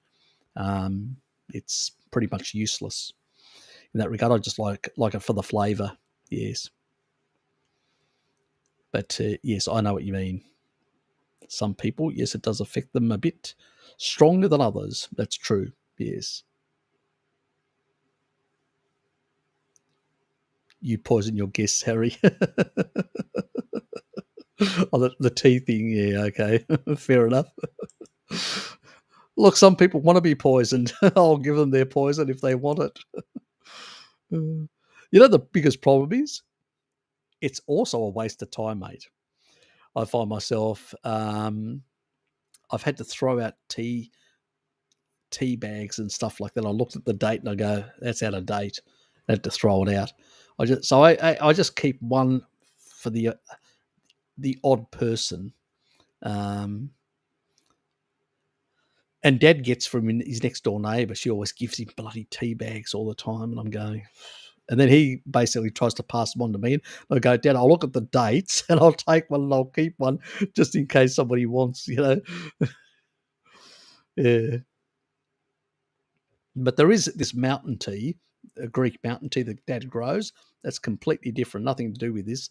It's a very wild, it's a wild type plant, and you actually get all the stalks, and you bust the stalks when you dry them, and you actually, you know, you boil it in boiling water, and it has a lot of sort of polyphenols, antioxidants, and a number of other things which have shown to have a number of benefits, even interacting with part of the mitochondria. As I said, some plants do have, they're not food, but they do have therapeutic effects. So it's been well recognized as mountain tea, where the other teas haven't. You know, people talk about all their benefits, but it's all associated. No real benefits. Where with some of these things, compounds in Greek mountain tea, which is a wild type herb that it's believed that shamans used it as well in prehistoric, time. Um, and so it's been around in the wild. It's a wild thing. It doesn't really grow. It hasn't been really domesticated. It's just people grow it, like my father, but it's a non-domesticated plant. It's a wild plant, and basically, your dad still grows it in his backyard garden, and it has a number of benefits in that regard. They have found in some studies that it even affects the genetics in certain ways. So where other things don't, so there is a bit of difference with some things having certain therapeutic compounds. As I said, plants are medicinal, and if you get a cold or you're not feeling that great, I use it, but otherwise it just sits in there. I don't use it on a daily basis. I use it for medicinal purposes. Yes. Oh, exactly. We did. Yes, the greatest player in the world, and we refuse to accept him. Yeah, I know. Yeah, they're crazy down here with our penal colony rules. Yes, yes. I'm waiting for my dom. I'm waiting for my basically, iron to be put around my legs and my hands, and sort of being such a non-compliant colonial. Bloody crazy this world's become, especially the Australian government and the New Zealand government. They just gone feral crazy, absolutely crazy. All of them state, and the premiers are even worse. Oh, a lot of them are just absolute lunatics. It's ridiculous. Yes, yes. Some of the tea plants do have a tendency to bioaccumulate fluoride. Yeah, A number of plants do have these sort of things. They bioaccumulate a number of compounds of different sorts that can be problematic, so yes. And definitely for the thyroid, they're not good.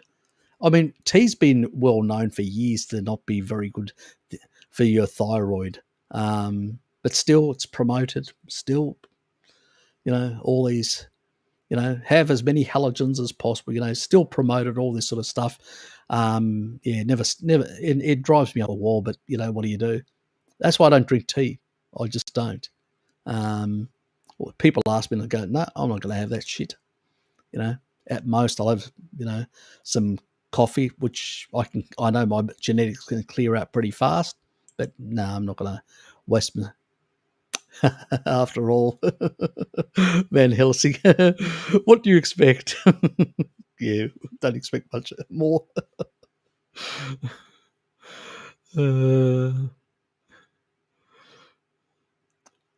Fair enough.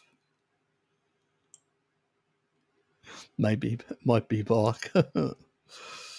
G'day, Angela. Good to see you here. Do you never sleep? You people constantly keep me up awake. I know it's 4 hours. I got about 9 more minutes. I'm trying to get to the bottom, my dear. I'm trying to get to the bottom. Don't tell them that.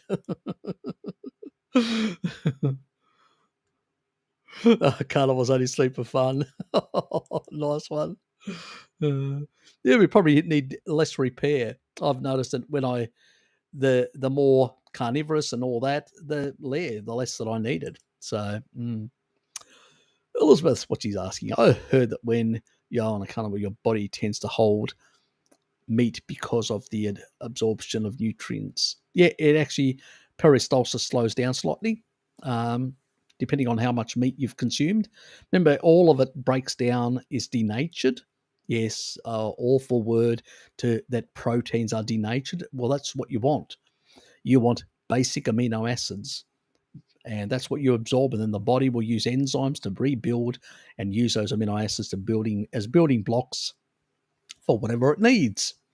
You don't want proteins to be floating around of foreign kinds. But he says that this leads to iron. No, he's an idiot. He's an idiot. He has no idea what he's talking about. Complete and utter crap. Frankie's a moron. He's an absolute moron. He's got no idea. Most people that have got basically hemochromatosis, which is real iron overload, not imaginary shit that Frankie talks about, that have got, unless you've got a really damaged liver, that may be an issue, but then, what have you done to damage it? There are multiple generations of Maasai and Inuit. They never had any of these problems, until Frankie came along and he discovered it because he's so smart.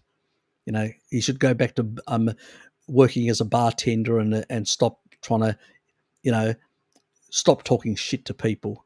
I've had a number of people that are basically have hemochromatosis, real iron overload, and they have normalized the situation because you know what? Taurine in meat plays a big role in iron metabolism and normalizing things like that. And that is why the more animal foods you eat, the more meat you eat, it actually sorts that whole thing out. I've had a number of people that have reversed the hemochromatosis issue, and it doesn't surprise me. Some people are more sensitive to poor regulation of iron, but if they get the right nutrients in, which is animal species appropriate stuff, it all fixes itself. He's an idiot.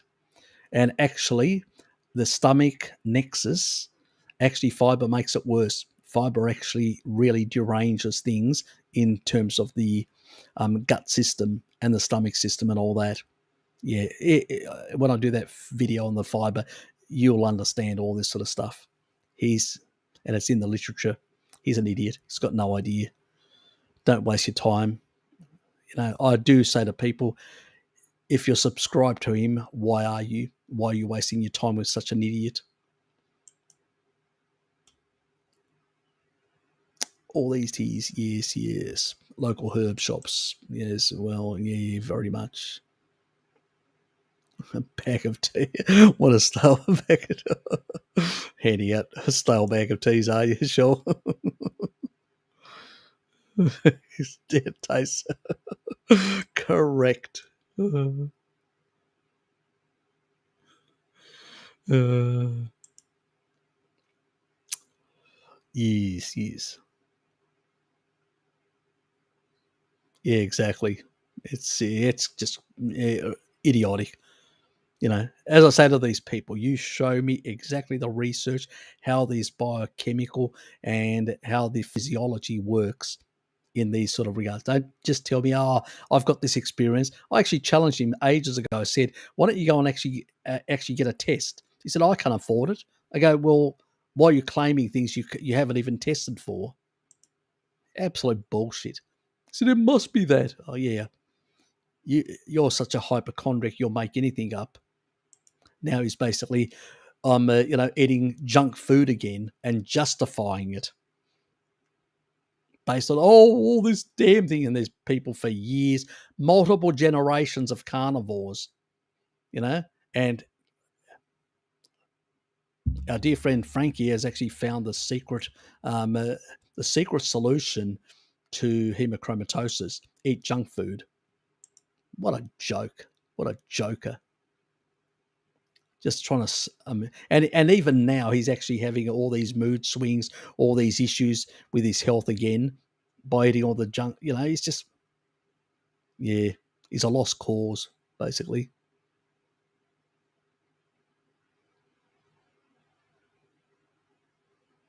No, actually, the key nutrient that actually regulates, it's not only the electrolytes that are regulated by taurine. Taurine also regulates um, the stomach pH. Yeah, I know. It lowers, the more animal foods you have, the more taurine you have, your pH goes down, you know, to basically absorb that stuff. And fiber actually does the opposite to it. That'll be my video explained quite clearly what it does. Then the other thing is, that's why people get SIBO with a lot of fiber, because the pH goes up. It's shit. These people need to understand. They do not understand physiology, the way the body works, and the effects of certain nutrients on the body. It's all nonsense that they understand. As I said, since they don't fully understand these things, they should go on basically make other videos with other idiotic subjects of what I eat in a day, or this sort of crap, because they don't really understand the literature. So they may want to do what nutrients are in different foods, or that's fine, but don't try and actually talk about these complex issues of physiology and health when you don't understand the basics. So that's the problem with these people. And basically, um, uh, it is a regulator of motility. And so if you've got a lot of protein in the system, it will slow it down in order to absorb over a number of hours, so you can absorb all of it, so it doesn't go into your colon and gets wasted. But if you have small amounts, it'll actually, so it actually regulates it. It changes the regulation depending on, so if you have one meal a day or multiple small meals a day, it'll actually change the speed. It's really that, the body's really, when it's appropriately regulated, the key regulator on motility is taurine. If you're eating crap like a lot of green leafy vegetables, you're putting in, what are you putting in? A whole lot of oxalate. What is that oxalate doing? It's depleting taurine and other sulfur amino acids. So if you've got less sulfur amino acids to regulate that, what's going to do?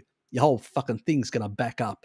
And that's why they have a lot of, gut issues, the vagoons.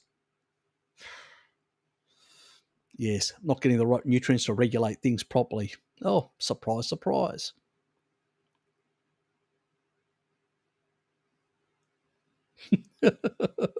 Yeah, that as well. After a lot of straining and pressuring. Yeah, exactly, Ness. Because you can't get it out any other way, that shit. Uh, yeah, bugger all. I mean, Alex, he basically had his colon removed, and he knows very little comes out. And some other carnivore as well. I forget his name, a younger bloke that unfortunately didn't heal and went down that medical way of having it chopped out. Exactly, very little. It's absolute nonsense. It's actually more stuff like from bile and fats that can end up in there, and just small amounts of protein and all that. As you're clearing out stuff, your body's clearing out sort of old organelles that may end up there that the bacteria can use. But yeah, it's ridiculous.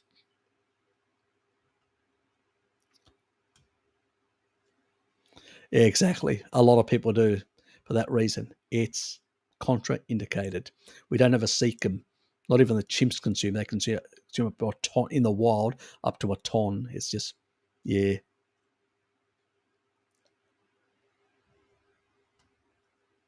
exactly. You're in a warmer climate, Brazil, Lukey. That's why you've got a preference. If you're in a colder climate like I am in Hobart, you'd probably have a preference the other way for most of the year.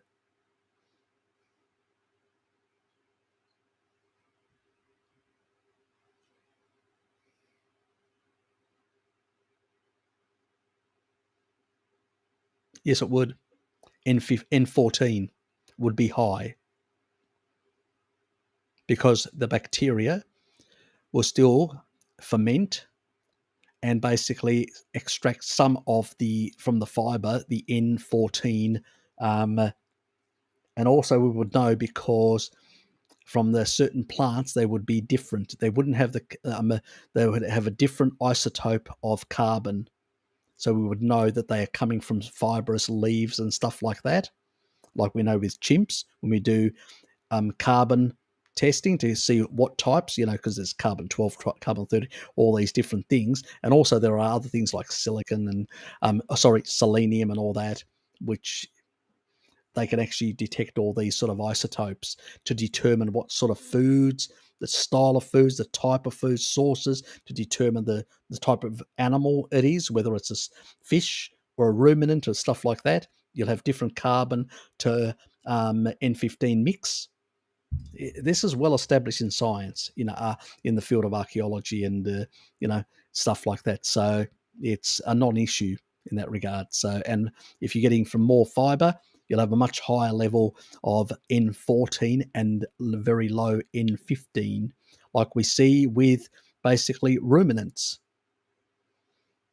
So yes, it's non well established in that regard.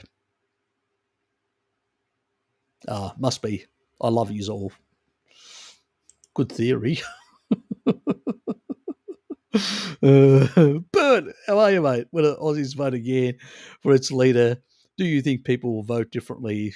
Don't know, mate. Don't know. I'm hoping that they do, but yeah, currently there's a lot of idiots out there that are basically still waving the flag for Jabba the Hutt. Yes. So I don't think a lot will change, but there is a sizable group of people, and I'm hoping that they actually do vote for minor parties like I am, in order to change the balance of power, which then will put pressure on whichever of the major parties gets into power. So that's what I'm hoping. So yes, exactly. Yes, very not compatible, the two. Yes, and the N14, N15 data actually shows that very low N14 data until we get to the agricultural age.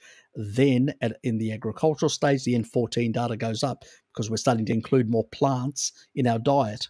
But until then, it's very low, and even the carbons are basically the 12 type, which is the Delta 12C, which is coming from grasses, which the ruminants are consuming. That's why we know it was ruminants primarily. Um, so, yeah.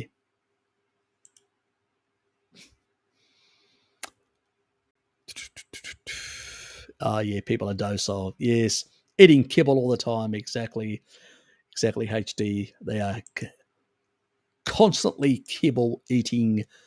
Yes, on the kibble stuff.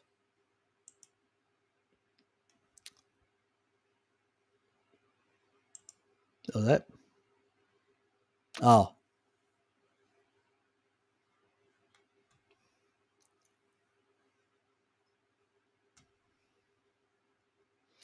well, that's good. That's exactly, yeah. Not in Australia. In Australia, they've fucking gone lunatic down here. So has been trying to push magnesium, molybdenum as an important trace mineral.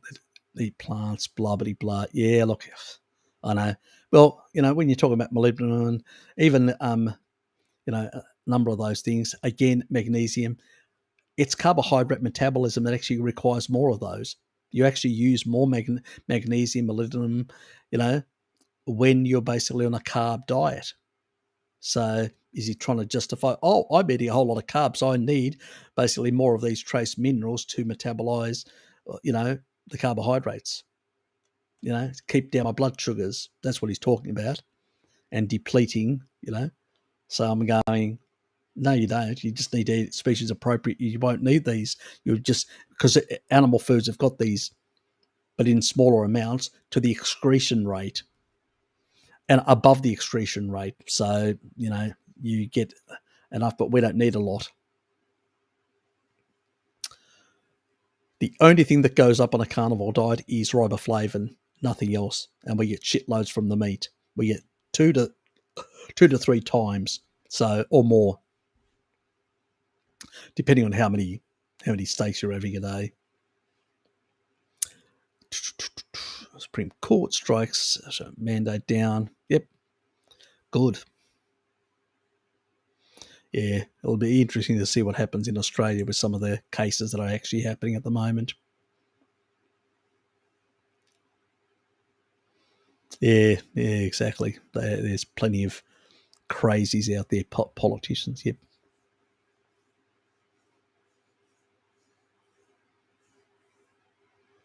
Not an issue. When it comes to blood pressure, as long as you're not taking blood pressure medication, because that's when you combine the two, you can actually go into very low blood pressure. Because it's an osmolyte, which means it regulates all the intra and extracellular fluids. That means the intra is basically inside the cell, extracellular is basically in the bloodstream. So it regulates the fluids, the water molecules or the fluids, which is it's not only water, it's all these other things that are in there, red blood cells, white blood, all that sort of stuff. But it actually regulates the two to basically getting a homeostasis. So if you've got very low blood pressure, it will come more into the normal range. And if you've got basically very high blood pressure, it'll also come into the normal range, the top of the normal range and the bottom of the normal range for the two. So it'll normalize the stuff. It's a homeostatic thing. It doesn't sort of put them out of whack in one direction or another. So yeah. And it's a good regulator of a lot of systems, which is a very you don't need to supplement it necessarily. If you're eating enough meat, you're usually getting enough. It's only when people have got pre-existing conditions where they may have really very low. I've tried that. I don't mind that. Yeah, Rubus tea. I have tried that in the past, but I don't really go for teas nowadays. But yeah, what was I saying about the taurine? Yeah, it's really regulating. So basically, if it's in a lot of different things, like even the peristalsis, the movement of stuff through your gut, is really it will regulate it. It determines how much of other things are in there, and it signals appropriately depending on how much is coming through. So it's really an important molecule in the food that really has great effects. So yeah. Anika, I hope I pronounced your name properly. My first live greetings from Bulgaria, everyone. Yep, nice to have you here. Greetings as well. You're late, my dear. You're late. I'm not too far away from pulling the plug because I need to get to bed as well. So, in that regard, about Randall cycle, you said when Randall cycle has many tendencies for fat, is blocked glucose for protecting the cells against glycation. So when Randall cycle blocks fat in glucose metabolism, is caused it to protecting cells also. Yep, pretty much. It it well, you do not get Randall cycle activation when you're high carbohydrate or high fat. So if you're on low fat, Randall cycle is only when you have mixed macros, not fat.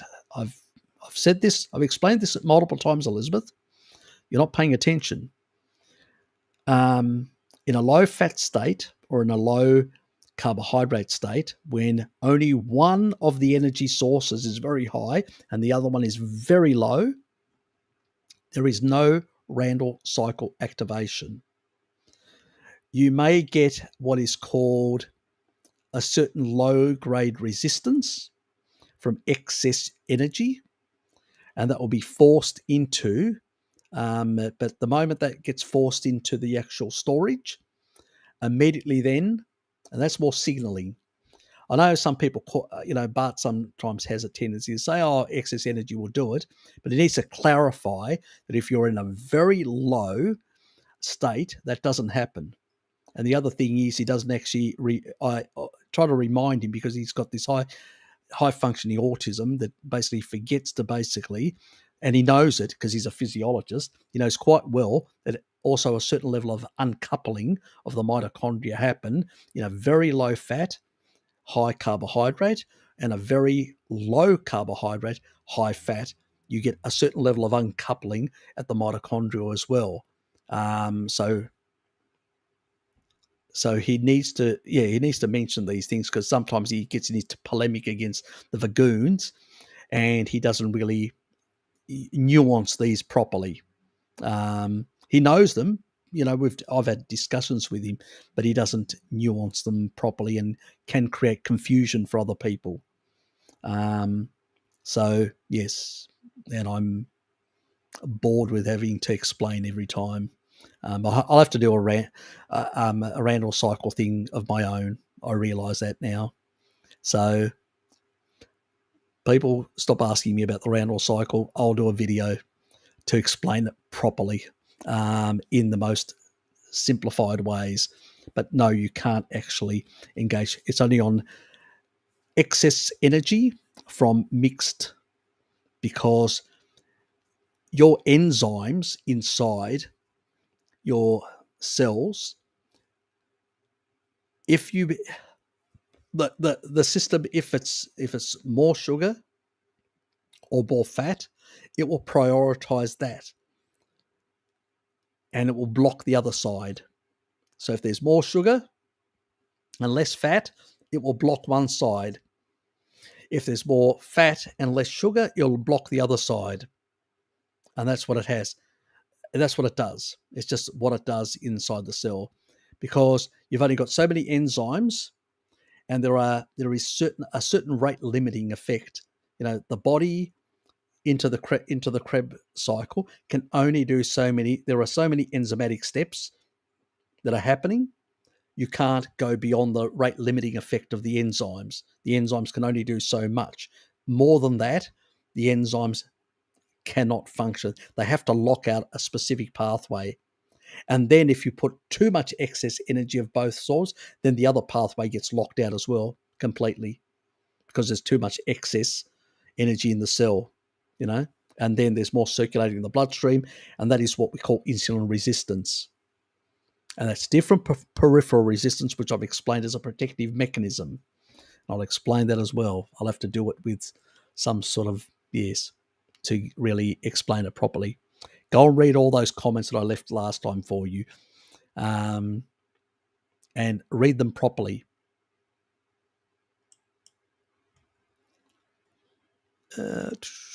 millennials like Frankie. And yeah, exactly. Wait until he actually, yeah, precisely. He'll get us a very big shock, and he'll be coming back to us asking for help. Exactly. So, yep, halogens. Yep, still confused. Iodine, and are you? Yes. You'll have to wait until I do a video on it. It's a low priority one, but it will happen later on. In that regard. And even with iodine, too much excess iodine can be a problem. Very few people get excess because of the selenium side. Anyway, I'd better cover. Get to the bottom. Oops. Thanks, Angela. Appreciate it. Yep. For quite some time. And you need to get your vitamin D levels all the way up to 80 nanograms per milliliter, or I think you guys use the metric system, not the American system, I'm not sure, or up to 200 millimoles per litre. So you need to get them right up there. At that level, you will basically, and also the other thing you need to do is fast. So you need to first get your vitamin D levels right way up there. Then you need to basically fast for 3 days in order to basically kill off your old immune system and then build a new immune system. With that higher vitamin D in your system, you'll generate massive amounts of new stem cells from the bone marrow, and you'll produce new T lymphocytes. And the taurine will also regulate increasing the concentration in the thymus. And then that also has an effect of actually pushing out more of the T lymphocytes into all the peripheral tissue. Because remember, taurine again regulates all the fluids and everything around the body so well as an osmolyte. So all this sort of stuff actually has to work synergistically, and then you're basically, and that's why I would go very high on taurine when I come up out of the fast, and keep it high for a whole, for a couple of weeks. Try and build up my T lymphocytes, and then you can sort of come down to about 4 grams, like twice a day, 2 and 2, and maintaining a good vitamin D level. And slowly, but over time, what we'll do is the T lymphocytes will go inside the cell where your antibodies stay in the bloodstream, your macrophage, unless it's it'll go into like certain parts, but it will actually works very differently, like envelops, but doesn't remove everything. It's a different mechanism, the way it goes into, like your lungs and stuff like that. But if you want to get it out of all your body, you really need to get inside every single cell with T lymphocytes, which will clear out all those foreign proteins. And also it has memory to basically generate the appropriate compounds. So that's really what you need to support to really clear out the spikes from the Jabba the Hutt sort of thing, or even from getting the actual virus itself. You can actually have this is what people have, this long C syndrome that people talk about. It's again because you've still got viral proteins inside your cells that haven't been cleared out. Most people have got very poor vitamin D levels and very poor taurine levels because they don't eat animal foods. And so they tend not to have the stuff that helps them clear out that stuff. So it's really important in that regard.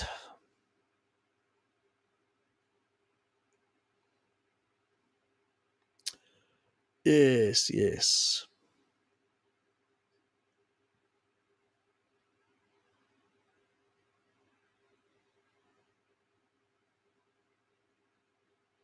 So we covered that. I'll just circulate quickly. Yes, you got a few welcomes there from some of the local crowd. We're pretty friendly in this domain in that regard. Ah, yes, yes. That can be good as well for respiratory things. Very much so. And yep.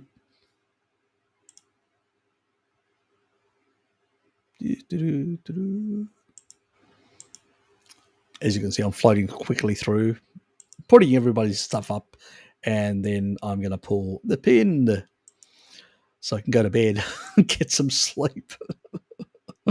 Because we've been 4.5 hours now, so as you can understand, it's been a long stretch. You know me, I pretty much do enjoy the interactions. Yes, yes, exactly. Very much. What is he? Oh, God. He's not pushing manganese. He's also pushing manganese as well. Is he crazy? So he's basically doing a lower taurine diet. So he's not supporting his gallbladder by doing that, by eating all these carbohydrates and all that sort of stuff. So he's getting less taurine because he's eating less meat and stuff like that. And supplementing with manganese, 90% actually gets excreted out, something that he doesn't realize, through the bile, through your gallbladder. But that means you have to also have a certain level of taurine to excrete it out.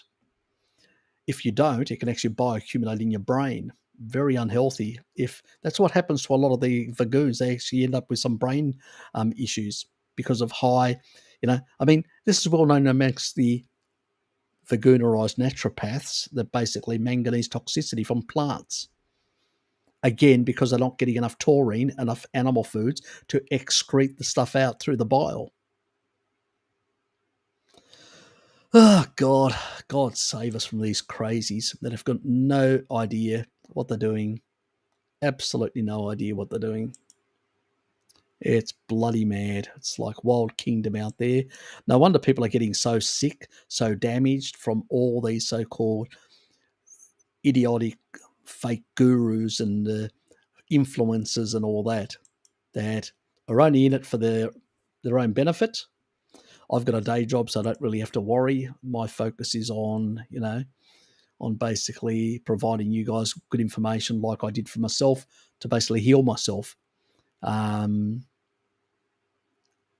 Except for Blinky's sense of humour. I was just going to say, Sandgroper to you. That's his real name. Sir Sandgroper. They're all bloody Sandgropers over there. I give him a hard time, you know me. Poor Blinky. Trolls have different psychology. Hey, here's my favourite troll. And also Sky's little pet. Oh, I had to say that. You know me. Oh, that's okay, Elizabeth. Look, I don't take offence, but you've got to really carefully read that sort of stuff, because I covered every single nuance that you asked me about it in that long back and forward that I had. You've got to read it again and understand it. If you don't understand it, ask me specifically for what part you don't understand. I know English is not your first language, which makes it difficult. I understand. Maybe I need to translate all that into Spanish. But then again, I'm not sure whether the Google Translator is going to do a good job if I do that. So, yes, that can be a problem in itself.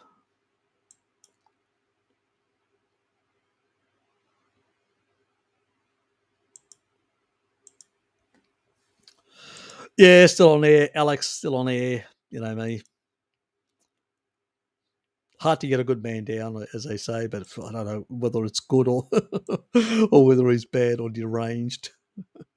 In that regard. Oh, I'm at the end. I'm at the end. I'm at the end.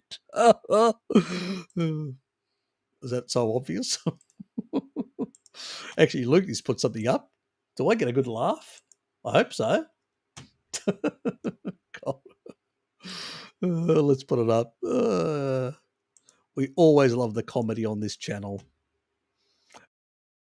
And if you're not laughing at me, fucking hell, M8. Uh, thanks, mate. You guys are all heart.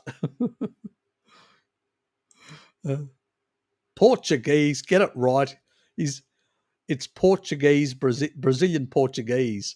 They were a Portuguese colony, not a Spanish colony, Alex. Get your geography right.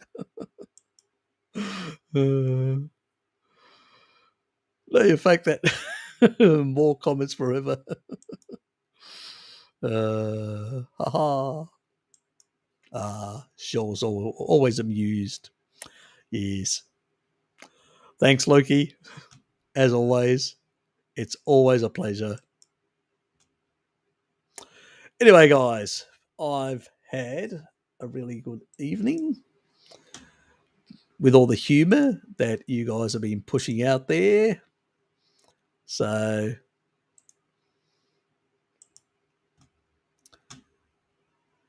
it's been a fairly interesting week for me.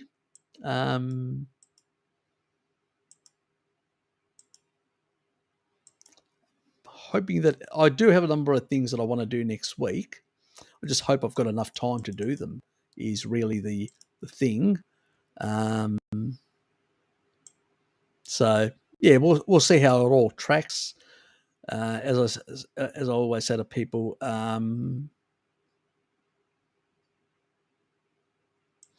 yes, it's Portuguese. That's why. His Spanish is yes. Thank you. I will. I'll be out like a little baby lamb,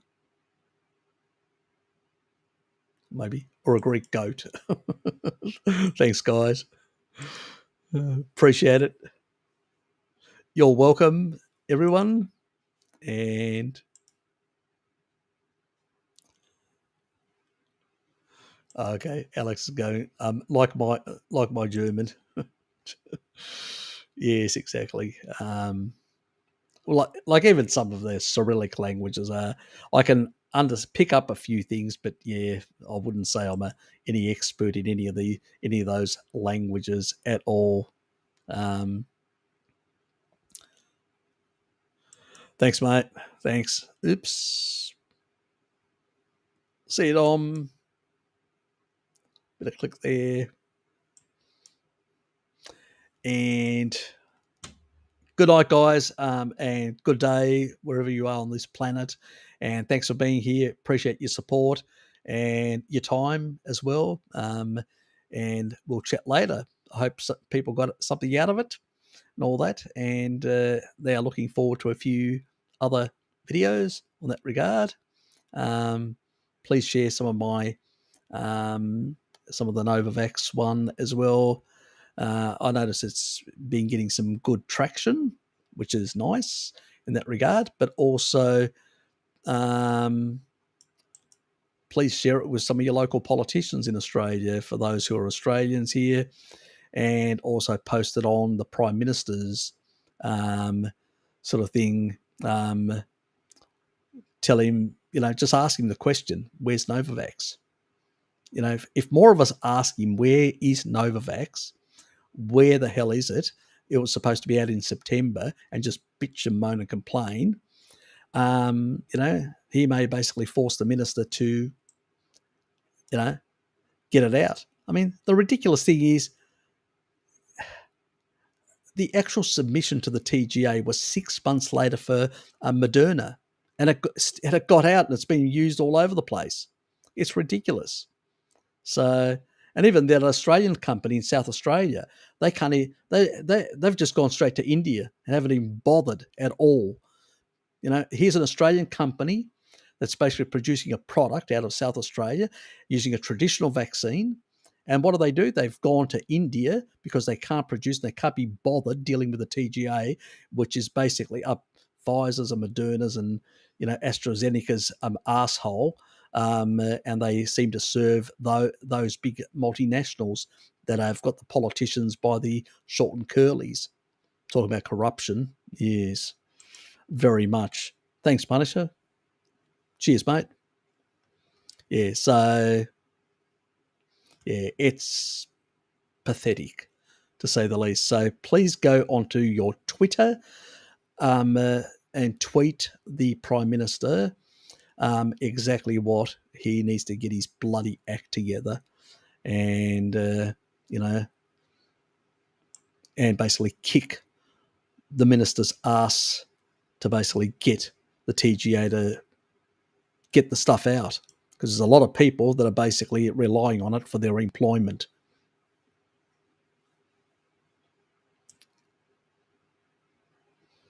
Yes, oh, there you go. Another person who's a Portuguese speaker. Mhm.